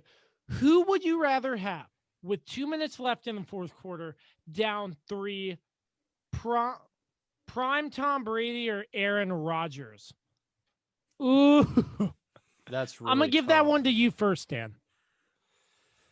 Oh man. I gotta go with Brady because he's a winner, and He's the prime GOAT. Brady too. He is, man. I mean, he did it so many times throughout his career, and who better to come back from a deficit anyway than Tom Brady? You know what I mean? He's just look at the Super Bowl against the Falcons. So Yeah, give me yeah, Brady. I'm gonna Definitely take give me Brady. too. Unfortunately, I'd have to go Brady. It's a close shot, but it's definitely prime Tom Brady. If it's Tom Brady in that Patriots team when he was on the Patriots, it's Tom Brady 100%. Other than that season where they lost to the Giants to lose their perfect season in the Super Bowl, but other than that, no, I'm just kidding. Yeah. You can't win every Super Bowl you're in, especially for Tom Brady when he played in 9 Super Bowls. 8 Super Bowls. Yeah, 8. it was 8. Yeah. 8, yeah. That's a lot. That's a lot of Super Bowls. Keep Just the hard to believe. questions coming. We Yeah. did reach the 4-hour mark of this New Year's Eve special. It's I will be 11 right back. o'clock. We have 1 hour left Oh, until man. New Year's Day. Can you believe it? 2020 has hit us in a blink of an eye. We have Alex Al-Kazzaz with us probably until the ball drops. We're glad you're with us, Alex. So, Glad to be here. I mean, yeah. Once again, this week 17. Besides the NFC least, are you looking for anybody else in this in week 17? Are you interested in watching any other games or any other games you're gonna be following? Well, what I have my mind on right now is the Cleveland Browns. Obviously, they're playing Pittsburgh, and Pittsburgh's. I'm sure they're going to rest all the starters, so really the Browns should win. But aren't they in a similar situation? Like they have to win, and then the Ravens have to lose. I mean, I'm not sure exactly, but I told myself if the Browns still somehow miss the playoffs, or if they get destroyed in the first game, really the Browns got a little bit better, but really they're still a bit overrated. Yeah, that's true. I think the Browns have had a remarkable season. Like the fans used to have trash bags. No, excuse me, paper bags over their heads because it's like they've been terrible for so long. And you have the Browns and it's essentially like straight up they have a chance to make it to the playoffs, but yet again, since the Jets beat them, the implications there, the Browns could miss the playoffs. Their first winning season, and they could miss the playoffs. I mean, it's a reminiscent of 2007. I mean, they finished 10-6 and missed the playoffs that year. Yeah. It's been a long time coming for Browns fans. I think they have something to look forward to. I don't know for how long, but I mean, still, I feel like this team has showed dedication and heart in when they played. I know some people wouldn't agree with me on that, but still, I think it's really great. And yeah, I mean, that's all I have to say about the Browns. I don't really have much more to say, but I mean, the Browns have came out and played really well on like a different level. Yeah, exactly. But let's change a little to the subject. Let me ask you, fellas, are you guys pro wrestling fans? I used to be many years ago. WWE? Yeah. Yeah. Oh, I haven't paid much attention. John Cena all the way. Yeah, I used to be a big Cena guy. See, WWE is just, it's gotten so bad. I mean, it's beginning to revive a little bit, but as far as WWE goes, the only thing that's really keeping it in the popular level is a brand called NXT. But, I still follow it, but I've been a wrestling fan for so long, but the wrestling promotion I really follow is All Elite Wrestling, which started, in 2008, late 2018. And All Elite Wrestling, people ask what the difference is in WWE. It's like, well, AEW, they let the wrestlers, they give the wrestlers so much creative freedom. Like they let the wrestlers write their microphone promos. They let them actually do their characters their own way. I mean, that's how you're supposed to do things. I mean, the problem with WWE, since they're in a thing called the PG era, I mean, there's so much things that hold them back. I mean, look, if you have a wrestler who's a great bad guy who can make people hate him, you're gonna make a lot of money. So, and they have one. I mean, there's a certain wrestler called, his name is Maxwell Jacob Friedman, and this dude's always in character. And this dude literally, he can make you hate him in 5 seconds, and he's really good at that. And I figured if he went to WWE, there's no way in hell Vince McMahon would let him do what he does on AEW. Right. Sometimes I feel like if MJF went to WWE, he probably have potential at first, but then they would make him a jobber. Yeah, I agree with that, and I think that's the thing that the WWE's been struggling with. I also think it has to do with finding just personalities in general. The last, since they've joined the PG era, a lot of the legends, of course, either retired or just have stayed away from the WWE. So.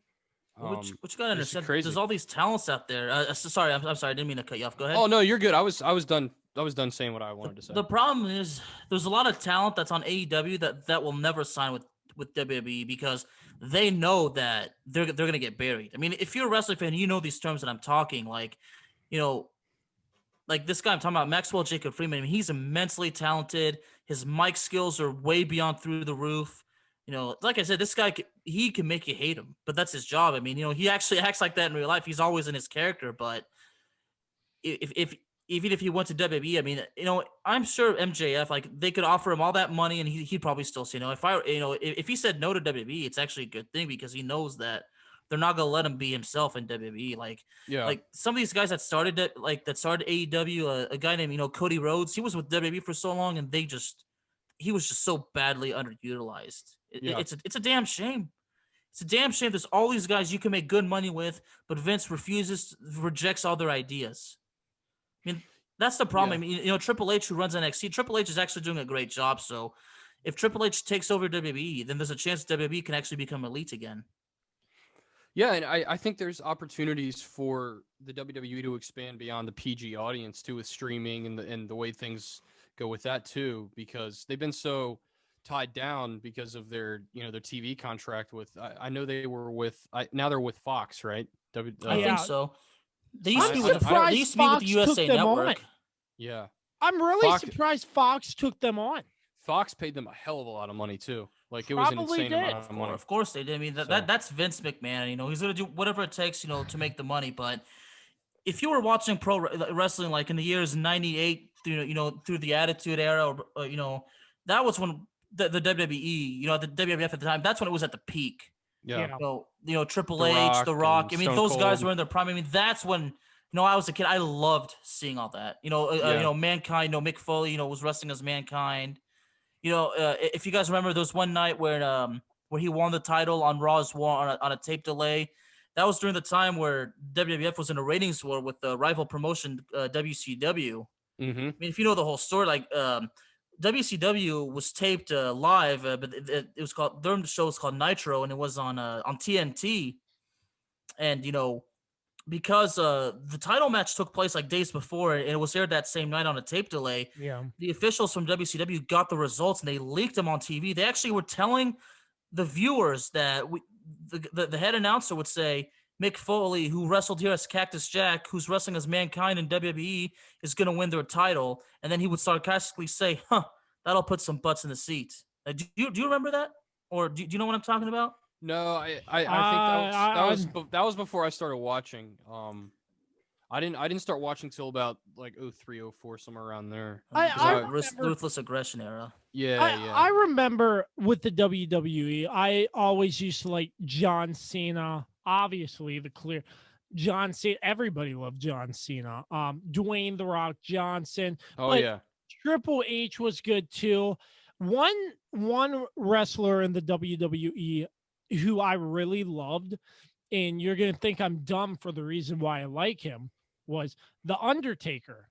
And he's one of the greatest of all time. How could who would be stupid enough to tell you that you're dumb for liking him? Well, I like his theme song. Okay, well, he does have a pretty good theme song. I'm telling you what, it's one of the dopest I've ever heard. It's perfect. I just hope that he stays retired, because if you've seen how his body is now, he's beaten down. Like there's I mean, I can't imagine all the pain he's in every day. I mean, he's done everything. So I mean, there's really not much. There's nothing left of him to do. So he's done everything for us. The fans should be more than grateful. But to finish, like, so that night that Mankind won the title, I mean, next week on Raw's War, there were fans that had signs that said Mick Foley put my butt in his seat. Like, these fans were pissed off that WCW deliberately tried to ruin Mick Foley's the best night of his life. But that night, the WWF won the rating that night, and WCW will begin to collapse. That was the turning point. Yeah, the turning point indeed. And the announcer didn't deliberately leak the results. He did it under the orders of Eric Bischoff, who was the president of WCW at the time. He's kind of a weasel too. This is very interesting talk, Alex. I'm sorry I don't really know everything you're talking about, but this is great. What you got to understand about pro wrestling is that it's, everybody's okay. First of all, I'll say do not ever call it fake. It's not fake. It is scripted, but these guys go through hell in the training. They actually go through hell in that ring. Like, if you botch a wrestling move, you can kill the guy. Yeah. But other than that, I mean, what goes on backstage, the backstage politics and everything, I mean, that's a big deal. Like, you do all this research, you're learning a lot of things that you don't know. Absolutely. Yeah, Totally yeah. agree. I mean, what's fun about the WWE? It's not just like like, what's the word I'm looking for? It's not like all on the ring. There's behind the scenes stuff. And I remember one thing that was really funny when Vince McMahon was put on the stretcher and the guy starts beating him up. Stone Cold, yeah. He was in the Stone hospital. Cold. I was like, you've got to be kidding me. I remember that. He's like, nurse, and then he comes over and starts beating him up. Dude, Yeah, I mean, was, Vince McMahon really, like, I just love the way how he acts the whole thing. I mean, it was just so funny. Yeah, and that was actually... He was great at selling those punches and stuff too. I mean, back then, I mean, when he was, at the time, that time when the evil Mr. McMahon character was out there. I mean, it was at the peak. Like, yeah. Mm-hmm. Yeah, I always tell people, keep in mind, Vince McMahon and Mr. McMahon are two different people. Vince McMahon is the businessman. Businessman, yeah. Mr. McMahon is the evil on-screen character that Vince McMahon portrays. Yep, it's the alter ego for sure. Exactly, the alter ego. Yep. Absolutely. So, and that same night, Mick Foley, you know how Mick Foley had the sock? He would shove it down his opponent's mouth. That night, it actually Mr. Socko debuted, and Vince McMahon actually told people that it was supposed to be only for that one night, but they went ahead and kept it. The fans loved it so much, Vince McMahon said, "Well, you know what? We're going to keep going. We need to keep using it." Yeah, and as far as the shift to PG, I think I think a lot of it was strategic as far as obviously they're trying to attract a younger audience and get them to sort of the kids of the older fans essentially. Well, that's which I get. In the 80s and like early to mid 90s, it was definitely aimed at the kids. I mean, that's what WCW came about. Like, they would explain WCW and ECW was another extreme promotion. Those were aimed at adult audiences, while the WWF was meant for kids. Like, remember Hulk Hogan, like, say your prayers, eat your vitamins. I mean, he was basically portrayed as a superhero for kids. Then he goes to WCW. He becomes the bad guy and the leader of the NWO. I mean, if you look at my picture, you see the shirt. That's the NWO shirt. So yeah. I mean, it means New World Order, and I've had people come up to me and say that my shirt's inappropriate because it says New World Order, and I told them it's got nothing to do with politics. It's a wrestling shirt. Although the concept was a little bit political because they had this thing where it was WCW versus the NWO. You're either with us or against us. So they kind of used a political concept, but it did involve Hulk Hogan, the longtime hero for kids, turn into a bad guy and become the leader of that faction. Yeah. Very, very interesting stuff. Yeah, absolutely. Absolutely. Alex Al-Kazzaz once again on the New Year's Eve special. We have just under an hour about, I can't even say, it's almost 11:15 here, so almost to 2021. Once again, we're glad you're with us, Dan Demski. I'm Josh Kirby, rolling with you until New Year's Day. And Alex Al-Kazzaz, I did not expect to be talking about wrestling on this Facebook Live, but it's very interesting about wrestling, and it brings me back to sort of my childhood days because my parents hated the WWE. Same. So do my I would my turn dad on- would get extremely pissed at me for watching it all the time. I swear to you. The Yeah. violence. There's too much I- violence. I It was would not because of watch- that. It's because he would call it fake. He's like, it's fake. It's fake. It's stupid. And I told my dad, you know what? You think it's fake? Go to the ring. You wouldn't even last 10 seconds, Buster. Oh my gosh. Oh man. No, but I remember always turning on Monday Night Raw, and then my parents would get mad and immediately turn it Same. off. So, I mean, Monday Night Raw was legit back in the day on USA. But I mean, especially when it was Raw is War. oh in the yeah, Attitude Era. It was the best. yeah. Remember wait, Hell in a yeah. Cell? When it first came out, Yeah, Hell in a Cell, wasn't it? Undertaker and Yeah, And where Shawn- they and- were, yeah, were and Shawn locked Michaels. in That the was cage, the and they first. Yeah. would climb up it on the cage and stuff.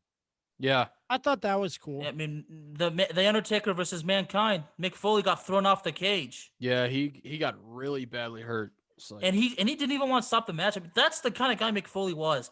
He did not care. You have to finish the match because finishing the match would ruin your reputation.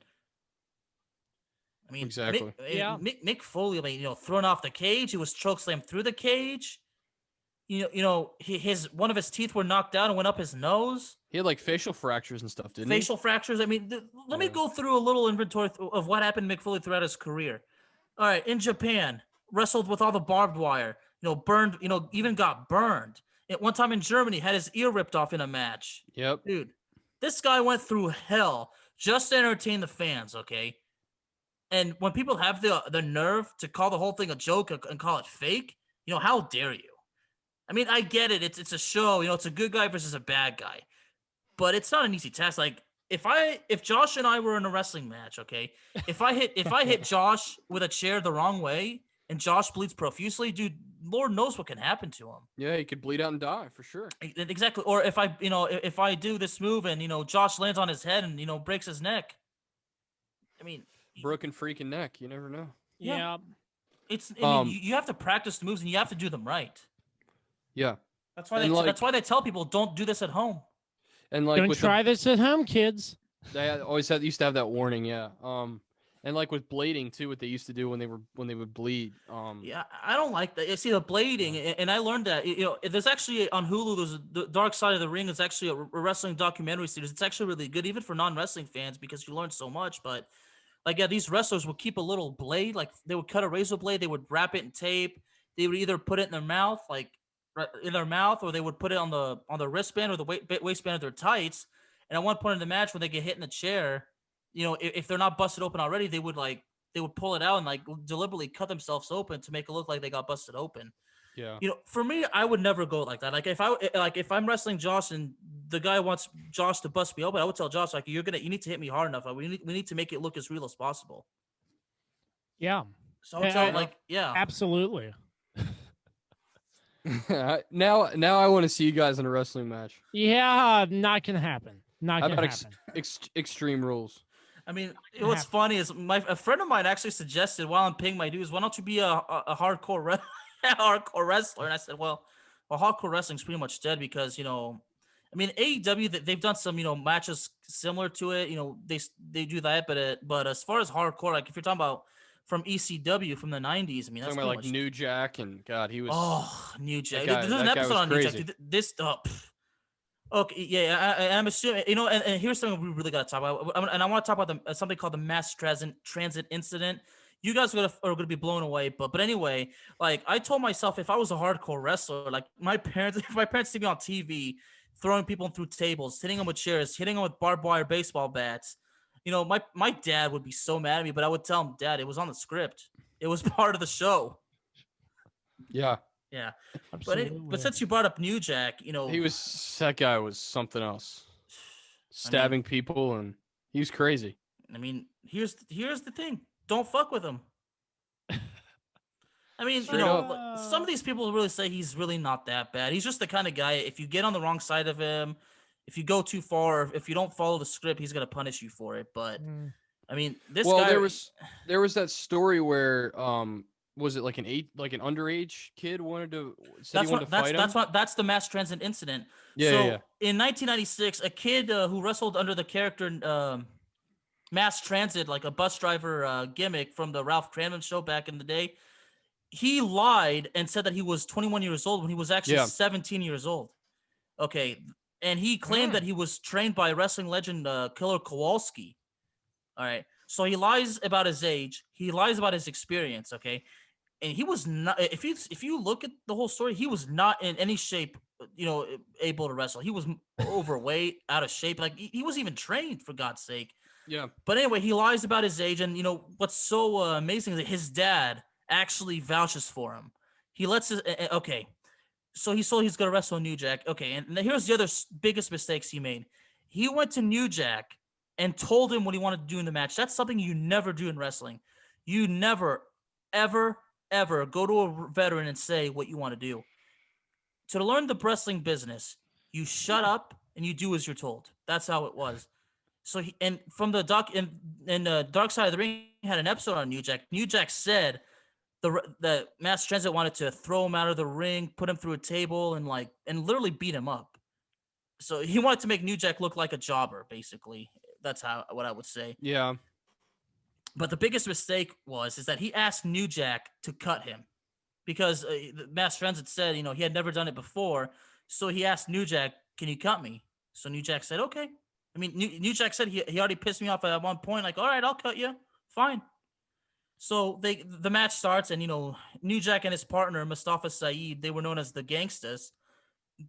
They just pummeled and beat the crap out of him. New Jack broke a crutch on him. Smashed the toaster in his head and just literally beat, that's New Jack's character. He always came to the ring with a trash can full of weapons and, throw it in the ring. And that was New Jack's style of wrestling, the hardcore wrestling. But at the point in the match, New Jack takes a surgical scalpel, grabs Mass Transit by the head and slices him open. Slices him, yeah. Jesus. But at the end of the day, crazy. Mass Transit asked for it. It was his fault. And he lied about his age and all that. It's so that must have been a big deal. Well, the kid's dad was in the audience, and you hear the after he got cut open, he's bleeding profusely. He's shouting, "Ring the bell! He's 17. Ring the bell! He's 17." I mean, where was that before? Okay, now all of a sudden your son just got cut open, and he's bleeding profusely, and you allow him to lie about his age and experience to get in the ring with a very dangerous wrestler who's actually stabbed people in matches before, nearly killed them before. I'm like, where was that before? Crazy, I mean, let me ask you something. If you did this without your parents' permission, your parents found out you lied about your age and you got cut open in a hardcore wrestling match, what would happen to you? I'd be grounded forever, probably. Yeah. But anyway, and after that, New Jack grabbed the mic and actually said, "I hope this fat piece of shit bleeds to death because I don't give a fuck." Oh, wow. Wow, that's some harsh language. I mean, keep in mind that was New Jack's character. New Jack, okay, the first thing to know about New Jack, he doesn't give a fuck. But wow. New Jack, as dangerous as he is, or we can say whatever we want, the bottom line is he drew money. Like, the crowd loved him, so. Yeah, it was a different time in Extreme Wrestling, too, where a lot of that, those dark matches and stuff were pretty crazy. So. They were crazy, but after they're trying to the paramedics are trying to soak up the blood, but he was bleeding so bad, and he's taken out a stretcher out of the arena, and as he's being taken out of the arena, Mass Transit flips off the crowd. Oh, really? Yeah, they say just because he was trying to get over he wanted to be a bad guy, so he's flipping off the crowd as he's being taken out in a stretcher. But it was a different time, that's for sure. That's very interesting. That is very interesting indeed. Josh Hamilton wants to know, do you all think the Wizards will make the playoffs after acquiring Russell Westbrook? I think they can squeak in towards the bottom of the East. I do. They've had a rough start, but look at their offense. Their offensive production has been insane so far. So I think they're going to be all right.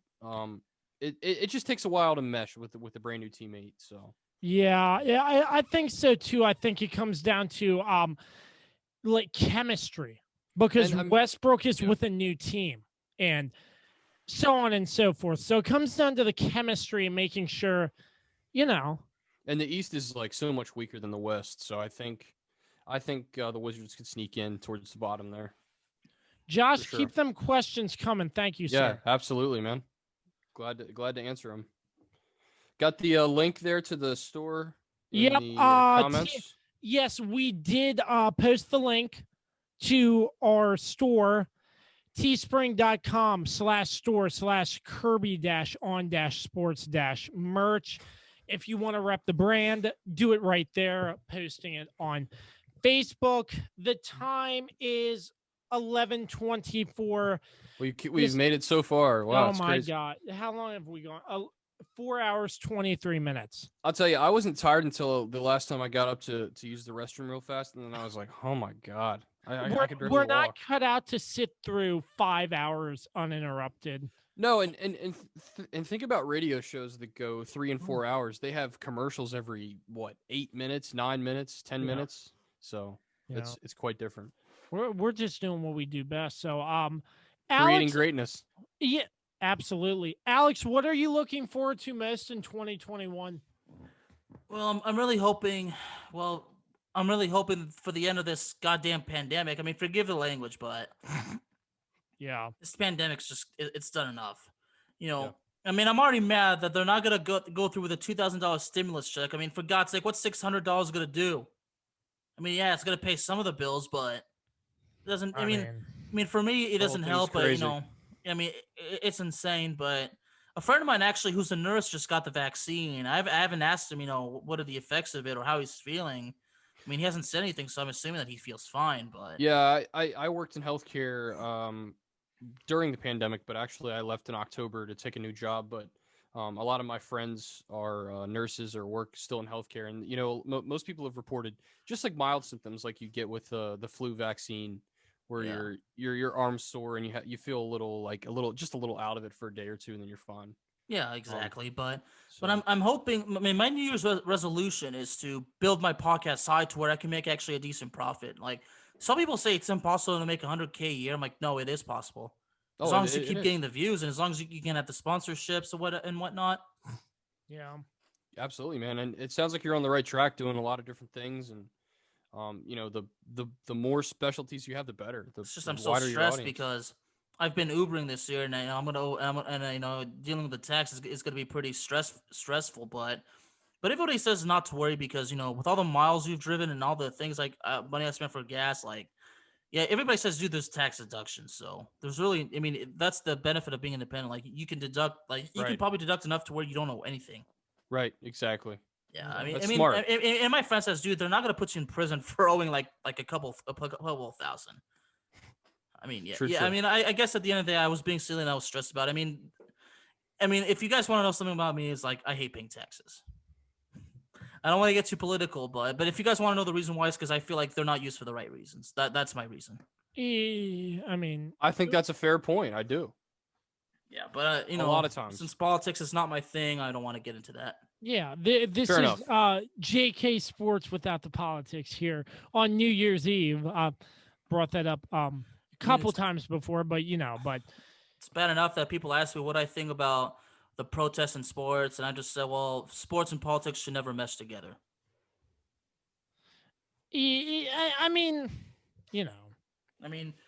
players can have their opinions and all, but really, I think at the end of the day, players should just keep their opinions to themselves. Yeah, that's a good point. I mean, some opinions will make people mad, so that's why I stick with sports most of the time because it's like sports. It makes people happy. Yeah, it makes people happy. And even if you debate, you can, in the end, you can still be friends about it. If it seems like politics now, if someone has a different opinion, no matter what, than you, unless you're like already friends with them or something, like if it's just someone you just met or whatever. There's there's like a backlash sort of thing. So I don't know. Yeah. We also all need to come together and sing "Kumbaya" and enjoy sports. Kumbaya. Yeah, at a bonfire in cold weather. That's right. Exactly. Man, this is the time of year to have a bonfire. So. I mean, I just hope we get through this pandemic soon because it's really taken a toll on some people. I'll tell you that for sure. And, Emotionally, financially, absolutely, everything. I mean, Absolutely. and no one's getting helped. That's what I don't like. Agreed. I mean, a lot of people have been affected by this. And going back to the start of this, 2020 has been the roughest year yet. And we're about to go into 2021 here in about 31 minutes. I like how he has the exact time. Yep, I got an Apple Watch right here, so helps me out. It's funny how Carlos just pointed out this was a 2014 background. But I just don't like know. I don't know how you didn't notice that. And I was gonna say something, but when Carlos I just came, wanted to be in Times Square, man. when Carlos, What's wrong with that? dude, Times Square is fun. I've been there a couple times. Have you been there during New Year's Eve though? Oh no, you Nope. wouldn't catch me doing that. Hell no. Yep, I wouldn't either. I mean, it's probably There's too many not too really many safe. people. Yeah, Yeah. there's way too many people. Oh yeah. You're like a sardine in there. I've heard people that have gone. So. Do you think there are people in Times Square right now? No, they shut it down. They're Oh. not allowing anybody downtown. Well, I mean that's Today. obviously great, but still, I didn't know Mhm. if they had any regulations or anything with that. Yeah, I heard they're not allowing anyone down there in Times Square, which is probably good for the pandemic and just it's and you don't have to pay cleanup crews, so that's kind of nice. Yeah. Yeah, that is true. As long as So- the TV people take care of their trash, they'll be good. So, Alex, what's it like down there in Texas right now? Is it warm weather? What's it usually like? It's actually cold right now. The 40s and 30s right now. Ooh, I think it's about right. 38 degrees right now. And believe it or not, I like it. I like cold Yeah. weather. Wow. I mean, if we could somehow have a mild 70-degree summer, I would love that. But since it's Texas, It's that's- always that- hot, that- right? That's and especially in the summer. I mean, in Texas, the biggest fear to have is your AC breaking. Oh yeah. Because it costs so much money to get it fixed, and these companies don't offer payment plans or don't make it easy for you. Because they know it's a booming business. Yeah. I mean, And that's they know okay. you need it. I don't get like all these mechanics want like offer freaking payment plans without having to check the credit, for God's sake. Make it easy on the customers too, man. Yeah, I agree. I mean, are you really gonna expect a customer to have to pay $10,000 a pair just like this? I mean, they don't give a damn. They'll just look at you and say, "Well, you need the repairs." Well, currently I have the TV on. It looks like Times Square is blocked off, but nobody's there. I think they're yeah, just I know. having- They're not allowing anyone down there. I told you that. You No, don't but trust my sources here? I'm just kidding. that's not what I'm saying. I'm saying Times Square is blocked off, but it looks like I mean Yes. they closed down the road, so it's like Yeah. they have the screen and the ball drop, but nobody's there. Yeah, I know. So it's interesting. 11:30, 30 minutes Crazy. until New Year's Day. Are you excited? Oh yeah. Yeah, and tired. How do you guys think 2021 is gonna shape up? Well, I think it's gonna be a little rough to start, to be honest, just based on the track we're on right now. But I do think it's gonna get better, and I do think by spring we'll be looking in the right direction. But we have a way to go before this virus is completely gone, I think. And I hate to say that, but it's just kind of tough. Yeah, I mean, for sure, this virus has been tough, and I just think that once people and everybody set the proper protocols and we get through this, our country will slowly but surely be back to normal. But it's gonna take a little while, you know. Yeah. So I mean, yeah, you know, a lot to go into it, but you know. I hate to say we can't have a much worse year than this year, but I think that's kind of the case. This year's been pretty terrible. So I haven't seen anything like it. no. I mean, remember in 2012 when people thought the world was going to end? Well, this legitimately could have been it. So Oh my gosh. those were the days when that movie came out. Everybody was freaking Oh, out. yeah. Was it Oh. November or something, or No, it was November or December? 2012. Yeah, 2012, the movie. Yeah, the movie 2012. What day was the world supposed to end? Was it 12/12/12? I have I don't remember. Yeah, well, I have to look that up. But anyway, Those were the days. Simple Huh. times. Simple times. Interesting. But Yeah. it's crazy. 11:32. We're keeping you until the ball drops here on the Kirby on Sports podcast Facebook page. We're live on Facebook. This entire live stream will be up on YouTube at the conclusion of this live stream. And we So expect can- you to watch all 5 hours of this. No, so please. you can go back and watch interviews, including a special performance by Jacob Noah, a local artist. That was so That's good. Shane Connick, really great interview. Carlos Martinez, as you know, and probably one of the best guests. I mean, everybody was great, but Matt Atkins provided a lot of in-depth analysis for us on the MLB season and stuff. I'm really hoping we can get him back on. Yeah, Um, he was really good. yeah, And I knew he would be great. And then Mayor Charles Harbaugh, then Anna Knox with the Power Play Point podcast. She was great too. Yeah, Every guest has been great. Yeah, I'm not sure what happened to Jason, but I'm sure he's busy with something else. We're not going to hold it against you, Jason, but we wish you were here. We miss you, but if he does not show up, happy 2021 to Jason Kamlowski. Yeah. I mean, something like that. he's a busy man. I don't blame know. him. I know. I don't blame him at all. Be right back, guys. Yeah. All right, man. So Alex Al-Kazzaz stepping out for just a moment. I can't believe it. Under 30 minutes away until this ball drops. Yeah, and I might have to run upstairs during that just to be with my parents just for a little bit. Couple minutes, couple seconds. Oh yeah, you're ringing in the new year with us though, you know. Oh yeah, for sure. Well, I'll Yeah. be down after the ball drops. And for about another minute, then I'm going to go to bed because I am dragging right now. Oh yeah. The coffee is hitting. Yeah, we said 1 o'clock, but we're going till 12. That was a flexible end time, just so you all know. So We got flexed out of prime time. We got yes, we got flexed out of prime time. Josh, I need to go back into football. Since you're a Washington fan and I'm a Dallas fan, like there's one common struggle that we both have, and that's the wrath of our owners. So I got to ask you, like, your thoughts on Dan Snyder. Where were you 30 minutes ago when we were? we were talking about This would've Snyder, been and great. I brought up Jerry Jones too. It could not have been 30 minutes ago because I was not here.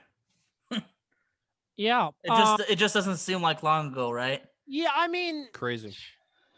we were talking about it. How Dan Snyder, how he would be able to sell, because it seems like he just doesn't want to sell. And if He the doesn't. team, That's the Yeah. problem. so He what's seems the, like he's stubborn. Oh, very. I don't know. Very much. I have no clue. Because, from what I've interviewed from Washington football fans is that I understand that parking at FedEx Field is pretty pricey. Yeah, and it's kind of I've a only nightmare. been to one game. I did not pay attention to the parking prices or anything like that. It's kind of the stadium's in a weird spot where it's like just right in the middle of nowhere, basically. Except Yeah. for there's like townhouses around. It's Yeah. but it makes it like really hard to get to because it's like remote almost. I mean, Oh, it's yeah, not, it's look- not even in DC. It's in Landover, Maryland. Yeah, you have to take the Beltway, and then traffic getting out of there Ugh. is terrible. There's only one way in and one way I had out. to watch if you're not the taking rest. Metro. I had to watch the rest of the 4 o'clock game on my phone after being at that game. Just So I'm actually looking on Google Maps right now because and that was Jack Kent Cook who kind of screwed up on that one. Yeah. It's right by 495, and I mean you have townhouses in some. Man, what if we lived so close to FedEx Field that we could walk? Wow. Oh, I bet you the There- rent there is like $4,000 a month or something crazy. I wouldn't be surprised. Yeah. I know for a fact that there's a strip mall with a Oh, I thought you were Planet gonna- Fitness, Never mind. and I think in a grocery store, and I know for a fact I saw it before. They charged parking Oh, at wow. that shopping center. So I mean, that doesn't surprise me because there's, like I said, there's nothing there. It's yeah, all I mean, remote. it's like there's stuff all around it, but like in that general vicinity, it's like a big parking lot in just the stadium. But 495's right there, and Yeah. traffic getting out of a Washington game on 495 is going to be atrocious. Absolutely. I mean, I'm not sure if you've ever been to a Cowboys game. I have all numerous. Oh yeah. Yeah. So, what's that situation like? Well, I've never actually had to pay for parking. I mean, the games I've gone, I always went with a friend. So first game I was in 2009, and then I went to a couple in 11 and in 12.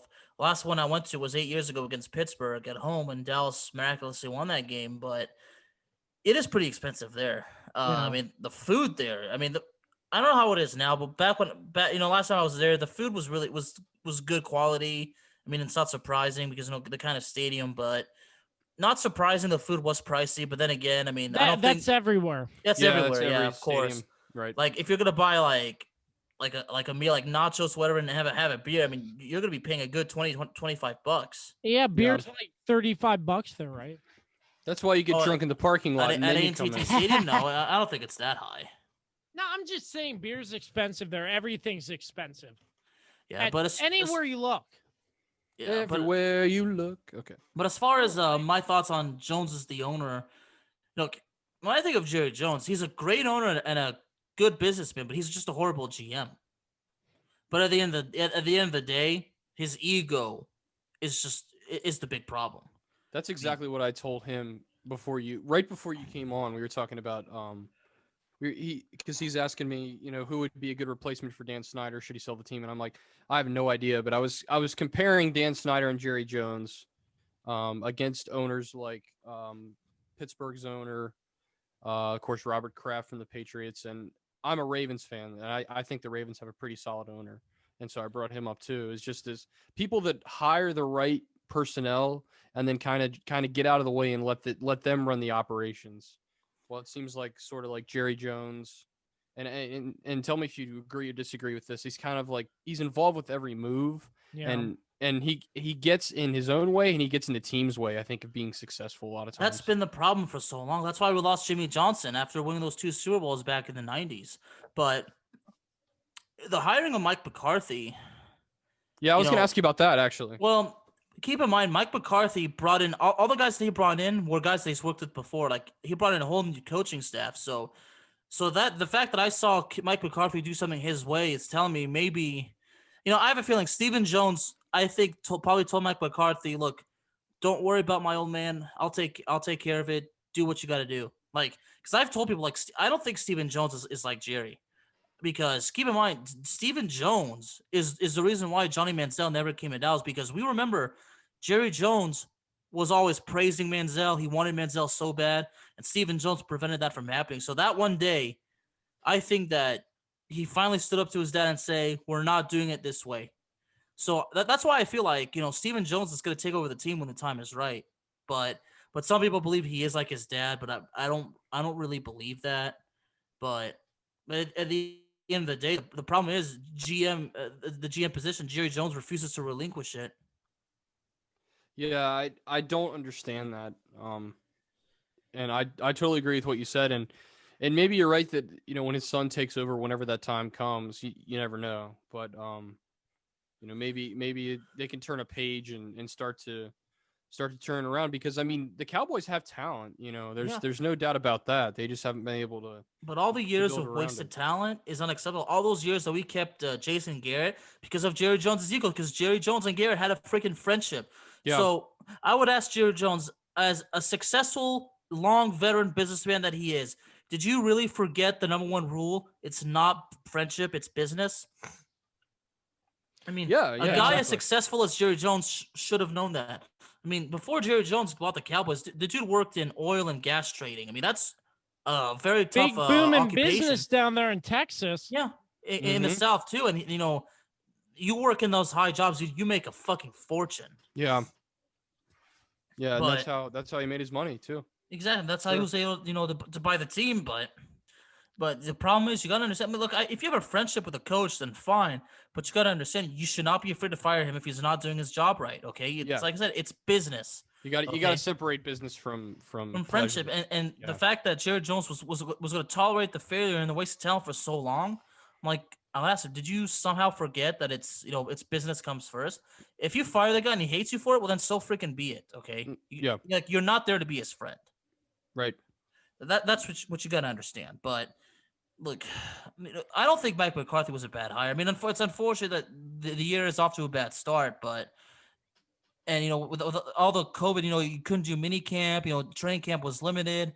Everything was a mess. Like with all the drama and distractions, the team could not prepare the right way. Yeah, but absolutely. But as far as coaching changes happen, a lot of people are gonna hate my guts for saying this, but Kellen Moore has to go. Yes. Yeah, I agree.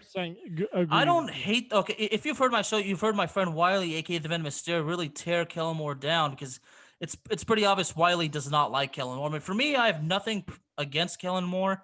I just think that he was too young to be named the offensive coordinator of an NFL team. I don't think he learned right, and the problem is he learned from the wrong guy. He learned from Jason Garrett. And that's not good. The conservative play calling. Calling the horrible plays, just like that. I mean, we saw that on Thanksgiving in Dallas, like, a fake punt deep on your own end when you're already down all these points. Yeah. I mean, are you stupid? Yeah, but that's really Kellen bad. Moore has to really go. Bad. Kellen Moore has to go, and I'm not sure who they bring in, but I think like Mike McCarthy should call the plays next year on offense. Did he go straight from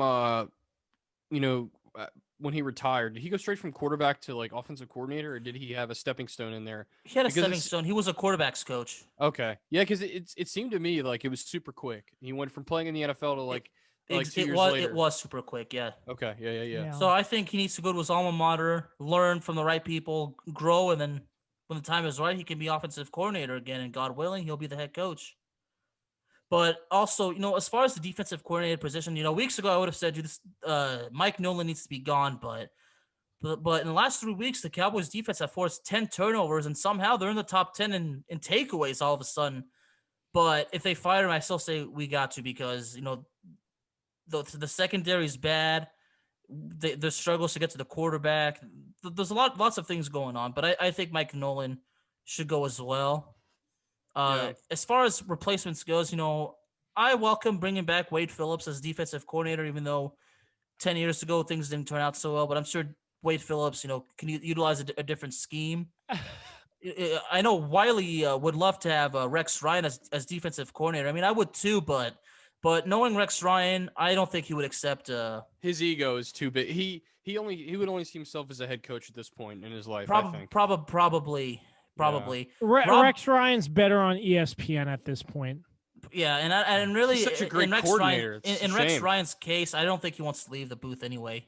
Yeah, no, he's getting paid good money to do that too, I'm sure. So I wish I would. Question. I have a question, Alex. Are the rumors true that Kellen Moore might be accepting a head coaching job somewhere? Well, there's certainly rumors, but as far as it being true, nothing's been proven. In my case, if the Cowboys miss the playoffs, my guess would be that it's going to be confirmed in the next couple of days that he's leaving. Although it could happen tomorrow. I mean, Kellen Moore could announce tomorrow that once the Cowboys season ends, he's leaving. But truth be told, he didn't really deserve it, I don't care what happens, but I just know that Kellen Moore should not call the plays anymore. I mean, if he stays on as offensive coordinator but doesn't call the plays, then fine, because I know he can learn a lot from Mike McCarthy. But if they're going to keep him, he needs to keep calling the plays, and that's just a big mistake. Absolutely. I agree. Absolutely. Ladies and gentlemen, 11:46. We have about 14 minutes left till the ball drops onto 2020 to bring in 2021. I'm glad you're with us. I'm Josh Kirby, once again, Dan Demski, and Alex Al-Kazzaz joining us from the Bear of Texas podcast. We're taking your questions on Facebook Live. We'll be here until roughly around 12 midnight, a little bit after. But gentlemen, it's almost here. 2020 is almost over. I gotta ask you, gentlemen, regarding Carson Wentz, where do you believe he ends up next year? That's tough. We had that discussion before, right? Right, Kirby? Not on this episode, but a couple weeks ago. That's tough. Where was I gonna say? New England? No, I'm just kidding. I think Denver. If I were to guess, it's either Denver or Indianapolis. I could potentially Indiana. If Phillip Rivers retires, yes, I could see him in Indianapolis. I don't think. Sorry, go ahead. Now, if Phillip Rivers doesn't retire, I could see Carson to Denver.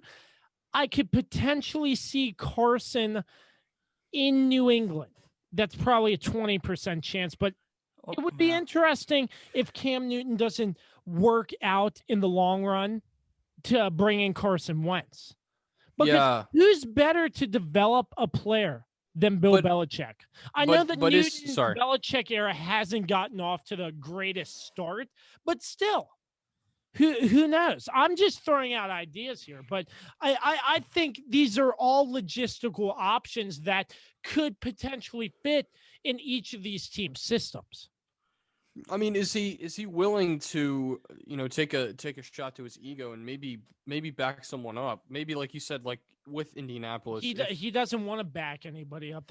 He made that crystal clear. Yeah, I know, but the way he's played, I mean, I don't know who's willing to take a risk on him, especially eating that contract too.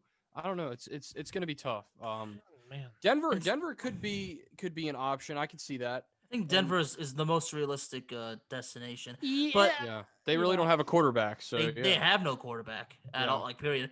But speaking of Carson Wentz's contract, and I talked to Josh about this on the last episode of Cowboys Talk.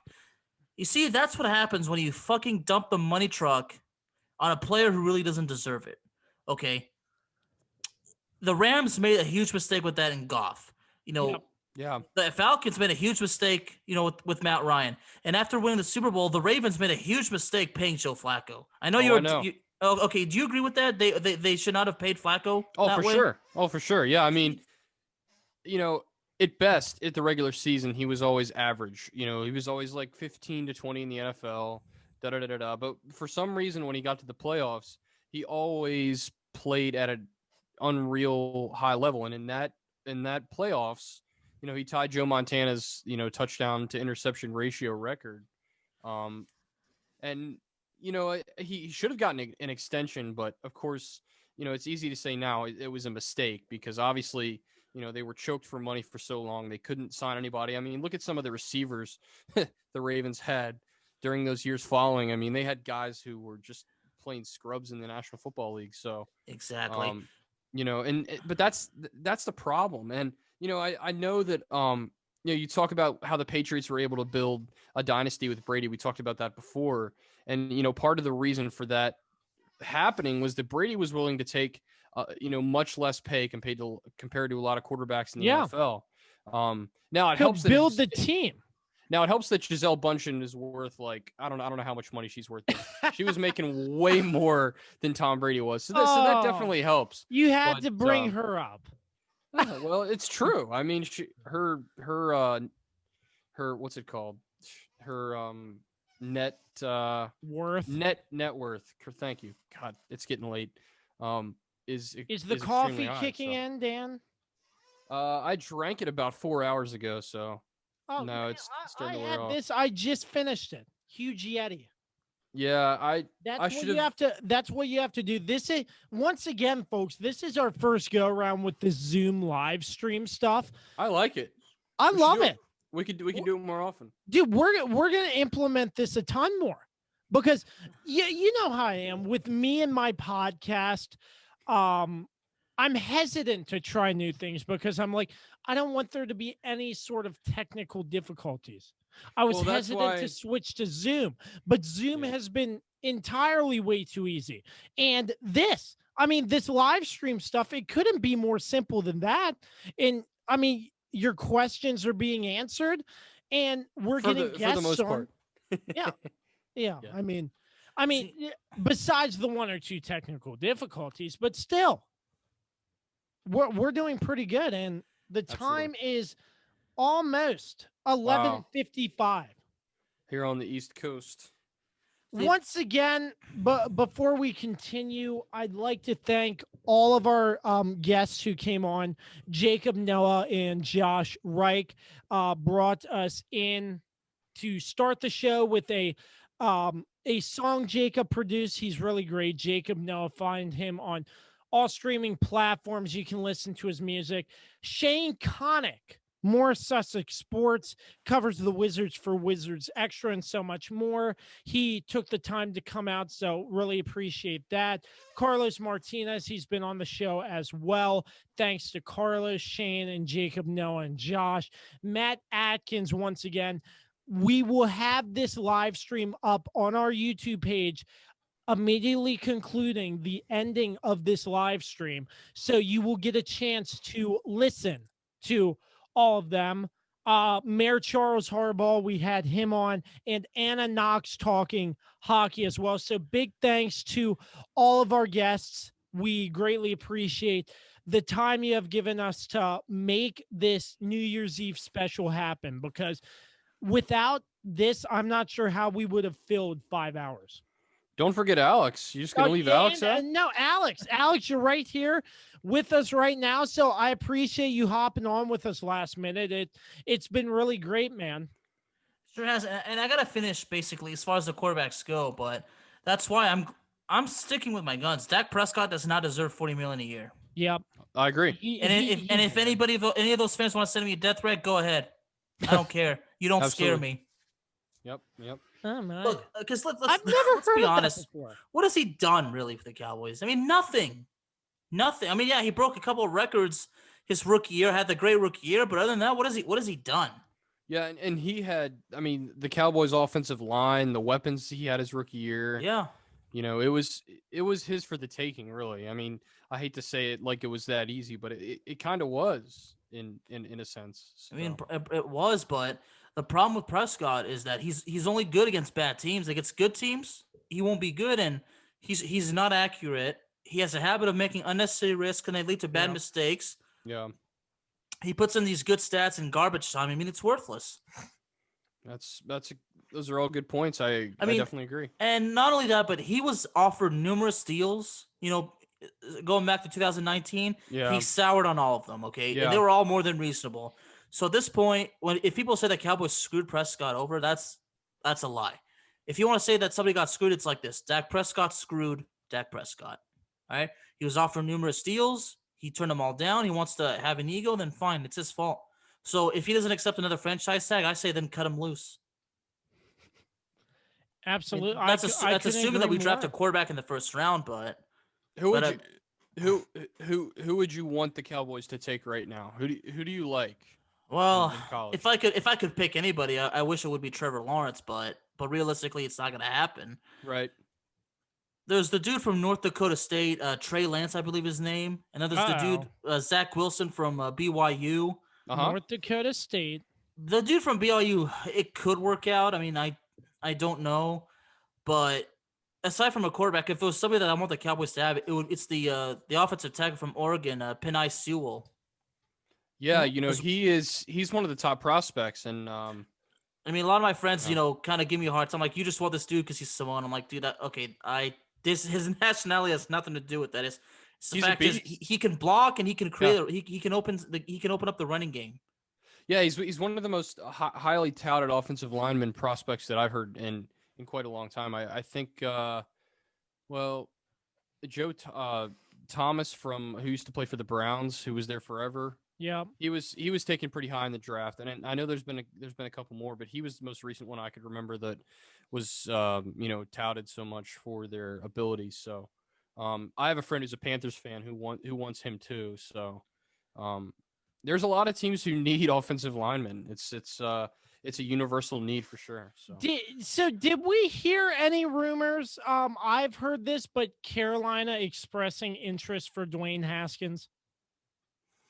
I haven't heard that, but I heard something about it. I'm not sure how legit it is, but I mean, that would be full circle. Ron Rivera getting fired after losing to Dwayne Haskins in this Washington football team. Then Ron Rivera going to Washington, Dwayne Haskins getting cut and going to Carolina. That'd be like, wow. I'm gonna. I'm not saying it's gonna happen, but Yeah, that would be pretty crazy. You wonder what team would take a risk on him right now. But to be fair, he is still young. But he hasn't really shown that he has any interest in being a student of the game per se. But we'll see what happens. I'm gonna run upstairs for a little bit, and I'll be down here in a couple minutes. Well, we do not have the honor of dropping the ball with Dan. He will be back right after. Yeah, I gotta momentarily. It's me and Alex Al-Kazzaz running the live stream, dropping the ball with you. New Year's Eve, not necessarily in Texas. Am I right, Alex? No, it's 10:58. Oh, so it's not actually New Year's for you yet, but it would be for us. Yeah, I'm an hour behind. Dan's just looking at the galaxy like, oh my gosh. It's 11:58, ladies and gentlemen. Get ready. Thanks once again to all of our contributors. Jacob Noah providing the live music to start us off. Shane Connick, Carlos Martinez, Matt Atkins, Mayor Charles Harbaugh, Anna Knox, and of course, Alex Al-Kazzaz being with us all the way up till the ball drop. Our sponsors, once again, Regroup Building Services, PM Plus Reserves, and Shenandoah Primitives. Big thanks, as always, to MPT Now Productions, Dave Johnson, and Productions by Quet for all their support as well. Let's count it down, Alex. 56, 55, 54, 53, 50. I'm not going to count that far. We'll wait a little bit longer. But still, Alex, it's been a pleasure, man. Really looking forward to collabing with you more, man. I hope we can do it again soon. Whenever the times call for it, but it would be great to get you back on my show, or Be an honor. Yeah. So, I can't believe, not for you, but for us. We got 20 seconds left. They're actually ringing in the new year. There are limited people, looks like just news, at Times Square with 10, 9, 8, 7, 6, 5, 4, 3, 2, 1. The worst year is officially over. 2021 is here. Oh my. I just saw on TV Alex Rodriguez and J-Lo kissing, but 2021 is here. The coronavirus put a damper in 2020. It's going to change. We will get through this. This country is one of the greatest countries in all the land. And I believe, first and foremost, we will get through this pandemic and we will have a great 2021. We have been on for 5 hours. I can't believe we've done it. Dan Demski should be coming down shortly, but it's been real. Alex, you still have a ball to watch drop later on. Yes, I do. An hour from now. So I'm still in 2020. We're talking to Alex, who's still in 2020, so you still have a little bit more to go. I do. How about it, 2021, folks? You know what that means? Another year older in a couple more months for me. So, oh my, wow. I can't believe it. We suffered through one of the hardest years. I suffered. Oh, no, absolutely. I had to make a living, working Uber, and that was just such a dumb mistake. I mean, not because of the whole thing with tax, but because really, all the hard work, you don't get paid enough. But again, all my friends like, relax, Alex, you'll be fine, okay? Even if you have to do a payment plan, it's not so bad. I mean, but, how far from DC do you live? I live about an hour outside of DC, hour and a half. Do you still visit the monuments and everything? I haven't recently.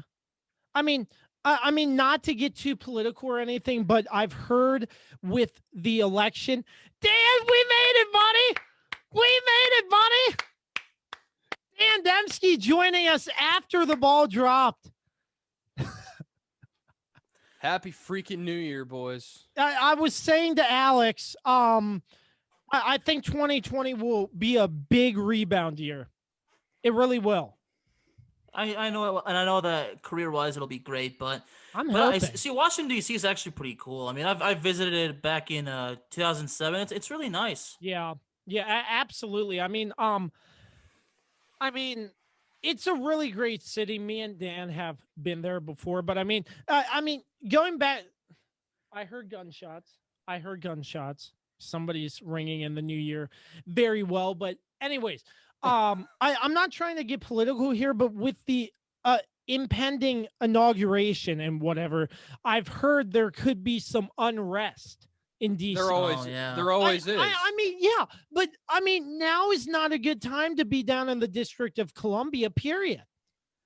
That's No, just it really isn't. No. No. I love the town, but I don't want to go down there and fear for my life because we've seen looters and stuff like that. You've seen it on the news. Yeah. I'm not getting political. I don't want to. This is not my intention, but still, yeah, there's a sense of fear. And I'm like, my small little town about an hour and a half outside of DC, it's pretty fine, So let's chat. Speaking of being involved in arrests, do you guys remember in 2016 the Dallas Police Department shooting when several officers were killed? I was actually close to where it happened. I was actually close. I was close to it. Right? No, it was in 2016. It was in downtown Dallas. Oh. Yeah, people are shooting off fireworks. I can hear it already. Oh, really? It was several officers were killed, and I was actually in downtown Dallas, close to it, and wow. God, I remember that day. Like I went to the downtown area to a restaurant that owned by my dad's friend, because my dad had a restaurant too, and I had to go pick up a couple things for him. So wow. So I go there, and then I'm driving through downtown, going through all these annoying traffic lights and all these slow drivers, and then boom, boom. And all of a sudden, there's some unrest. There's like all these sirens. I'm like, oh, probably just another accident or whatever. But then all of a sudden, since I'm stuck in traffic, I look at my phone. Looking at the phone while driving was bad, but I was stuck in traffic, so it didn't really matter. And then all of a sudden, these news outlets start coming out. I'm like, oh shit! And I was right next, and I was like less than a mile away. That's crazy, man. Yeah. Absolutely. You never know. I don't think there are any more football games or anything on. I'm just trying to see. Hey, Alex, where'd you go to college? I don't remember if you told us or not. The University of North Texas. Oh, okay. Yeah. Right on. I don't think there are any more games to. What's y'all's alma mater?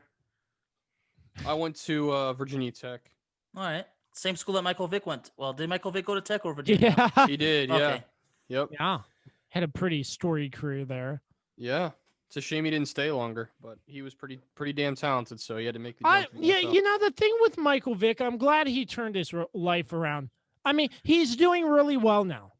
Yeah, and speaking of that, I've been criticized for forgiving him. I'm like, look, I get it. What he did was obviously wrong, but look, he's doing charity work, for animal cruelty. He wishes he could take back what he did. He paid his dues to society. Yes, he did. And people think he's only doing this because he wants people to forgive him. Like, no, he feels bad for what he did. You can tell. You can tell that he has remorse for what he did. Yeah. Absolutely agree. For sure. Absolutely. He was a younger version. I don't know why he was doing that. Probably just for some more money or something. I don't know. I don't really get that. But he paid his dues. He's doing a really good job. And I just think, some people hate that he did that and thinks he should never own a dog again. I don't really disagree, but the man has really turned his life around. That's one person who has turned his life a complete 180, 360. And he's done a lot of work in the community, like you both said, to make it. Maybe you're never gonna get everyone on your side when you do something like that, but absolutely. He's still probably paying fines for the stuff that he did. Yeah. I know he did for a while, but maybe by now he's probably done. But absolutely, we have a little over 12 hours before Alabama versus Notre Dame at 4:00 today. When Alabama beats Notre Dame by 17. And then Clemson and Ohio State. Alex, are you big into college football? Not really, but it is interesting. I just don't want Alabama to win the title. Because 10 years ago, they injured my quarterback in the national championship. Oh, who was that? Colt McCoy. Oh, Colt McCoy. He's still making his name known. Oh yeah, with the Giants and that's crazy. He's still in the league. I mean, he's with Washington for many years. Yeah, when I saw him earlier this year when Daniel Jones got hurt, I was like, wait, he's still in the league? Seriously? Yeah, after Washington, and he went up to New York, but so we have a lot to cover on next week's podcast. Probably going to be a 3-man booth with Carlos Martinez and myself. But now Dan taking that Snapchat, I saw that the classic. But anyways, we're going to have a lot to get to. We'll probably cover these college football playoff games and predict who we like in the national championship game. So obviously Alabama's the clear favorite. And then you have Ohio State and Clemson, which is no secret. We have seen them before playing. So it just depends. So look out for that in week 17. It's going to be a great one. It's really going to be great. We're going to create greatness once again. Absolutely. 2021, I am hoping for another successful year of podcasting. I hope it is for you as well, Dan, Alex. For you, Dan, my message, 2020 has been great for this podcast. You have helped me a lot along the way, and I'm looking forward to what's ahead in 2021. It's been a hell of a ride, man. It's been a blast, and I just want to thank you for all the hard work you put into this, and you really make it all work, man. And I also just want to thank the listeners for all their support. Of course, our sponsors as well. You all are the reason why we put out this content. So thank you guys so much. 2020 was a great year, but I know 2021 is going to be even better. Let's get after it. Let's do it. 5 hours, 9 minutes, and 4 seconds on this Facebook Live. It's been really fun. Alex, any last words before we let you go? Well, I'd like to give a little statistical update regarding my 2 shows, if that's okay. Okay. For sure. Yeah, absolutely. Well, Cowboys Talk is at 11,795 downloads, while Into the Net FC is at 9,690.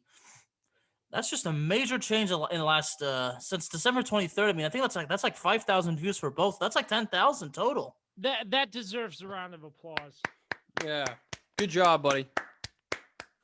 It's great job. I mean, man. I'm just hungry for more views and views and views and views so the money can actually be there. That's what it's all about, man.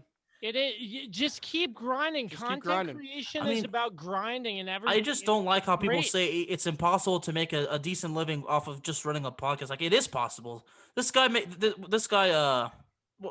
guy was like, he makes $30 million a year doing a podcast. So if he could, if he could, do it like that, why can't I do it? All you got to do is take those, those people who say that and prove them all wrong. That's all you can do, man. Exactly. Absolutely. So we're going to wrap things up here. Alex, thanks once again for coming on. We greatly appreciate it. Thanks for inviting me. Absolutely. Yeah, man. Take it easy and enjoy the ball drop in about an hour. All right. Happy New Year to you, gentlemen. Absolutely, man. Happy New Year, buddy. Thank you. You too. Take care. No, I think I don't know. Did you kick him out? No, I just did it because I thought you could do that, but apparently that's like... Anyways, Dan, it's been really fun, man. I appreciate it. Let's do it next year. Sounds good. Oh, yeah. It's going to be a lot of fun. Down. It's going to be a lot of fun. Facebook Live, thank you for sticking with us for 5 hours, 11 minutes. Thank you. Love y'all. Love y'all. 2021. Love you all. Thank you for all the support. 2020 will be great on the Kirby on Sports podcast. As always, sponsored by Regroup Building Services, PM Plus Reserves, and Shenandoah Primitives. Big thanks, as always, to MPT Now Productions, Dave Johnson, and Productions by Quet as well. Immediately following the conclusion of this live stream, we will have a full recording up for you on our YouTube page. So look out for that as well. Till the next time, we will be with you. Enjoy week 17. Enjoy the New Year's Six Bowl. We have a lot coming for you on episode 102. So stick with us as we continue to create more greatness. Dan, enjoy the sleep. I'm sure you're going to be sleeping in. So yes, very much. Yeah, let's make it happen. Appreciate you all again, and we're signing off till the next time. Create greatness and peace out.